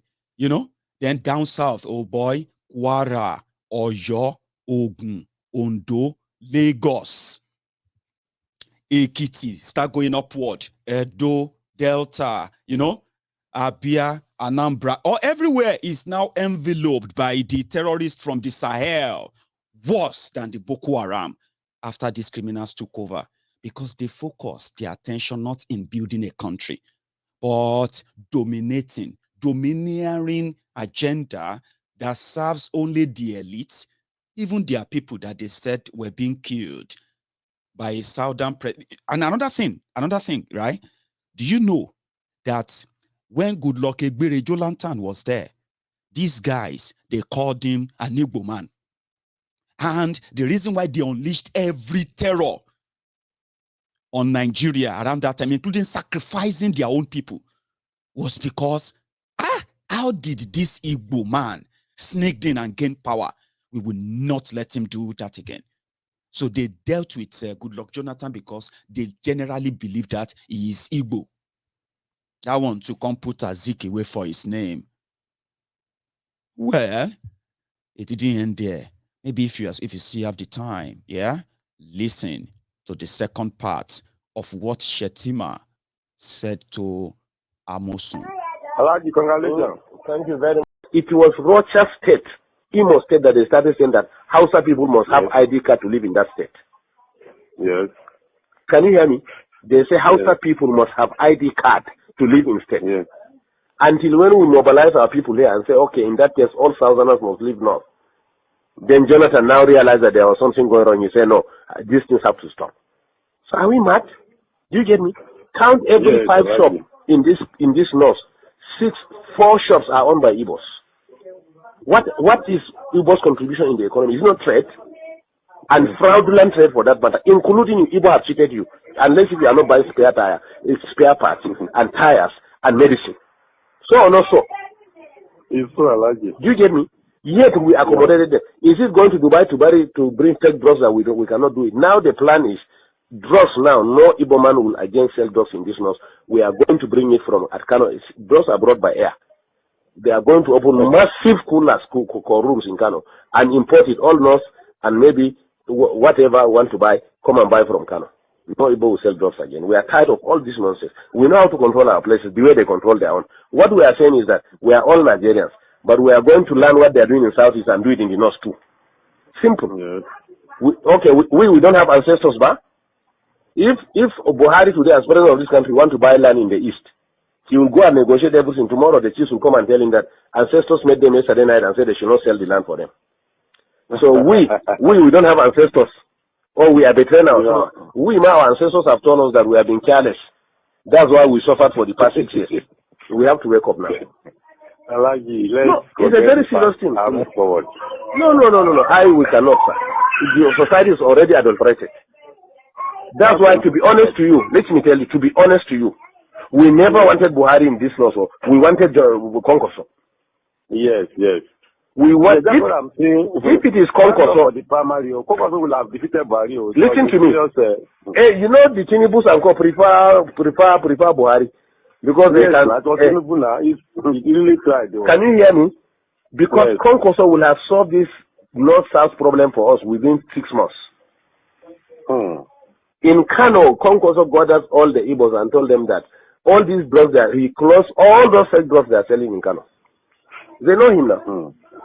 So that's why we wanted Konkoso to be the district. Igbos made in Abuja and warned us after the election that they were the ones in charge of 75% of Abuja is their own. They should be given ministers. Can you imagine? Negotiate and say this is the governor they want with their rulers, everything. Igbo say no, he cannot be governor. Haba. In somebody's land.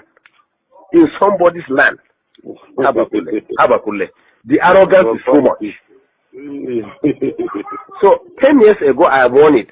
I said the Igbos are building nation within our nation. They will engage us within our nation and reinforce from their nation. That is exactly what we saw during the tenure of Jonathan. Immediately we voted Jonathan. What we did to Jonathan in this north, Igbos in the north, their chiefs, gathered and came to Aso Villa To the glare of everybody on TV, they say it was nobody that voted Jonathan, but the Igbos were the ones who voted him. Did you not hear that one? Did you not read it?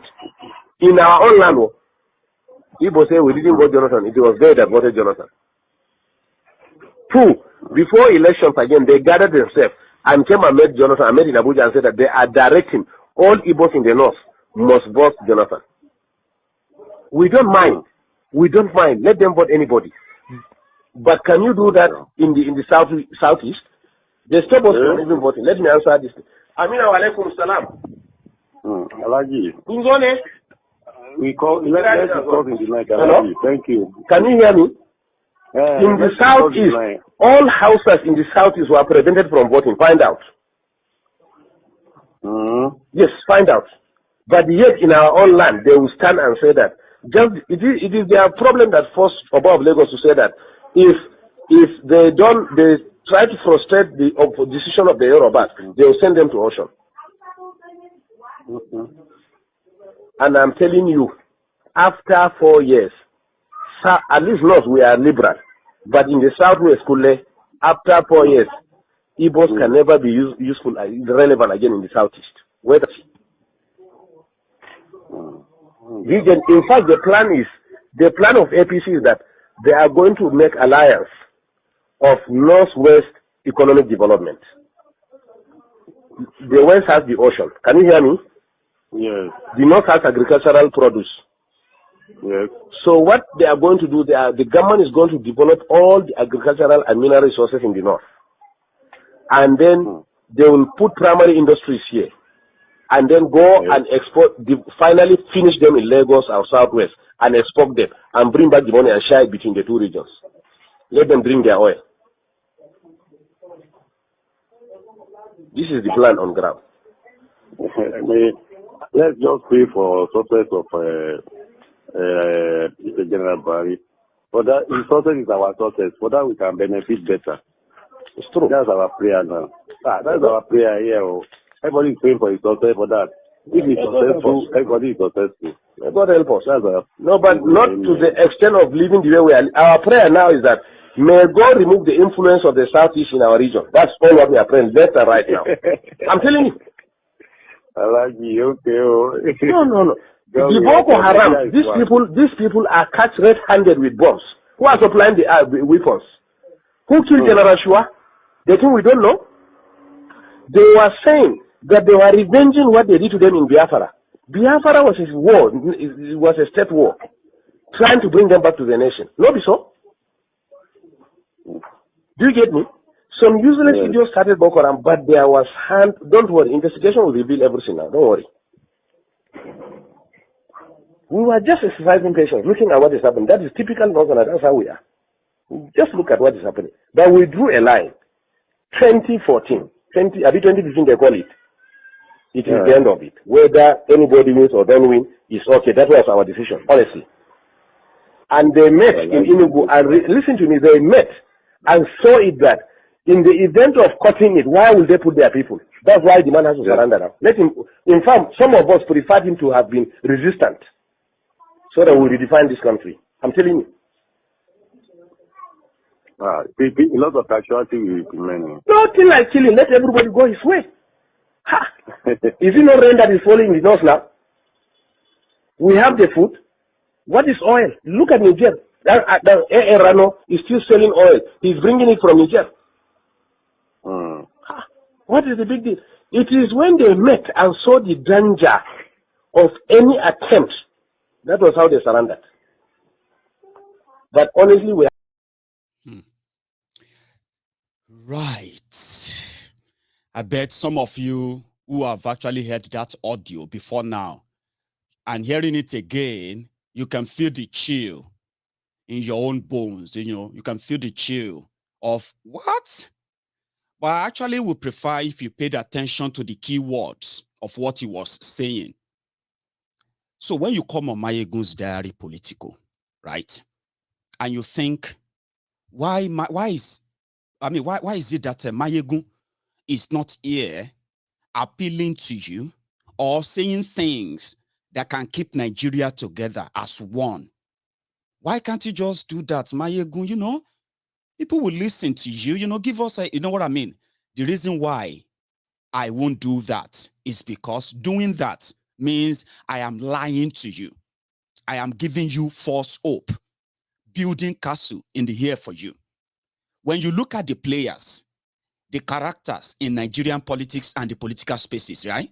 When you look at them and everything, including those who are not even in the same political party, right? When you look at what they are doing, if you pay attention very well, no matter what they tell you they are doing, okay? If you pay attention very well, you realize that what they are really doing and what you are witnessing out there is the reflection of exactly what they are doing. You might be wondering, why is all this problem? Why are we having all this? Why can't government do this and that? Why can't they bring us together? Politicians are powerful when you are divided. Believing that you can come together in the name of one Nigeria to fight them is totally impossible. People have tried it.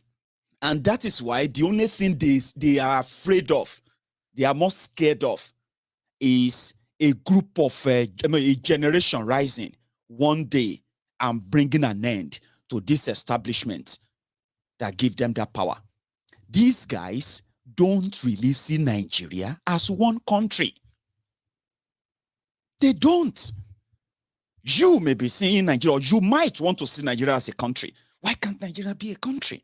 I mean, we look good together. When the Super Eagles are playing, we all seem to agree. Oh, you would love to be a Nigerian. Oh, when somebody wins an award, musical award. Oh, when Nigerian music. Oh, Wizkid. Oh, Wizkid is from Nigeria. Oh, you would love to be a Nigerian when you are at a Wizkid, their concert, their video concert, all these beautiful places where you'll be like, oh man, I feel good like a Nigerian. Then when you come out of all those bubbles, then you face the real Nigeria. The real Nigeria that the criminals in power really derives their powers from. That one is not for you. And if you think you can change that by using I love you, this and that, you are deceiving yourself. There is no one Nigeria. There will never be one Nigeria. That is why those who decided for independence, right, they went for the best they could come up with then. You have over 250 nationalities in Nigeria who make up that country today, okay? People said we should stop using tribes just because tribes is like a description given by the colonialist for people who have been defeated, tribes of men defeated under colonialism. That was where the word tribe came from. But we are nationalities of over 250 in that contraption put together. But they were able to come up with 3 that people were able to identify with. The West, populated by the Yorubas and many other nationalities. The East, populated by the Igbos and other nationalities. The Midwest, populated by the people of Benue and what have you, Tifis and other nationalities. The up north. You know what I'm trying to say here, right? So they got independence by that template, which means respect yourself. Make I respect myself. There was no one Nigeria. Even our own forebearers went for 3 nations forming one country. So, if you are now sitting down there and trying to understand why Maiyegun's concept is that if we respect ourselves, we will not be championing for one forceful, undefined country whereby there is an unwritten code that an Igbo man will never be president of Nigeria. Yet, it is meant to be one country. Meanwhile, I have been told that there is nowhere in Nigerian record that the Igbos, they signed off that they will be second-class citizens in Nigeria, even after the genocidal war of Nigeria 1967 to 1970. The contextualization of what I'm painting to you right now is this. When I tell you Nigeria is not one, if you love the country, if you love the people, break it up and save lives. Saving lives means you see this agenda of we will deal with this, we will destroy these people economically. They did destroy them economically. He said briefly, what else does the Igbos contribute to Nigeria other than trade? Nigeria programmed the Eastern Nigeria to be a complete economic disaster deliberately. They put your ports right there in Lagos, denying the opportunity to the millions of people from that region to develop economically a big commerce that can take his own life. I mean, can have his own life on his own and give lives to millions of young people who are there trapped, just like many of you are also trapped in the contraption called Nigeria deliberately. Don't be saying now only Lagos get water. So they build on that. So now somebody now asked Peter Obi. Peter Obi was governor of Anambra State. He was one of the celebrated governors in this your fourth republic or wherever you, yeah, Fourth Republic. So he's one of those. And when you talk about put people on the table, take sentiment apart, and at least if you have a choice that you can go out there and vote, and your vote will indeed count, which it won't, forget about that, by the way, right? Even everything you want to put into it. Peter Obi just came, was like, you know what, guys, you need to calm down. Do not overrun your own shadow. This is Nigeria. I love the fact that some of you are somehow enthusiastic and all that about this election. He's been part of it.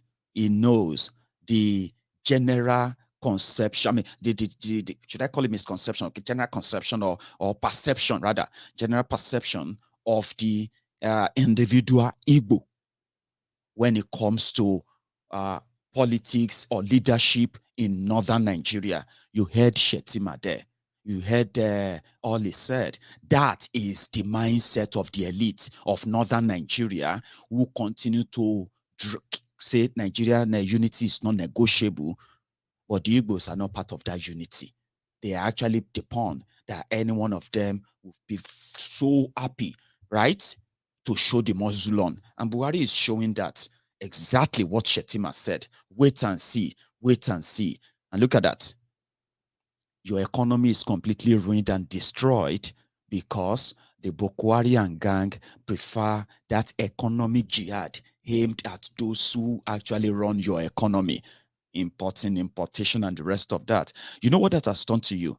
It has created a ruined, destroyed economy that you have, they said you've survived. I don't believe you did, right? 2 consecutive recessions in their wake in just 6 years in power. And at the end of the day, joblessness, poverty escalated under them. And then you also look at the direction where they unleash their harm, which is the arm of their military on, which tribe is taking the most shell from the Boko Haram's military? The Igbos.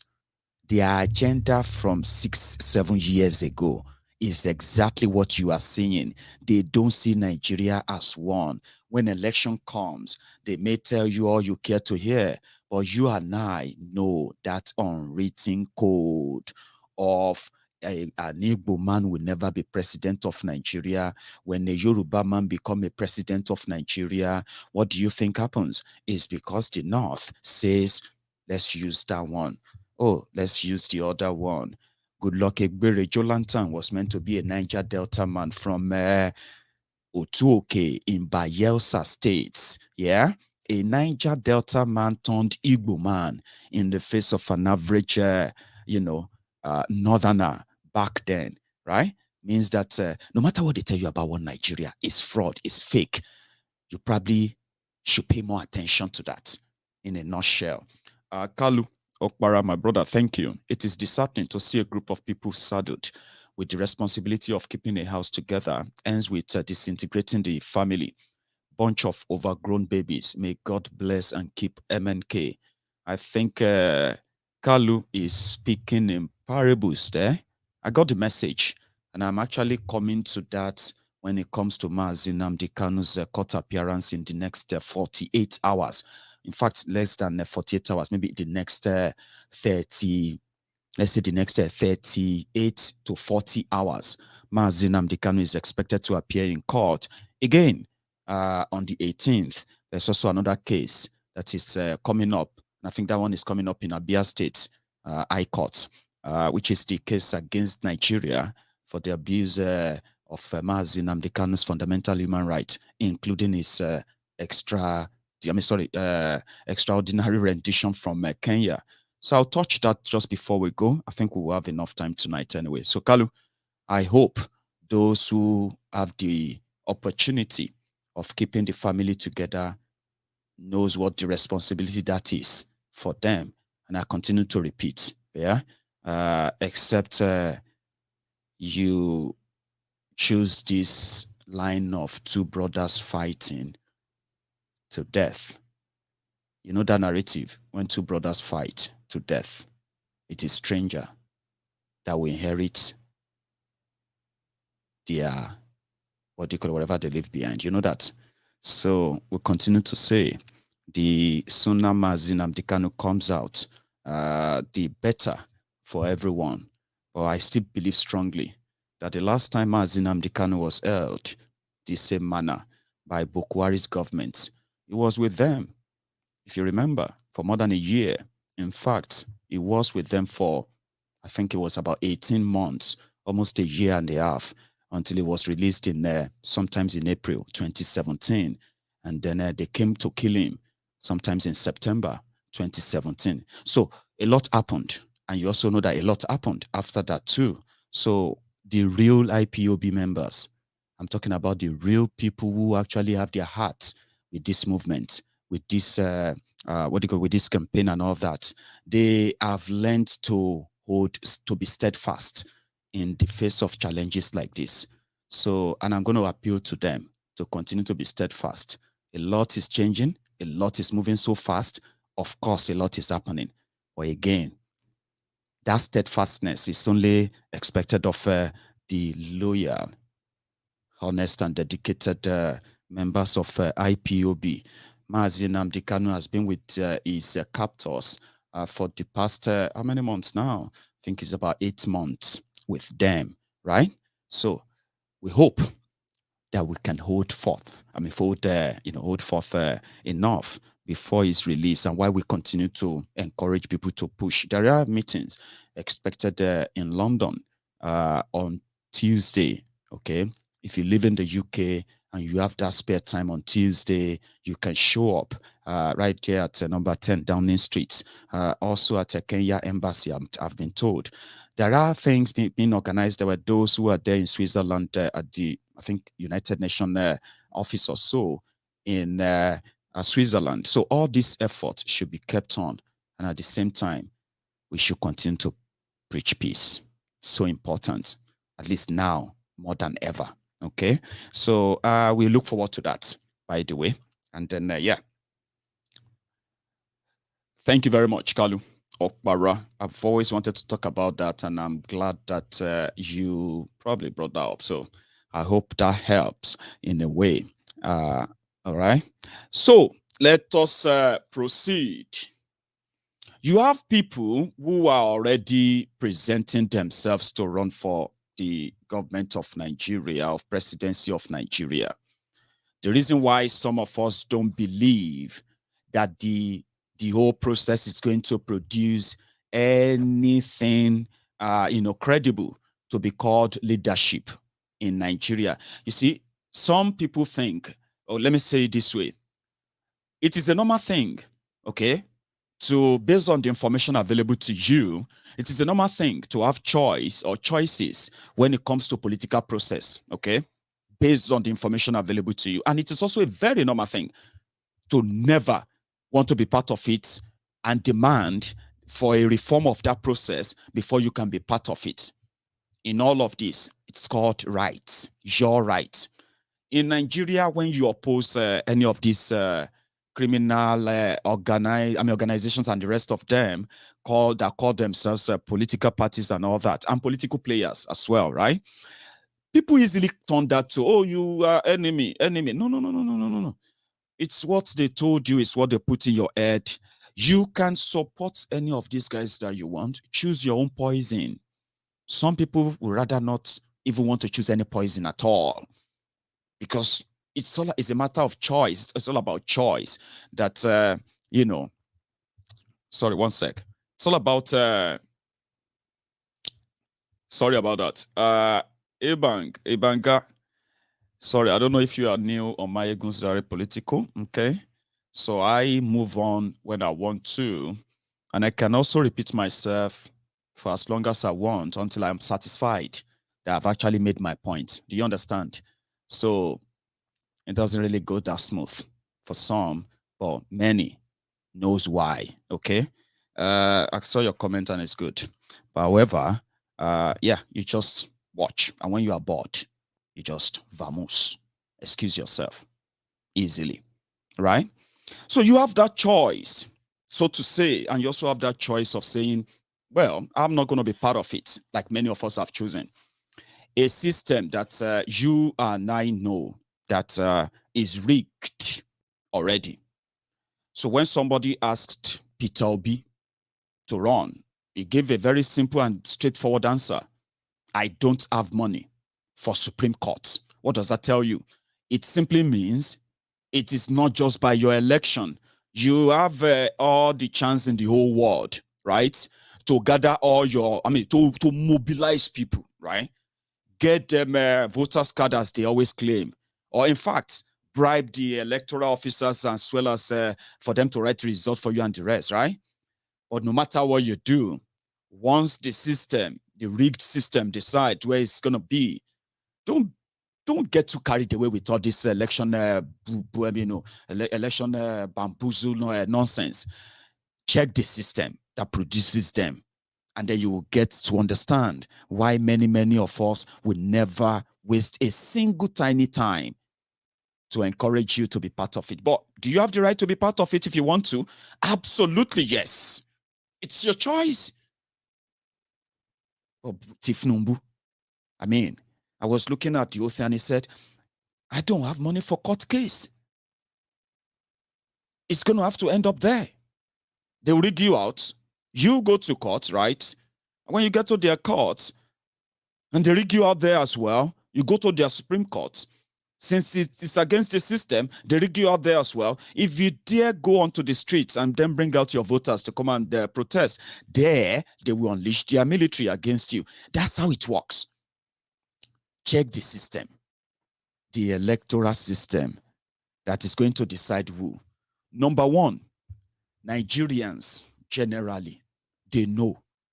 Should I even say they know or they agree or accepted that you need a lot of money? And in fact, if you have the public record of being stupendously rich from stealing from the public, it doesn't really matter, right? You stand a chance. Yeah, you do. Or if they see your friends that are championing for you and they have money and they have the names, you also stand a chance. So in this case, there's a lot to put into it when you say, oh, I want to run for office, or how are the people are going to take me and the rest of that. So for the likes of Tifnumbu and co, they have the money. What they don't have is the other things when it comes to when they get cheated. Where do you think they will go to? Court. Who owns the court? The people that are going to cheat them. How about you befriend the people that are going to cheat you, pledge everything and, give your loyalty and all that? It doesn't really matter whatever you have to offer. It doesn't really matter whatever they want, and then what you have to offer, the people you are probably talking to, it doesn't really matter. Just pledge. They'll give it to you. Now, you know why?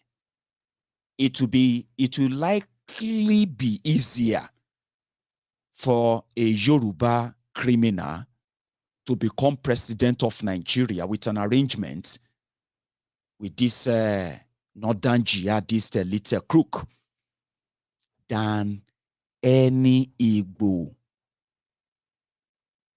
saint or criminal. Let me put it that way. Steve Numbu is sick. Is Buhari Pro Max. But he has the money and he has the weight to make you believe that he is going to be your next president. But right with him, he knows that those who will decide if he's going to be president or not are the Shetimas of this world. Remember in that audio you listened to, that phone conversation between Shetima and Amosun. Shetima said, look at what we are going to do this now that we have the power, APC. We are going to go into Northwest Alliance. We are going to be building or making drugs in northern Nigeria, and we're going to be dealing with Yorubas only. And the Igbos, they can go with their oil. And if you have also paid attention to what they have done to the oil in Niger Delta. In fact, when people said, sometimes, I would rather just go for, I'm a Yoruba man. I know Nigeria is messed up, is this or that.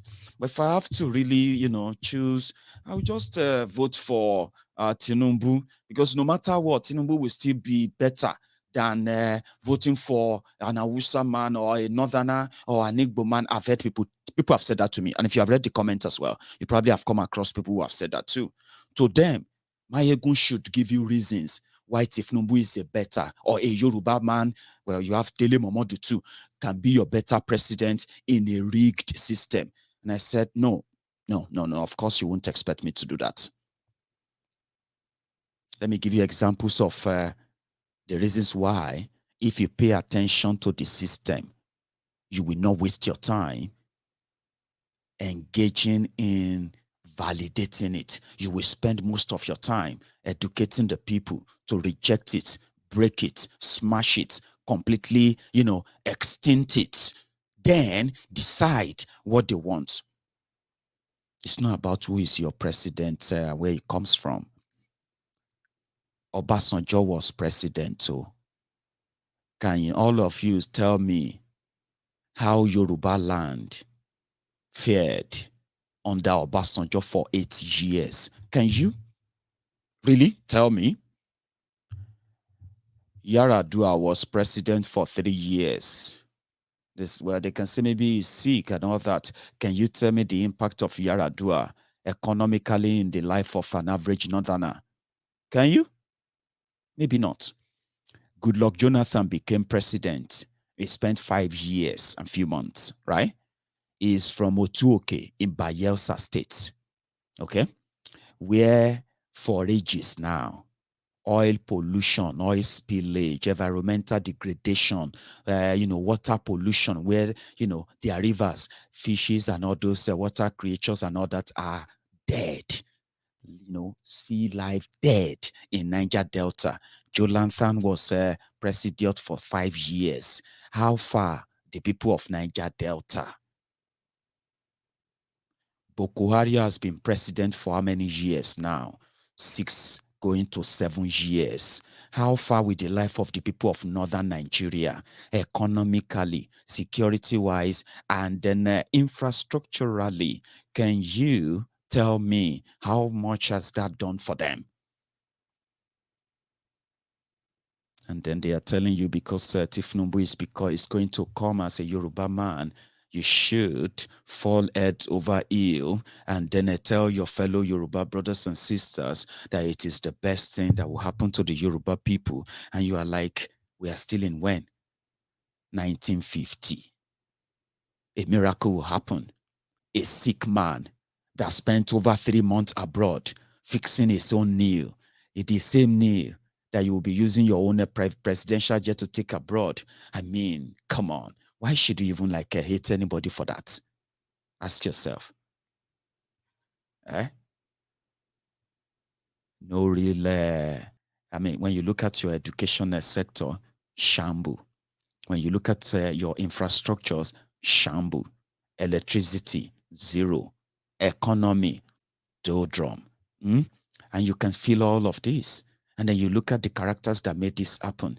You have Atifku, the man that provided over 6 billion for Buhari to become president. Then provided his own private jets. What was Atifku's job? The man that lived his life in the public office as well. A retired custom officer, corrupt as anything you can imagine. He later, he became the vice president of Nigeria. He became the man in charge of selling the Nigerian government properties under Obasanjo. Made his friends rich, made himself rich. And when he and Obasanjo left power, Obasanjo went on to open a university. Atiku himself go on and then went on to go and open a university, while Nigerian universities are under lock and key. Now they are coming back. They have a very brilliant idea of how to fix your education. And some of you educated under that rugged and fraudulent system, you probably are now narrating and writing journals, or now some of us telling you it's a waste of time. Are just stupid people who don't understand politics. For 4 years. I'm telling you, if I turn on my camera 1 million times, I can give you 1 million reasons why, it's a pure waste of time to be part of any of their fraud if you can't demand for a reform of that process. Demanding for the reform of that process include where you can indeed be able to actually vote and it will count. You see, some of us, right, can dislodge all this Tifnumbu and Co and the rest of them with a reformed electoral process. A reformed electoral process, and you know what I mean? Where money doesn't decide who win the election. Yeah, there is poverty, a lot. Where a reform that says that nobody from Kano is going to decide how or who will become the gubernatorial wherever in Yoruba land. That kind of things can dislodge them. And the people who support the creation of Yoruba nation, the creation of a Biafra, they can actually gain power. But when you know a rigged system, don't even smell it. Don't get closer. Don't feel attracted to it. It is going to swallow you, shred you, and then spit you out like a piece of garbage. That's why some of us will never be part of it. However, we can see through. The system managed to, as everything is going on right now, I caught a video, right, of someone that also will never be president. And if you ask why now, why, they will say it doesn't have any structure. But do you know what they call structure in Nigeria? Corruption. If you are a very, very corrupt individual who made so much money, yeah, and you want to run for the highest office in Nigeria, since they will say, oh, you've not been convicted of anything at all, then you are a potential winner because you have structure, money, answer that. So even if you don't have that money, but you have the godfather they know, like they say the owners of Nigeria, then you stand a chance. So that is why they will say, do you want to be governor? I no get money. Do you get that now? Oh, do you want to be president? I say, man, I don't have, I need people who have the money. So that's what Nigeria is. That's what they call structure. So let me see if I still have the clip. This guy, he was talking about what Nigeria should be. What kind of presidency you should have. A conversation that should attract or should be somehow attractive to young people. But get structure. Go and look around the world. It is not an accident that Africa, which has 70% of the world's strategic minerals, has only 1% of global manufacturing. It's not an accident. It is because the Western world and Asia understand the secret of the wealth of nations. And I gave you that secret. Property rights, innovation, capital. Economic complexity. How do you manufacture complex products with value added to them and export them? That is what creates wealth. So, all these our so-called natural resources that we claim we are blessed with, the real blessing goes to those we sell the raw materials to. And we have the curse. They have the blessing. That's why your cell phone, what is in this cell phone? This cell phone is a complex product made up of about several different raw materials, including zinc, coltan, all sorts of things. Some of them are found in Nigeria. But the people who are making money are the people who are manufacturing the cell phone and selling it back to you, you and your raw materials. Until we escape this trap, we will not prosper. Restructuring will help us escape it, because different regions will begin to manage their economies in a competitive manner. And when you see this region doing much better, you come under pressure in your own region. It happened in the 60s. Why is that? Why are those ones doing much better? Why are we? And then political accountability will kick in. So the political leaders in this region, if they're not delivering and another region is doing much better, their voters will kick them out. Straight. That's how progress will come. Instead, in this country, we're all struggling for who will control power in Abuja. I am running for president to reduce the powers of the president. Makes sense? Of course. Oh, have you met Nigerians who have ideas on how Nigeria can work before? Oh, they will mesmerize you. Nigeria never lack people who have ideas. Ideas, kind of. But the most simplest of all those ideas, to bring all those ideas to bear, is when people ask for restructuring. Cut it down. Break it this. Break everything up. Break it in a way that let everybody do their own thing. Why is that so hard? It is so hard because the system you have in Nigeria is a Bambiala system. Robbing Peter to pay Paul. You have a system led by lazy-minded rogues whose life existence have always been around freebies. Buhari never worked in his life. Do you know that? Never in his life.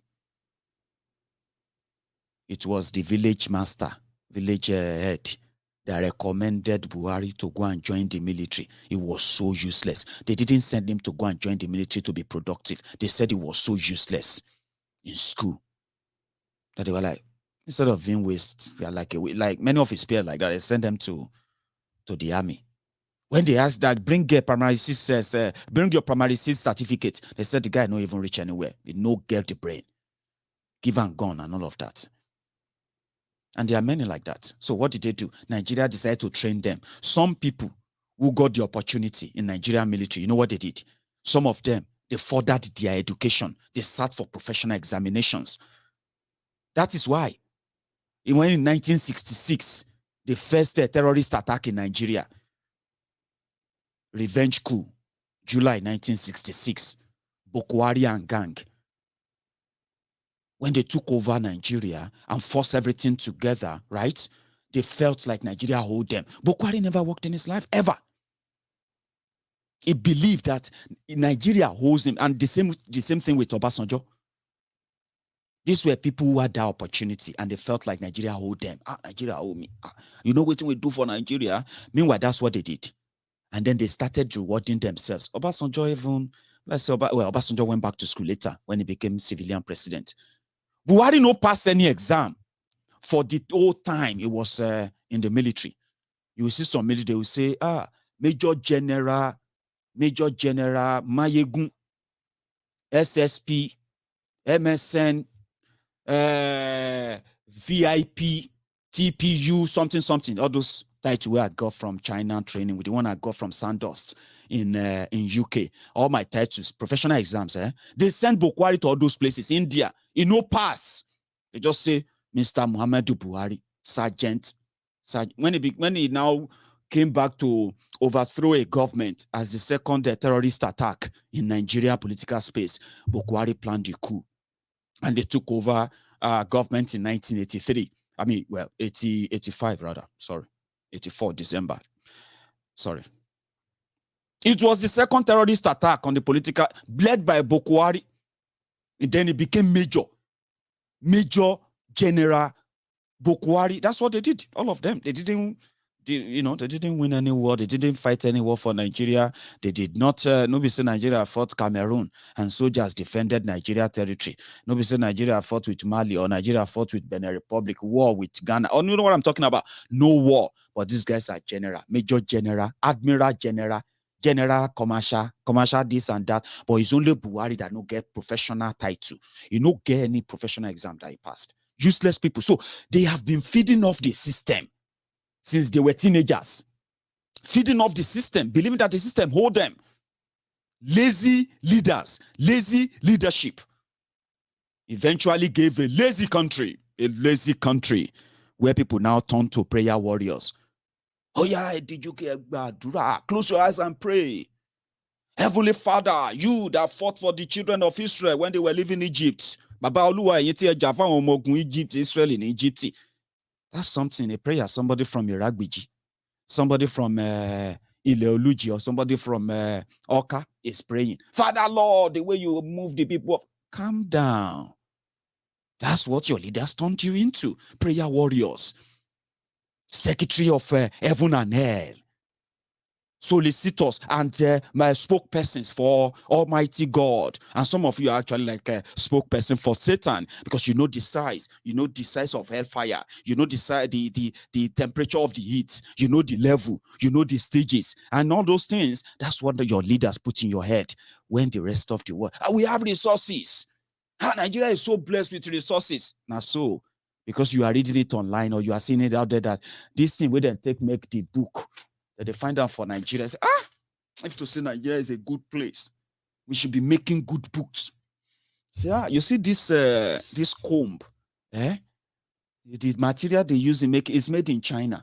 But you see the material, they have it right there, Ikene Odogbolu, Ikene Shagamu Road. Now there, say, if to see Nigeria is working now, this comb, we should be making it in Nigeria. Lazy leadership breeds lazy country. And some of you are about to do that again and again without any regrets. As Steve Numbu. You remember this guy? This country is insecure. This country is getting bankrupt. And it's mainly because of corruption and incompetence. What the APC is out is to make sure that we stabilize this system of multi-party democratic system by voting the PDP out.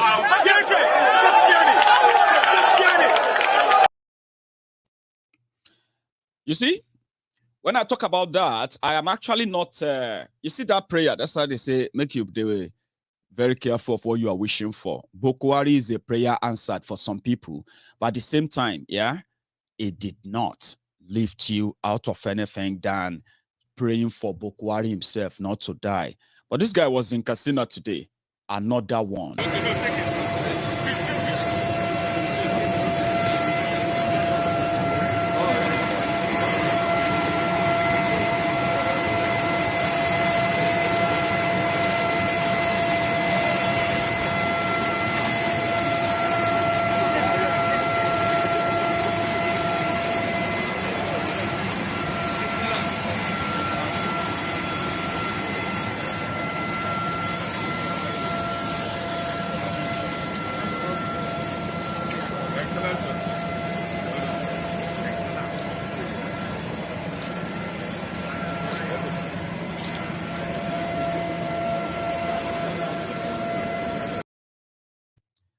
Show to you, Tinubu wants to be president.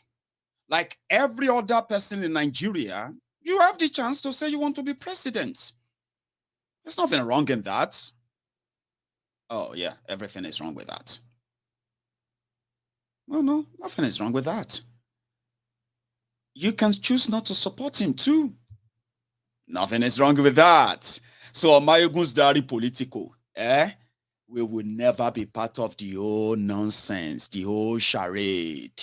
But that doesn't mean that we will not talk about them. Since we told them about Buhari, they didn't agree.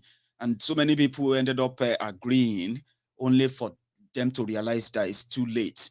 So, but when you look around this saturated, I don't even know if that's the right word, saturated or oversaturated space, you will know that, yeah, Nigerians, they are already FUCKED. You get what I mean? Look at the space. You have what the people you have now.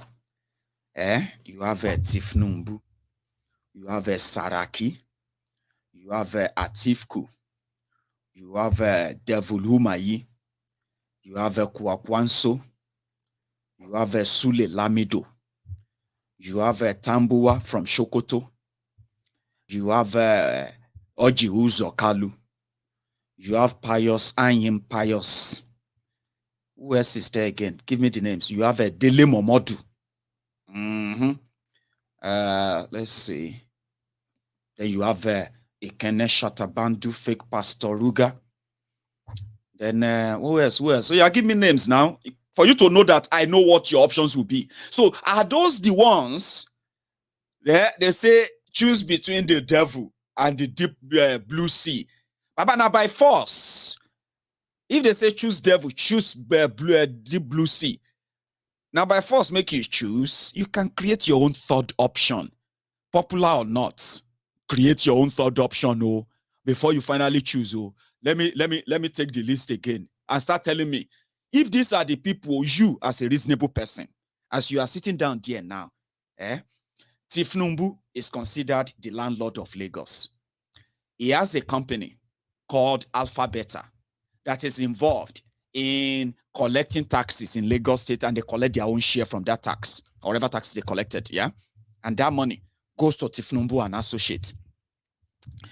Tifnumbu had a hold on the political space that to become anything, because that's where he held his power, right? To become anything from local government level to state level and all that, you must be from his own personally tutored a crook that is ready to deliver every now and then, in this regard, deliver the poverty that they glamorize in that place.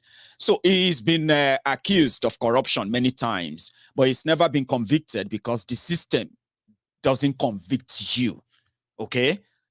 Nigerian system doesn't punish crime, okay? Nigerian system rewards criminals.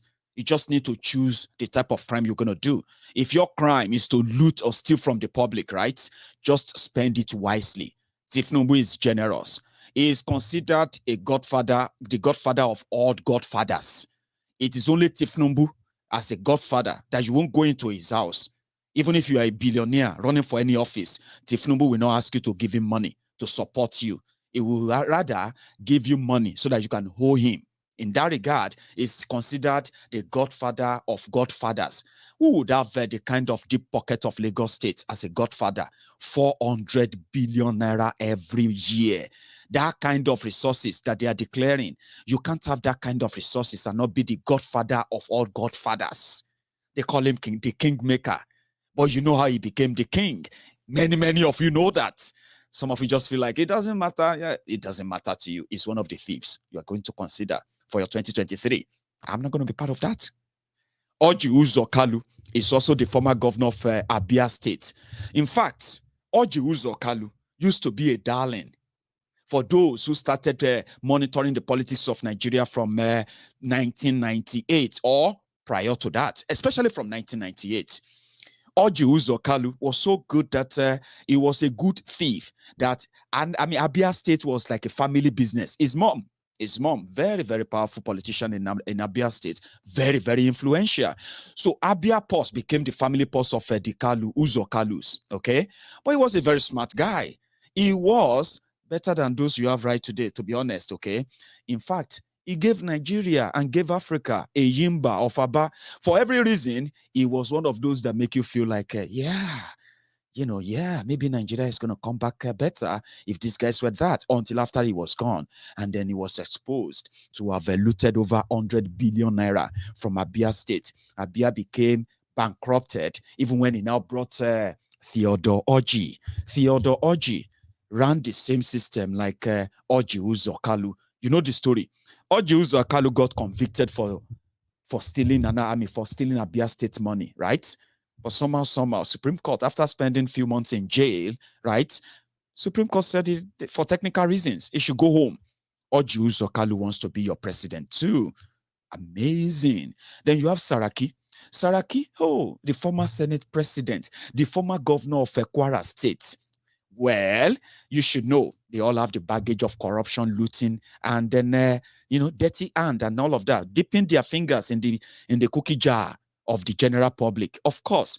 But they also have track record before then. Saraki and family also held Kwara State as a family fiefdom, as a family estate. No joke.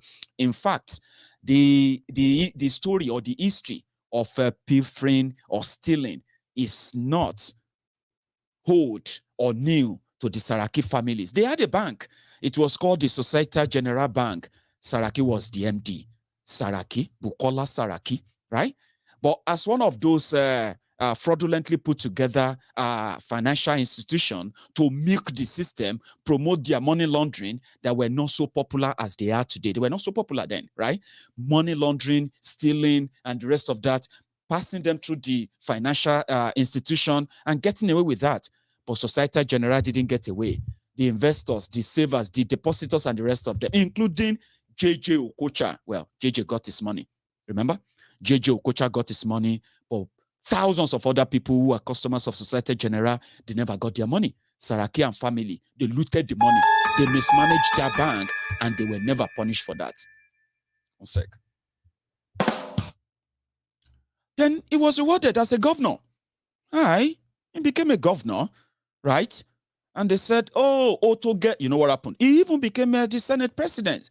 To some people, in fact, saved Nigerians the hammer of Boko Haram gang for 4 years before they got booted out. So he is going to be your president. He wants to be your president too. Atifku, the Adamawa Evander Holyfield. Atifku was the Obasanjo's vice president in 1999. It was so influential because he came from the backdrop of northern political heavyweights, the owners of Nigeria. Atifku gained influence that when Nigeria under Obasanjo decided to start selling government property, to start for people to start bidding for all those things, Atifku became stupendously rich more. He's been rich from custom as well before he joined, okay? He has the history, too, history of corruption. Now, like I said, Nigeria reward crime. That's what they do. If you are a criminal, choose your crime very, very carefully. Nigeria will reward you. The bigger, the worse your crime. And if you choose the right camp as well, right, you will be rewarded. Now, Atifku is coming to save you from those who have made your life a hell, which he is part of as well, all right? Then who else is there? Tambuwa from Sokoto, the one who managed to help resist what they called the dictatorship of Goodluck Ebele Jonathan in the dying days of PDP, which they were part of.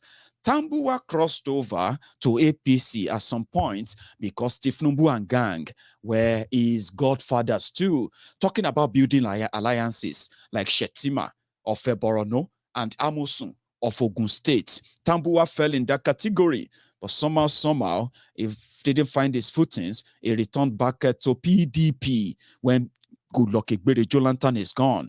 That same Tambuwa, who back then in Sokoto State, where they were hearing about the Boko Haram attacks, Boko Haram killings, and the rest of that in Borono and Northeast. Sokoto State was probably an epicenter of holiness, the Sultan of Sokoto. Oh, you will never take terrorism to Sokoto, ladies and gentlemen. After they conspired to bring Boko Haram to power, do you know what happened? Sokoto State became the headquarters of the ISWAP Caliphate. Trust me, half of Sokoto State is now being controlled by terrorists that are not just Boko Haram. They are called ISWAP, Islamic State for West Africa Province. ISWAP of Africa. This is the group, the deadliest one they told you about, that are more deadlier than Boko Haram. That's the results. That Tambuwal is coming out. Sultan of Sokoto and gang, they probably will support Tambuwa to be your president too. I'm telling you your options that I can remember. The another one is Pius Ayin Pius, the man accused of, well, he was considered as one of those missed opportunities too. He has his own baggage, but they say he doesn't have the structure. But when you talk about structure, we're talking about he doesn't have enough money, and then he's Igbo, and you know the rest of the story, right? But he's coming out. I just told you your choice. I mean, what those your options there. Now, when you look at all this, who else again? Devulumayi. Oh, Devulumayi of Ebonyi, the man that became the the art throb of the Fulani murderous elite in Bokwari's government. They said, oh, I'm going to be president because God told me to go and contest to be president, but God told me that I might not win. Of course, you're not going to win. Of course, he's running, by the way. And he would expect the Biafrans, he would expect the Igbos to have sympathy, something for him. But you also need to visit Ebonyi. You will realize the man called the little Buhari, the little Hitler, right there. Before you, who else again? Dele Momodu. Oh, Uncle Dele Momodu.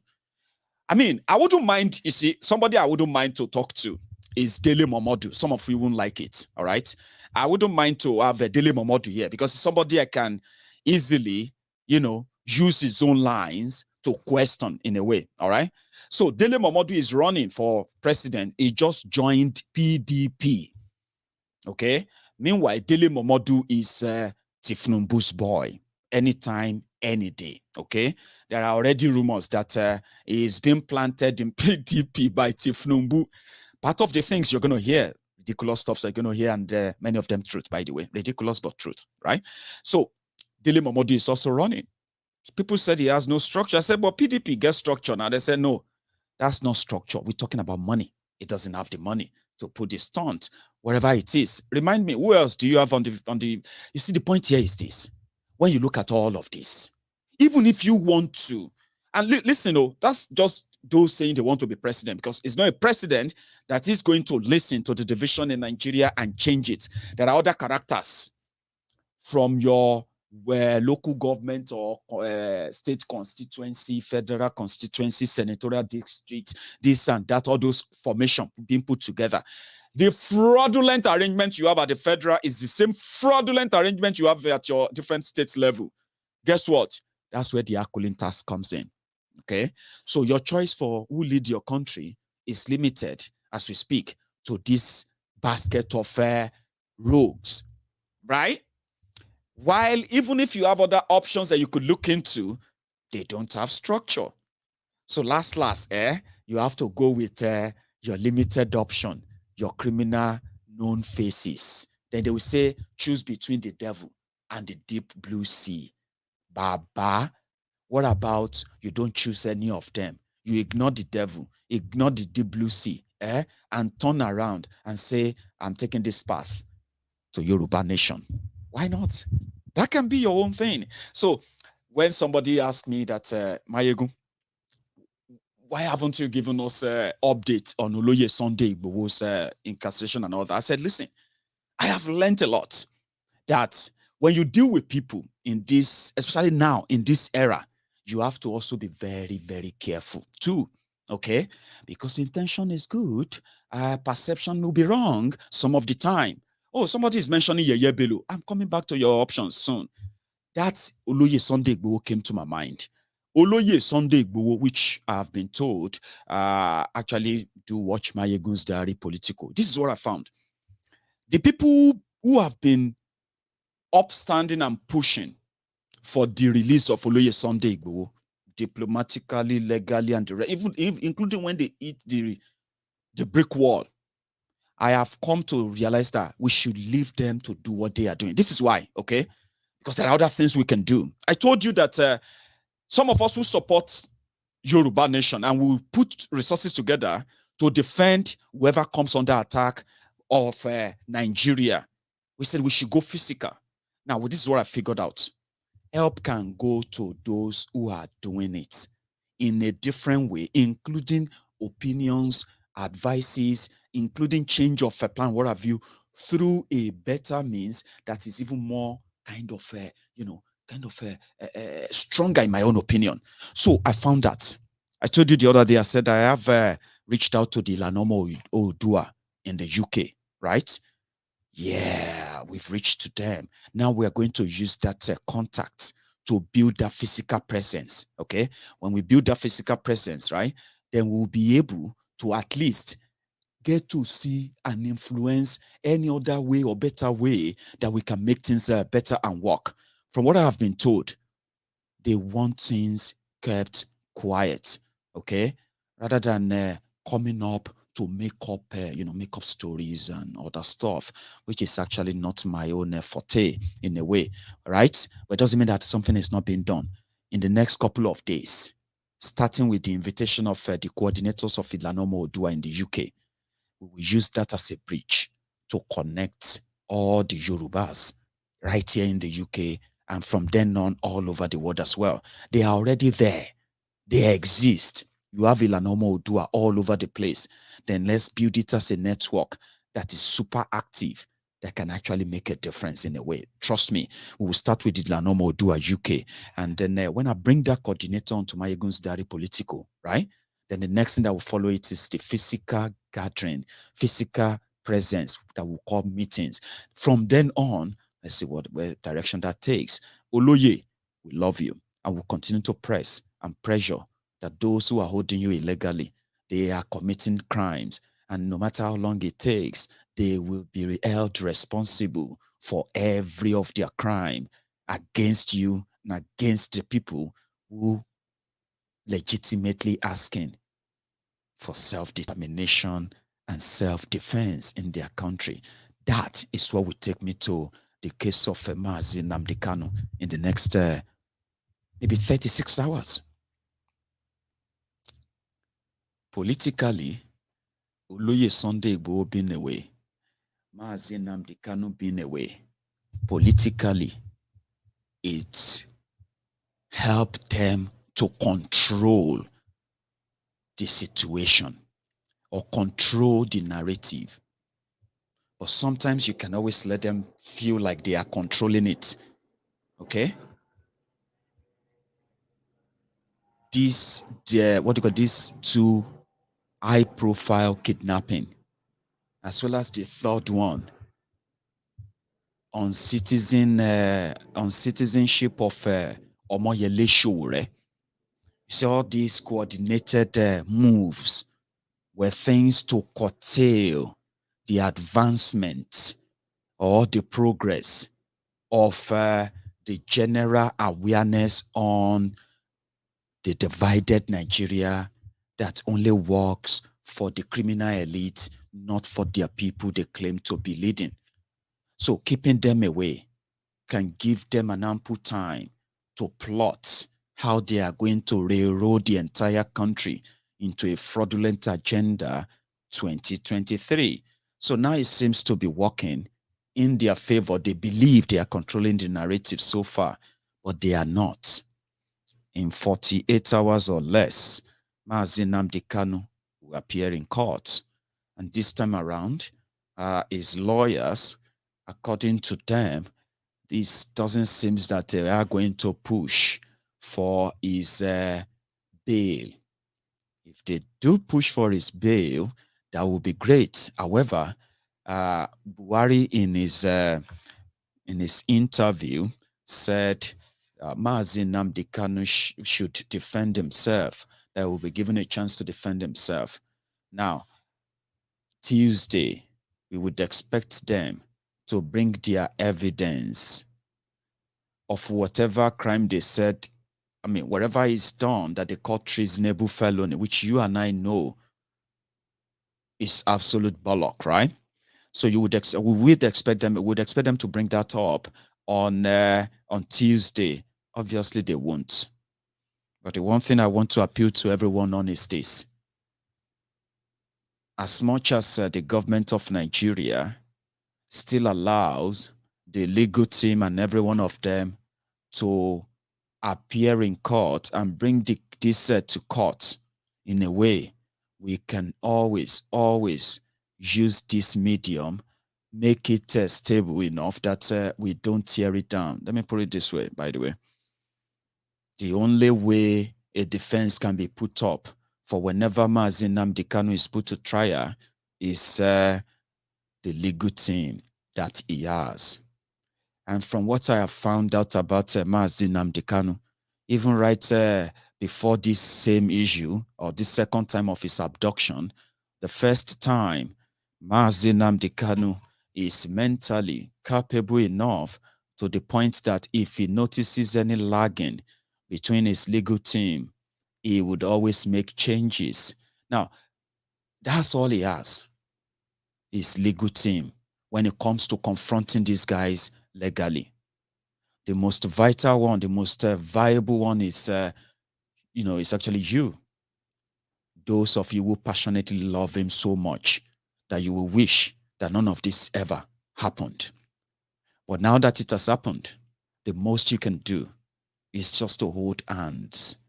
Every time you remember, that's most of the time, that's why I wish whenever they said that he has a court case, they bring him out to see him alive, to send one single message to everyone. He is alive. With that, yeah, your passion, your love, not just for Mazi Nnamdi Kanu, for Biafra, for those who have paid the supreme prices, those who paid that before now, and those who are paying it now. That is the emotional part that you should appeal to you when it comes to this whole struggle. Not blame game. I keep saying that. I know I'm going to see that solidarity on Tuesday. There's no, you know what I mean? There's no doubt about that. I will see many Biafrans out, not just going to be in Abuja. You're going to see them out all over the world. I've seen the planned meetings. I've seen the planned rallies and all of that in the UK, in the US, in Europe here, so many other places. And I bet others are actually coming up that we are actually yet to hear about. This is the strength of the man called Oyendu, Mazi Nnamdi Kanu. If you hold on to that, every other differences that you have, trust me, look at me very well, they are temporary, okay? Your emotion of tearing yourselves and the rest of that, no matter how much they hurt right now, yeah? You have just one role to play. Hand it. Remember the man. Remember those who have paid that price. In your mind of minds, right? Just know that wherever that disagreement is right now, wherever differences you probably have right now, it is temporary. When you remember the man, when you remember the struggle, right? You won't fight your brother to death. He said, when two brothers fight to death, it is a stranger that will inherit their properties. I don't know if that's how they put it. Okay. I just thought I should pass that. So on Tuesday, online, offline, show your support, show your solidarity, and give it out, as many as you can. And wish everyone the best of luck on that. So I'm thinking I should open the line for about maybe half an hour. If you are up for it, I'll do just that, okay? But give me a minute. Let me have a quick drink before we proceed. One moment.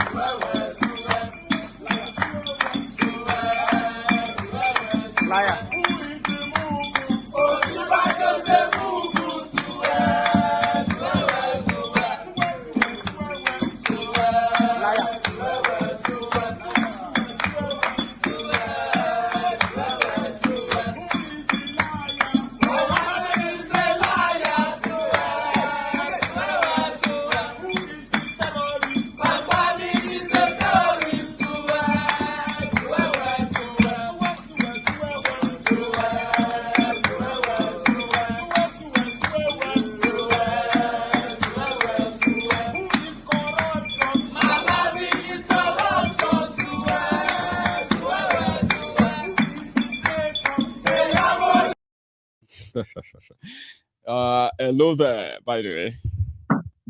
Hello, Maiyegun. Hello, sir. Now you are live, by the way. So your name and where you're calling from, if you don't mind. You must remember me. I'm Olatokunbo.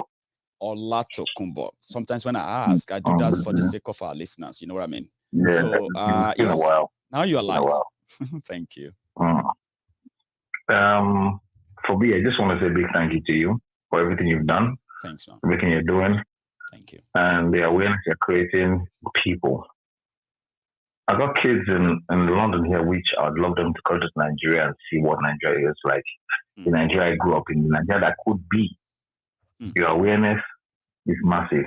I'm not here to criticize anybody tonight, Tinubu, Politico, and all those crazy people. But all I would say is that Yoruba,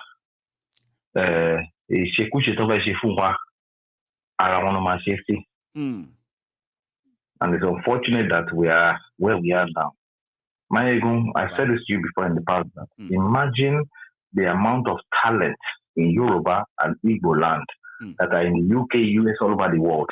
Imagine if we transfer all that knowledge back into our system in Nigeria. How beautiful would Nigeria be? How beautiful Igbo land be? How beautiful would Yoruba land be? Then imagine if we open all the seaports, Warri, Ogunwata side as a mini seaport, dredge it deeper. Onitsha, all those places, seaport on phone. Imagine what we can do. We can only Yoruba. And I'll tell you something like, if, look, Yoruba, the Africa movement, believe me, the Yorubas and Igbos, we hold the whole of Africa. If we break, Maiyegun, Africa is lost. I watched that thing that I was saying that raw materials in Nigeria and everything. Okay, if we have cocoa in Ogun State, why take our cocoa out of the country and sell us back chocolate?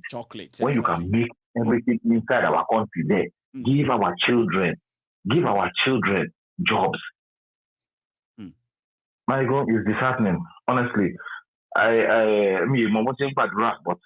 say I'm not religious anymore. I've not been to church in almost 2.5 or 3 years. I'm a spiritual person. Even what the gift God has given you, only if you yourself know the magnitude of what you are doing now. But Maiyegun, I have just little warning. Maiyegun, watch back. The damage you are doing to these evil people is massive. And believe you me, they are gunning for you. You, this man again, what's that guy's name? Simon Epa. Yeah. I beg you, I pray for two of you daily. Call on Joe. Amen. Thank you so much, Okay. Tokes. Maiyegun,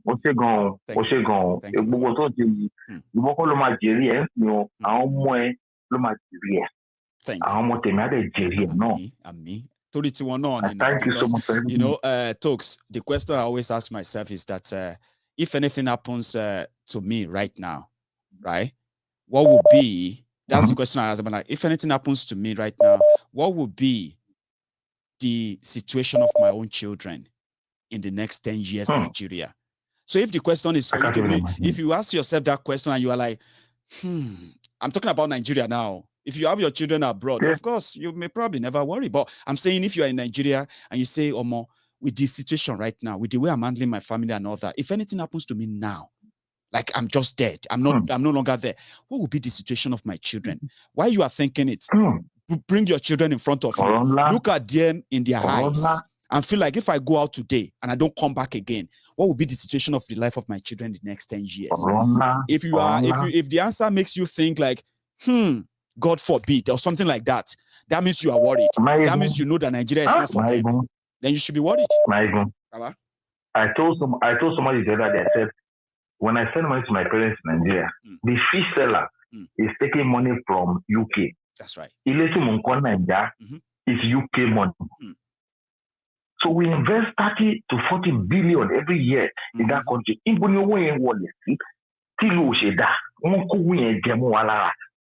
And Maiyegun, with your knowledge, we shouldn't be in this country sitting down here now. Honestly. We should be in a nice wine bar sitting after and thinking, we've done a good job last week. Let's move forward the next day. That's what you are doing for them. But some people will antagonize you and say, Maiyegun is wrong. No. Maiyegun is the temple of truth. Listen, and your mind will be better. Maiyegun, God bless you, Baba. Talks. I appreciate that. Thanks, Baba. You have a good one. Lovely. Thanks, Baba. Nice. That's Talks. There for you, Olato Kumpo. Now I have another caller. Let me see if he's on. Hello. Oh, give me a sec. Let's see. 1 sec. Oh man. Hello. Maiyegun General. Yes, sir. God bless you, my brother. This is Tunde calling you from Texas. Tunde from Texas again. You are becoming a regular now. I love that. Yes, I'm a member of the Temple of Truth. God bless you, brethren. And I have to always be there. Fantastic. To listen to other people and then to contribute my own quota too. Beautiful. Now you have the floor, brethren, today. Yeah, Maiyegun General, God will continue to bless you. Amen. And I want you to know that every word that comes out of your mouth has its impact on the people. And so my word for you is don't stop talking. Sure. Continue to speak from the temple of truth. I will. And as you do so, one by one, we'll continue to add up the numbers. That's true. And one thing that I want us to take home from all that is going on, 2023 or whatever, I think while they are doing their own, our focus should be on how to come together. Like I made a comment as Citadel of Wisdom with TJ earlier. Right. I said it is sad that this is a time the entire South is supposed to be united because we have one common enemy, and this common enemy is the political class. That's right. So this is the time we are supposed to work together. But it's sad that we see people dividing themselves further. But we should not be distracted with that.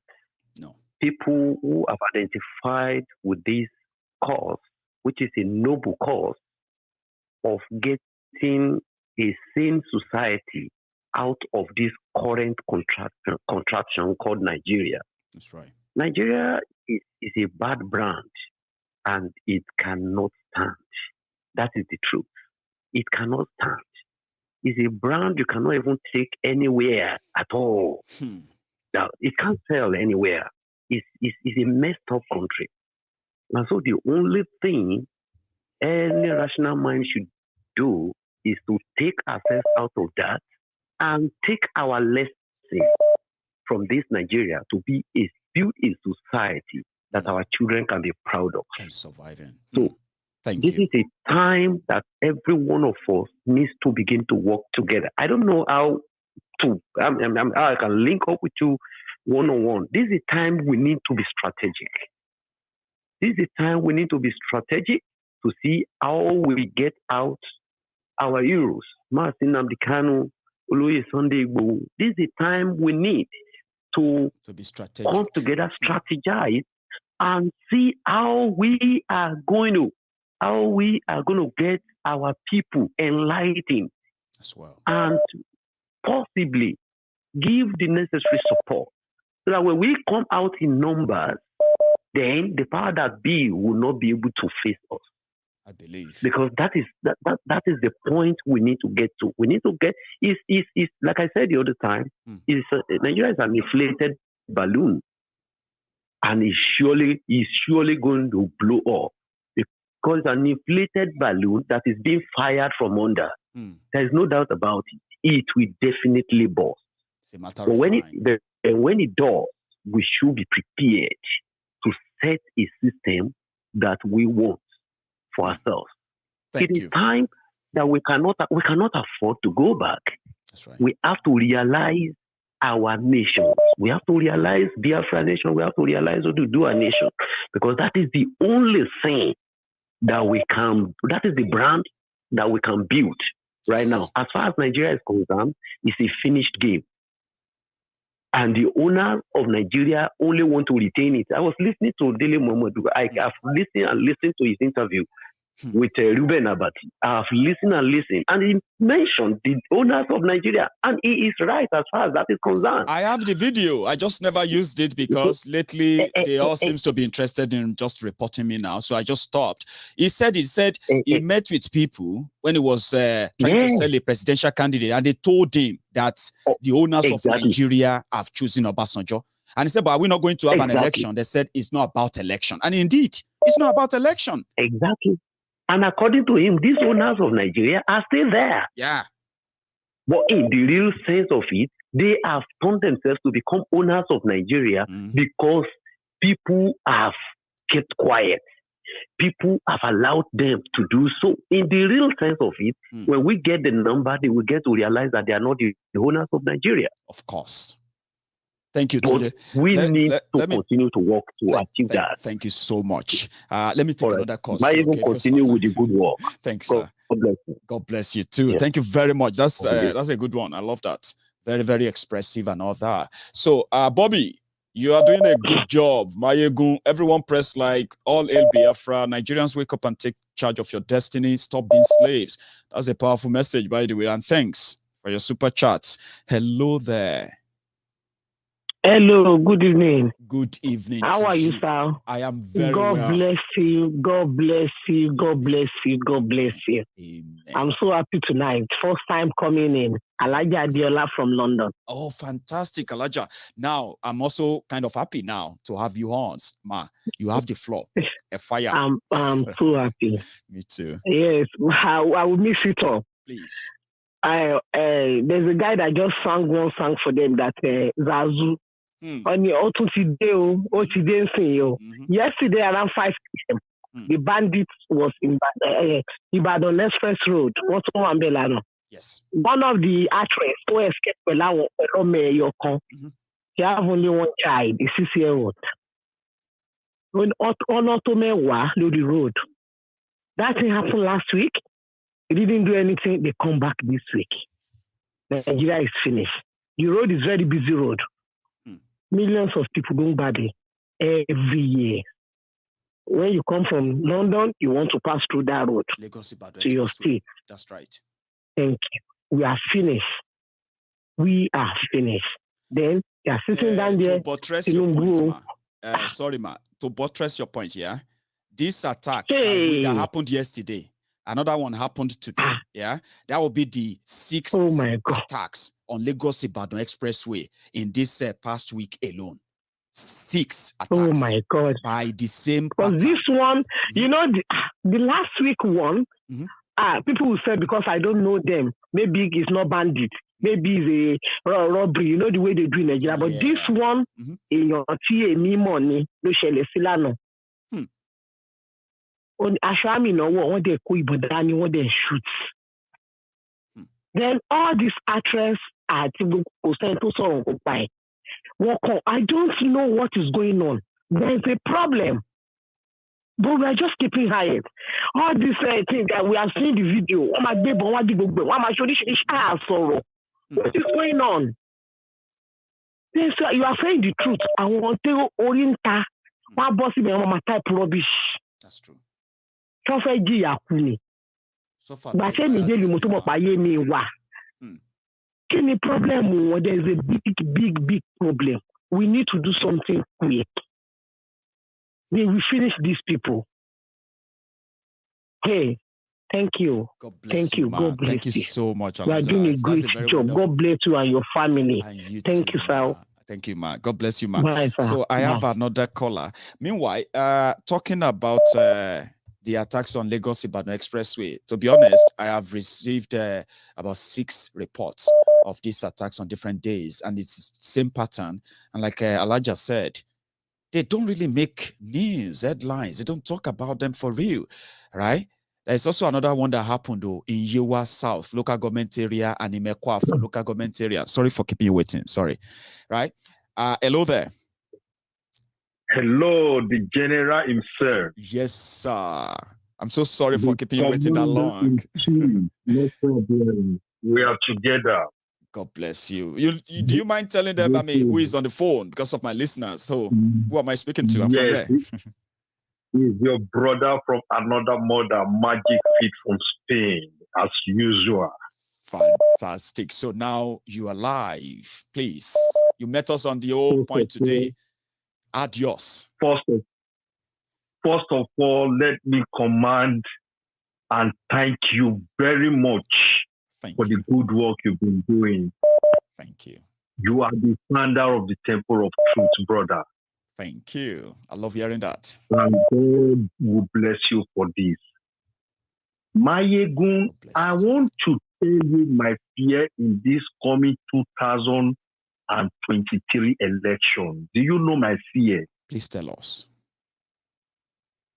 They are going to go to these mega churches and talk to them like the way those pastors gathered and those mosques, imams gathered praying for Tinubu. How are we going to enlighten these people? How? Because the owner of Nigeria concluded how they are going to put their person in that position. They give these pastors money, they are going to tell their members to vote, and they will keep on praying for Nigeria. Maiyegun, for me, it is better they don't vote. Like you said 2 days ago, if it is only 5 million persons that voted for the president of Nigeria come 2023, let it be so. But one thing I know for sure, Nigeria will not stand before that 2023. They are going to fight themselves. It's about to start. The fight is about to start anyway. Political assassination is also in the book, I've been told. Right. Just like what Peter Obi said, he does not have money for Supreme Court cases. No. So they are going to fight themselves in APC. APC are the one that is going to bring the division of Nigeria come 2023. APC. They are going to fight themselves to share it because the camp of Osibanjo and the camp of Tinubu will collide together. So my brother, that's their worst fear, right? You know what the Lagos Abobakus are telling themselves? Some of you don't know politics. It's a stunt. Osibanjo will never fight. I say, okay, may God not let you fight, or may the God of your body not let you fight. But so fight goes soon start. Baba, continue.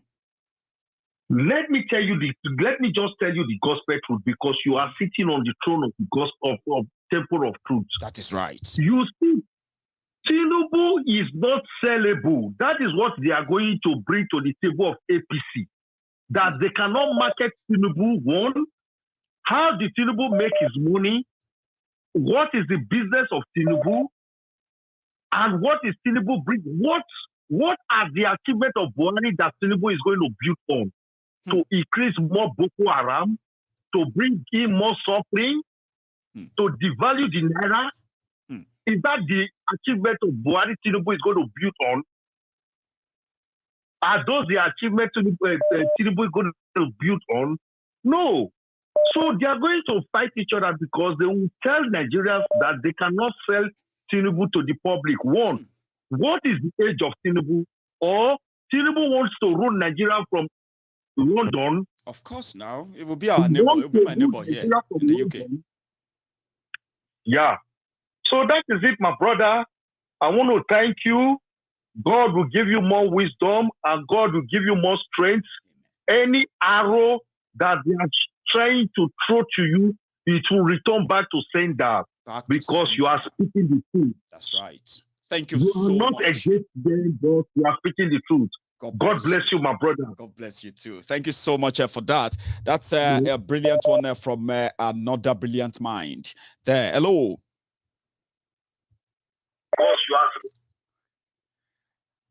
Oh, hang on. Let's see. Hello there. Can you hear me, sir? Thank you so much. Yeah, I can hear you loud and clear, Maiyegun. We are actually sending our support and at the same time applauding you for a good work. Well done. Okay, this is Fidelis again calling from Canada. Fidelis, I've seen that picture. That's amazing. It's good to have you back. Now you have the floor. Yeah, thank you very much. First and foremost, I think a lot of people have applauded you, so we need not overflog they do that to me all the time whenever they feel like, oh, Maiyegun, and I love it. Thank you. Mm-hmm. And you are one of those who were chosen.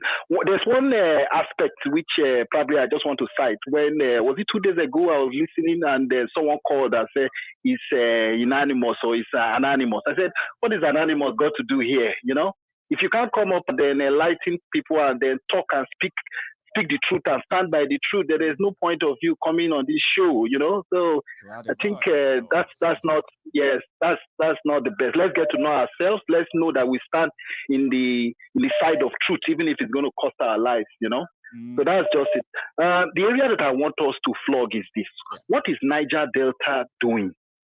Because we know Niger Delta has been in this struggle long time on or before, the Igbos and the Yorubas begin to, agitate now. Because I feel Niger Delta's involvement in this is going to be a very key advantage because they have the oil resources. And I can tell you that if they decide to say, look, we want to, halt this because we have more eminent issues to be discussed on the table. Sunday Igboho has been kept behind bars. Nnamdi Kanu also has been kept behind bars. And these are very germane issues which the country should talk about because we know if it was a northerner that was kept behind bars like this, I don't think even election talk would be on the table. No. Those that we apprehended, those that the government even apprehended, who they say that they are supporting Boko Haram, they still came back and they released them from prison. So, as a matter of fact, we need to try to see who are the figureheads, who are those that we can rely on in Niger Delta, so that we know that we have these three groups all chained hand and we are all gearing towards the same goal. Thank you so much, Fidelis. That's a very great point you raised there. But continue again. Yes, although they are minority, but I know there are key people there who they are waiting to be reached or wishing to be talked to, and then they themselves will come up because all what we are fighting for is resource control. That is just the simple truth. Resource control. Let every state manage their own resources and contribute to the center. So that's one. Then one of my friends also talked about the fact that sometimes they will start going to churches and all that. I think even as a Christian, I am a Christian, but I would want to state now that, like I said before, the litmus test of Christianity in Nigeria has been put to test. So every person who belongs to any big groups, whether you are going to one of these big Christian churches and all that, you can see that your leaders have decided to keep quiet, even when they see that, there is heavy injustice going on in the land. So that alone tells us that it doesn't hold any base, doesn't hold any base. Then finally, there is a friend here. Go on, please. Yes, they are all into it. Then finally, one person in this group used to say that Nigerian issue is not a sprint, that it is a marathon. But I stand to be corrected to say that there are some issues that are actually expedient. Issues that are expedient in the law states that you don't need to wait for normal proceedings. You act immediately, just like you see someone who is burgling someone's house, and you know very well that you can act immediately to defend or to do something to make sure that lives are not taken. You don't wait for procedures and protocols to take place. Under expedient rights, you have a right now to act. Nigeria will sink, whether we like it or not. Why? Because even without Boko Haram, the indices of our economics is pointing to the fact that inflation will make Nigeria sink. So Nigeria will sink. But the question is that how many lives will be lost? That's exactly what we are trying to prevent. Yes, we're trying to prevent. For you, I would want to advise, try your best to see if you can get some lawyers.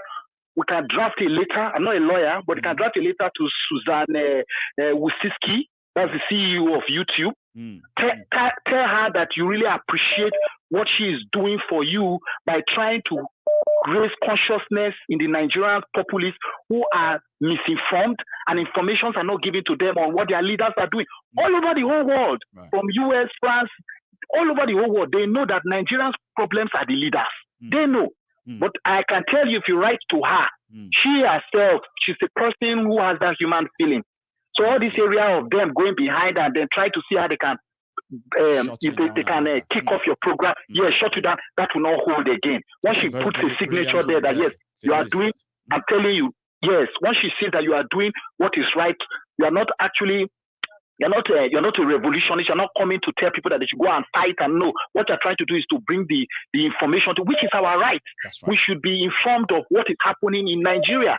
But see, today we are all misinformed. So if you write to her with a lawyer and all that, probably get in touch with one of these human rights activists and all that, she would sign it off. So nobody's going to give you a headache as regard to your YouTube your YouTube news and all that. Thank you so much. Yes, that makes a lot of sense, I have to say. God bless you, Fidelis. Thank you. Let me take another call too. Yeah, so you're welcome. Yeah, sure. Take care. And you too. Bye. Sorry, I thought you wanted to say something to round it up there. That's right. But again, So to round it up, because we don't actually get this opportunity too frequently. So to round it up, what I would beg now is the two focal points, Sunday Igboho and then Nnamdi Kanu, is the only reason why they are the only face for the poor man in Nigeria. Sunday Igboho and Nnamdi Kanu are the spokesperson for all the poor people in Nigeria. No other person else. And then secondly, their issue should be in the top burner for any discussion at all. Yes. The issue should be the most important to be discussed now. So I think that's just what I want to say. I thank Nigerians for all that they are doing. When a man is hungry, you can't actually teach him to revolve or to struggle and all that. But I can tell you, gradually we'll get there. Once Niger Delta is involved. Okay. Thanks. God bless you. God bless you there again, because I love saying that. Okay. You are blessed. Fidelis. You should have a good one. Okay. My regards to everyone right there in Canada and your area. So I've got another caller. Let me see. Hello. Maiyegun. Yes, sir. My name is Prince. I'm calling from Chicago, Chi-Town. Fantastic. I have a friend in Chicago. His name is Tommy. Well, I used to have a friend there. So did you say Fred from Chicago? Prince Omoba. Prince. God bless you, sir. So now I have another friend now, and he's Prince from Chicago. So you are live. Can I speak in I want to speak in Yoruba for some reason. Please. Fire, sir. Oh, man, surprising me, everything that you have said.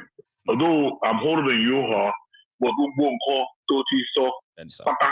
maybe I should grow up here. You know, we must feel Nigeria not we don't feel Nigeria but the got my not me these people in Nigeria see attitude one jai. Kaba so fún wọn king go. Oh my people were gone land down Koruni.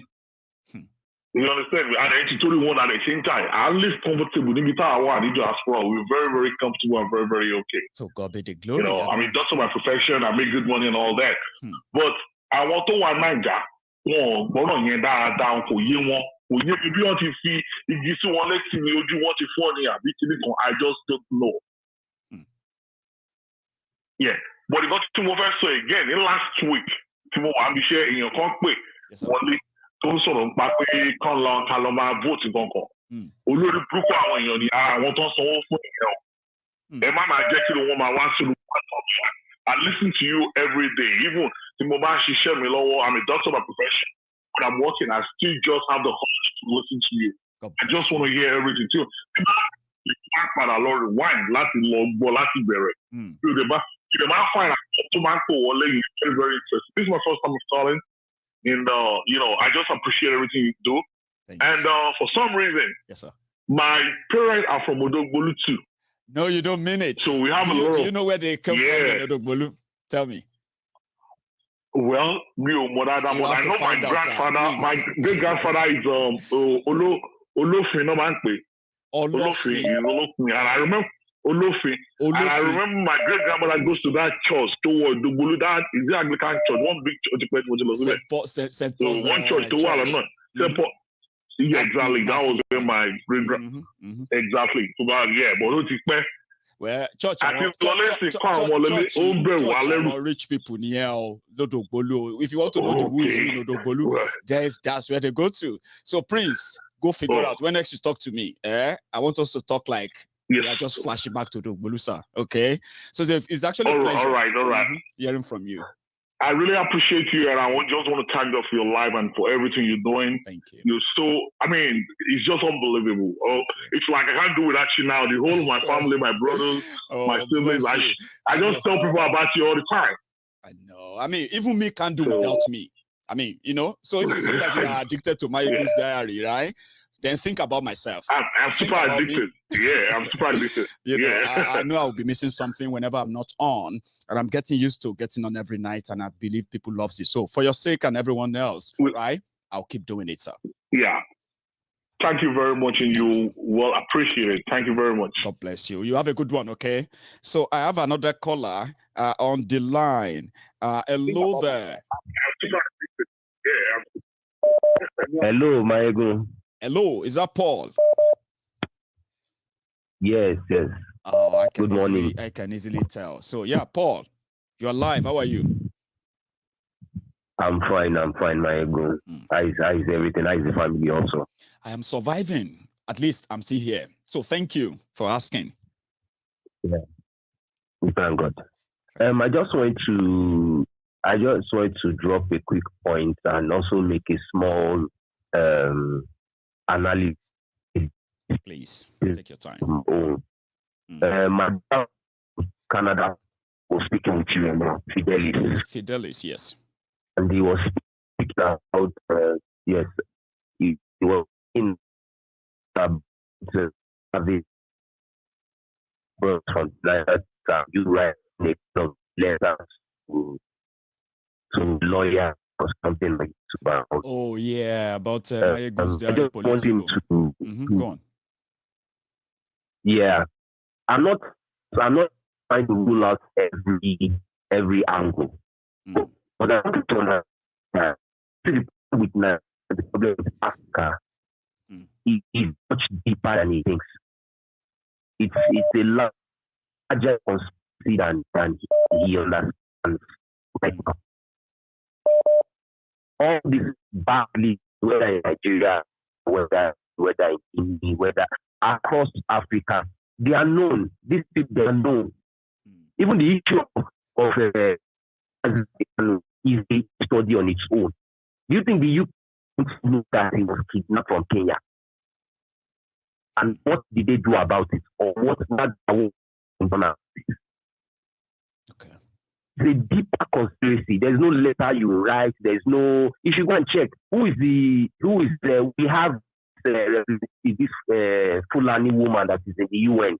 I've even forgotten her name. Or something. Yeah. It's a deeper people. Yes, these people are cut off every angle you can think of diplomatically. Everything they are there waiting for us. Whether you write a letter, whether you do this, whether you do that, Maiyegun, what you are there, what is set up everything, what the position around. So kò sí bó collector afẹ́ ṣe lè afẹ́ wọ́n ti wà ń bẹ̀ wọ́n dúró dà. The letter tí Fidelis talk about ni pé if they come on to short Maiyegun, before they do that, you can have a lawyer, right? Or this Rotarian, or what do they call them? They'll draft this letter, put every of your position in and all of that stuff, and you can send it to the owners of YouTube, which he actually mentioned. Mentioned a name that if you send that personal letter legally, like something that is put together by legal team and all that, to tell the symbolic and significance of this page, that even if this guy comes for this page, please don't shut it down. Don't deny us access to information. The letter is not about our struggle. It's just about the platform, because it's talking about the value of this platform. So yeah, it's not just that. Okay. It's not It's not about the struggle generally, yeah. It's talking about this platform that we need to protect Maiyegun's platform. If what he heard that this platform is going to be attacked, reported, or even shut down, that would be ideal. He doesn't know much about the law and all that. We can discuss it to people who can raise that. And I said that was very significant. I mean, that was very, very important point, honestly. But yeah, it's not about the struggle itself. So I probably misunderstood what you said, but it's a nice idea. Good. Then about what my big brother, the job about now. Yeah. That's Prince. I just want to, maybe you can also assist me with Someko, because you said this thing over and over again. For those that keep spilling out, let us form a political front. Let us do this, let us do that. The voting part, the voters have a wider reach.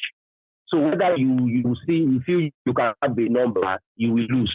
If you go to the courts, you already put Tanko technicality there, you will lose. Mm-hmm. So all those that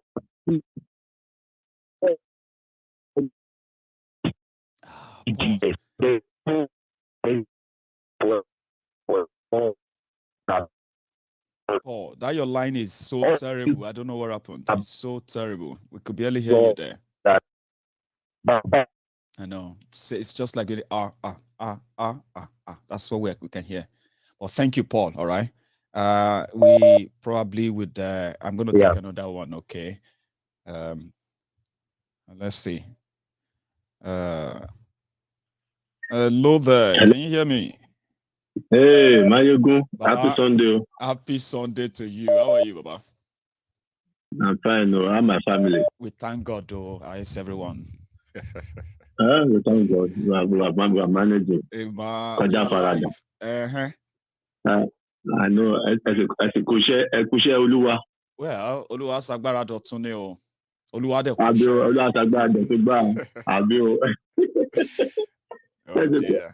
As you call in Nigeria, it's nice to talk to you again. And thank you for all the information you have been giving to all Nigerians, both home and abroad. Thank you too. My own contribution is just that I'm just wondering why these people, like Tinubu family, the children, are they not talking to their father that they should just sit down and relax and enjoy his money instead of wasting his time? Well, I bet they are not. Tinubu said that lifelong dream of president.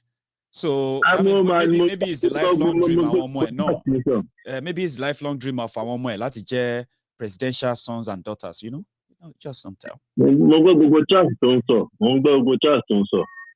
Àwọn èèyàn tó àwọn ìta ló tẹ̀ tí wá sọ pé kò sí wàhálà ní north táwọn èèyàn ń kú ní north ó ní kò sí pé everywhere wà peaceful. Wọ́n sì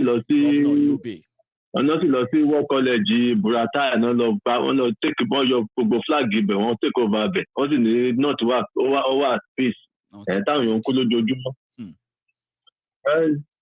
It's left for all Nigerians to ẹni tó bá fẹ́ lọ dìbò kó lọ dìbò. It's left for them. Just continue doing what you are doing. It's left for them to decide. Thank you. It's all left for them to decide what they want to do. We want to start working our talk. I've been told that Ikpe Moshini little influence. Let's see, encourage people in the UK to actually agree to be part of a larger body of the Yoruba struggle in the UK. So Mofe try it.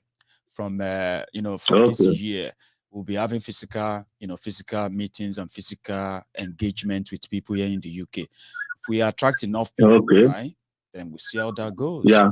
So, Baba, thank you so much. Well, just keep on. Thank you for just everything. You are always giving people information. It's not left for everybody to digest that information and use it the way they want. To their own advantage. So for me, everybody is just fed up of everything. And since the people, even people in Nigeria, as one of your speakers said, most of them feel unconcerned. I don't know. Do you see this video of a woman in I don't know where this pyramid rise? I don't know if you saw the video. This pyramid I was saying, look at. Okay, you know what? Let's check something out. Don't go anywhere, okay? Just stay on that phone for another 2 minutes, okay? This is the pyramid. People are asking for the canopy. What's the canopy on it? Where is the canopy? What if it rains and all of that? Some said, oh boy, APC, they show you rice pyramid. They believe about you go chop dust. Stay on the phone, Ima. Should come and see this. Everyone should come and see this. This is marvelous. This is wonderful. I have been hearing about it over the last few weeks. And then today, I'm so delighted to be here. Look at this. This is all rice. Look at this. Just look at this. Just look at this. Look at this, surrounded by rice. God bless the Nigerian farmers. God bless Baba Buhari. Say Baba. Say Baba Buhari. This is rice, made in Nigeria rice. It's not foreign. Oh. This one not be China. Oh. This one not be Thailand. Oh. This one are Niger. Original Niger rice with flavor. With good taste. This one. Say Baba. See rice. See rice. I have never seen something like this. This is brilliant. This is wonderful. I just love the ambience of this place. I love this place. Woo! This is, just look at. Just have a look at. Just have a look at. Yuma, are you there? Right? Are you still there? I'm there. Who is this woman? Is she one of the minister or what is she? She's a special advisor to Buhari on Twitter, Facebook, YouTube, Instagram matter, social media advisor. Her name is Loretta Onoche. Okay, there are many. She's a neighbor woman, sir. She was living in the UK. She was one of those rewarded Bele lecturers from the UK. Those ones where they tell people for Nigeria that Buhari was coming good, right? So she finally got an appointment to be advisor to Buhari on Twitter matters and the Facebook matters. So that's her job. She's doing her job. Make a video, tell people about what beautiful things coming. Even those rice, people are asking, I beg, which farm then grow the rice? We won't see video. Which factory process the rice, bag the rice? How, and then they move the rice to that place in bags, right? How come there are no canopies on the side? And then are they worried about rains or something? Some said Maiyegun. This woman doesn't have conscience, and they are killing people in the heat, and she's happy about that. They don't give a damn. They are making money, Baba. Oh, my double brother, bear right down there. God bless you. Thank you for your time. You are my last caller as well, so we're going to draw the line. I know so many people are still calling. They want to call in, but please, I'm actually working it out to see if starting early will give us more room. Can you guys actually sit down there for 3 hours? I've seen people who make videos, right? They make broadcasts for hours, and I'm like, you know, that can be so boring in a way. I don't know. Maybe it's just myself. Okay. So MaiyegunsDiary Politico depends on the conversation we want to have, the topics and all of that. Whatever we do within an hour or two should be enough.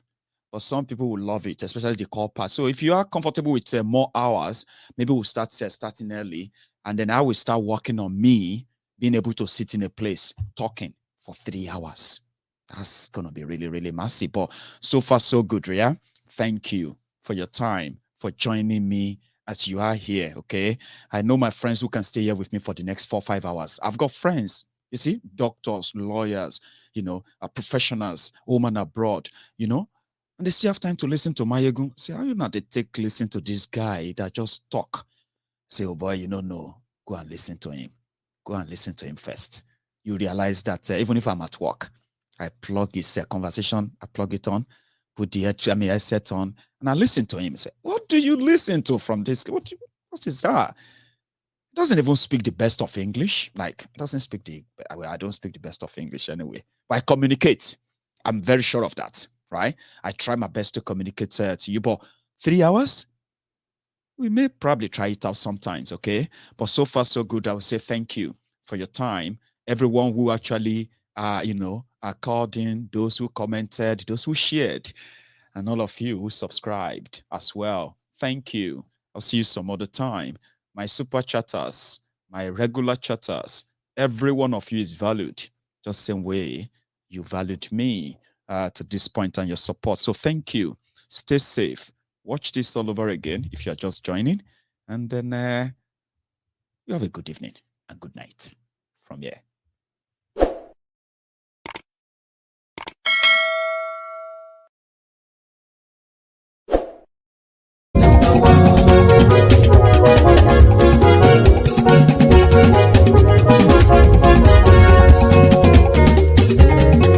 Àní ẹ̀sùn rákì. Máyégún ti dé. Máyégún ti dé. Ọ̀jẹ̀lú ẹ̀sùn rákì. Máyégún ti dé. Àní ẹ̀sùn rákì. Máyégún ti dé. Lórí Facebook. Máyégún ti dé. Àní ẹ̀sùn rákì. Máyégún ti dé. Lórí YouTube. Máyégún ti dé. Àní ẹ̀sùn rákì. Máyégún ti dé. Bọ́ba bá gbé wúrẹ́. Àní ẹ̀sùn rákì. Máyégún ti dé. Ijó ìgbádìyẹ. Máyégún mami. Àní ẹ̀sùn rákì. Máyégún ti dé. Pẹ̀sìdó bá rúfin o. Máyégún mami. Àní ẹ̀sùn rákì. Máyégún ti dé. Tí gómìnà kówó jẹ. Máyégún mami. Àní ẹ̀sùn rákì. Máyégún ti dé. Ọlọ́pàá ti ń darí fa. Máyégún mami.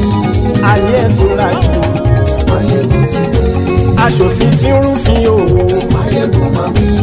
Àní ẹ̀sùn rákì. Máyégún ti dé. Òpùrọ́ olóṣèlú. Máyégún mami. Àní ẹ̀sùn rákì. Máyégún ti dé. Ọ̀jẹ̀lú ẹ̀sùn rákì. Máyégún ti dé. Àní ẹ̀sùn rákì. Máyégún ti dé.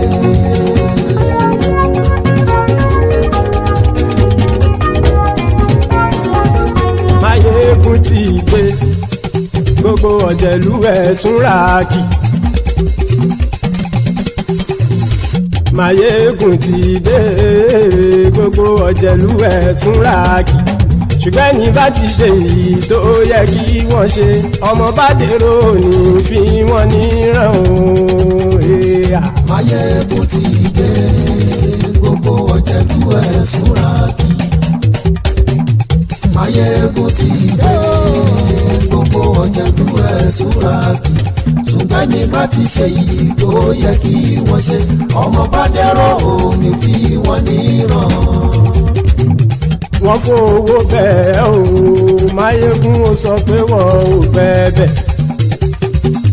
Wọ́n fowó bẹ́ẹ̀. Máyégún ó sọ pé wọ́n ò fẹ́ bẹ́ẹ̀. Oníkan ṣáàtì ṣe èyí tó yẹ kí wọ́n ṣe fáwọn ará ìlú tó gbé wọn débẹ̀ o. Máyégún ti dé. Gbogbo ọ̀jẹ̀lú ẹ̀sùn rákì. Máyégún ti dé. Gbogbo ọ̀jẹ̀lú ẹ̀sùn rákì. Ṣùgbọ́n ní bá ti ṣe yìí tó yẹ kí wọ́n ṣe, ọmọ bá dẹ́rọ̀ ò ní fi wọ́n níran. Kì máa yí ṣe eré, ọ̀rọ̀ yìí kì í ṣe ẹ̀fẹ̀. Kì máa yí ṣe eré, ọ̀rọ̀ yìí kì í ṣe ẹ̀fẹ̀. Ẹni bá ti lè lẹ́bọ̀ lẹ́rù o, ọmọ bá dèrò kàṣàyè tú wọn síta. Máyégún ti dé. Gbogbo ọ̀jẹ̀lú ẹ̀sùn rákì. Máyégún ti dé. Gbogbo ọ̀jẹ̀lú ẹ̀sùn rákì. Ṣùgbọ́n ní bá ti ṣe yìí tó yẹ kí wọ́n ṣe, ọmọ bá dẹ́rọ̀ ò ní fi wọ́n níran. Tẹnitẹni ọmọ Máyégún ọ̀rẹ́ ara ìlú mọ̀mọ́ ni.